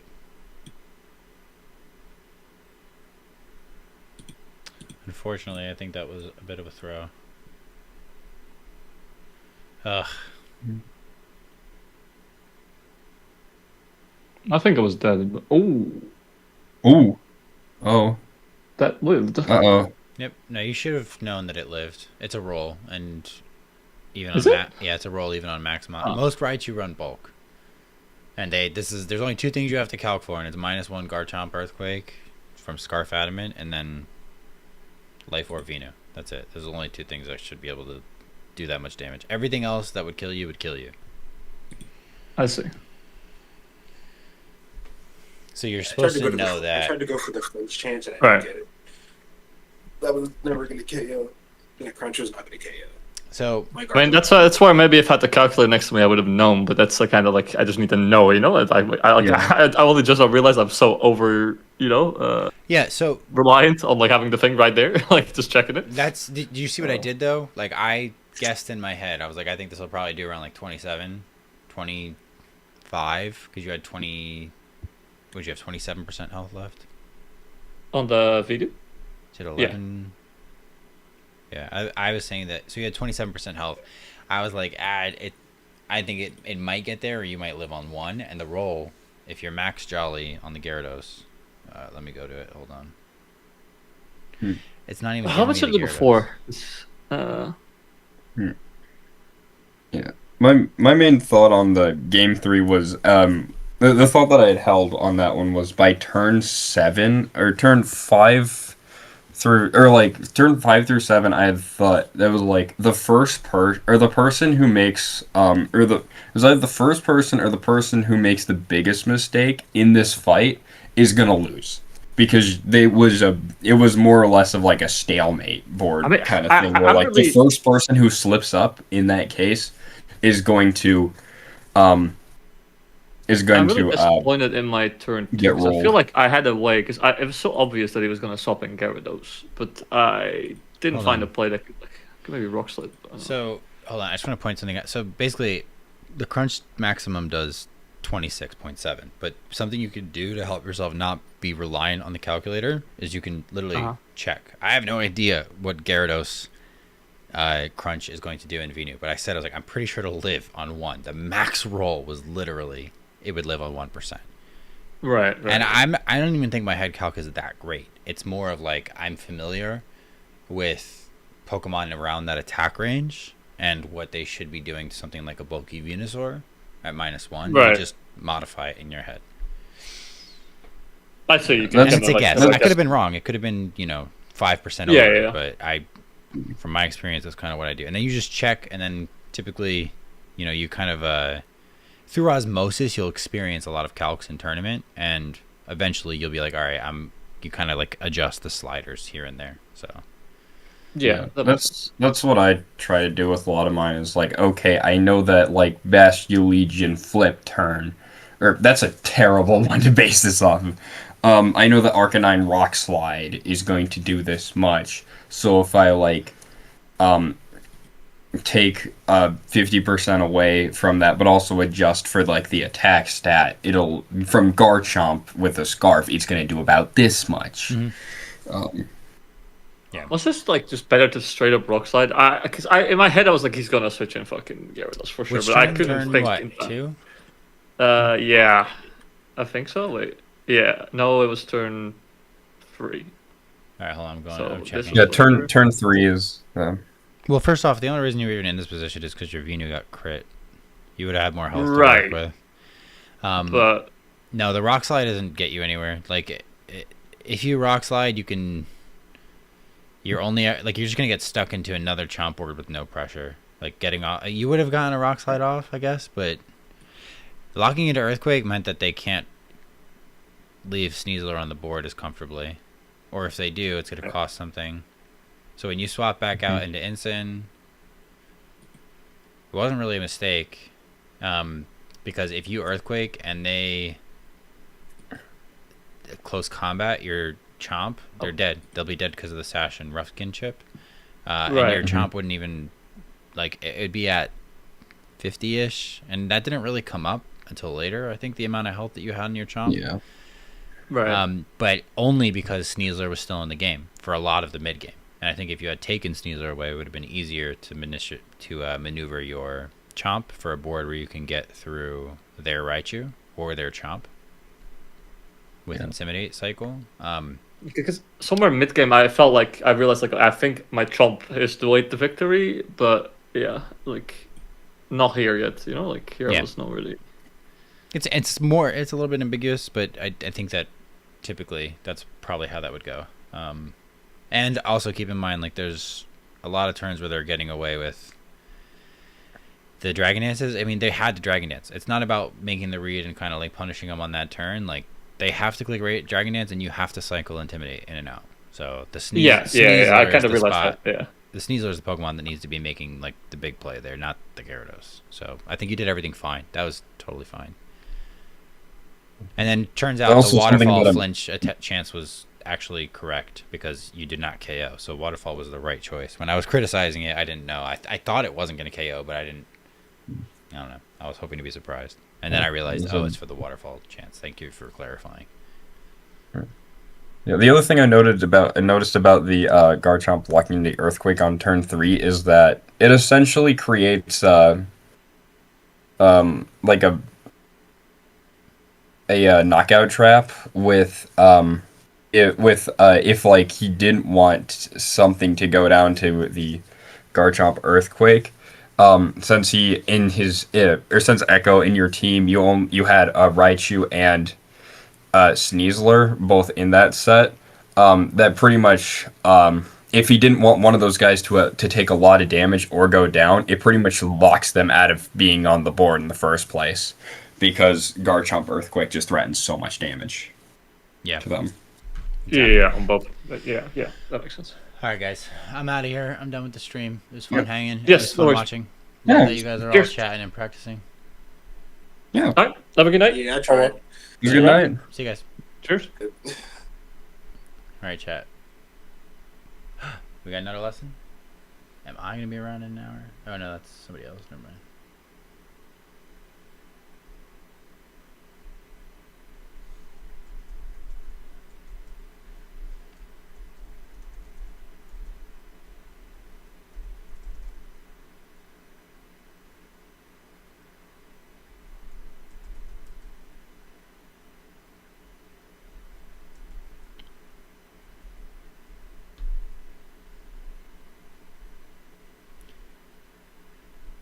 All right, I'm finally pooped. I'm officially done. I actually only have one lesson tomorrow. So, as I said, I really procrastinated the announcement. And unfortunately, I don't think people are going to rearrange their schedules that quickly. But I'll stream the one that I get. And maybe I'll do something else and see if other people are going to boot up their book or whatever. Because people do book while I run these. Hopefully today was informative. Tried to be as entertaining as I can and also provide as much value as I can. I actually have been really enjoying these, and I love the questions that people ask, and thank you for giving me your time. And I think that's it for the night. Thanks so much for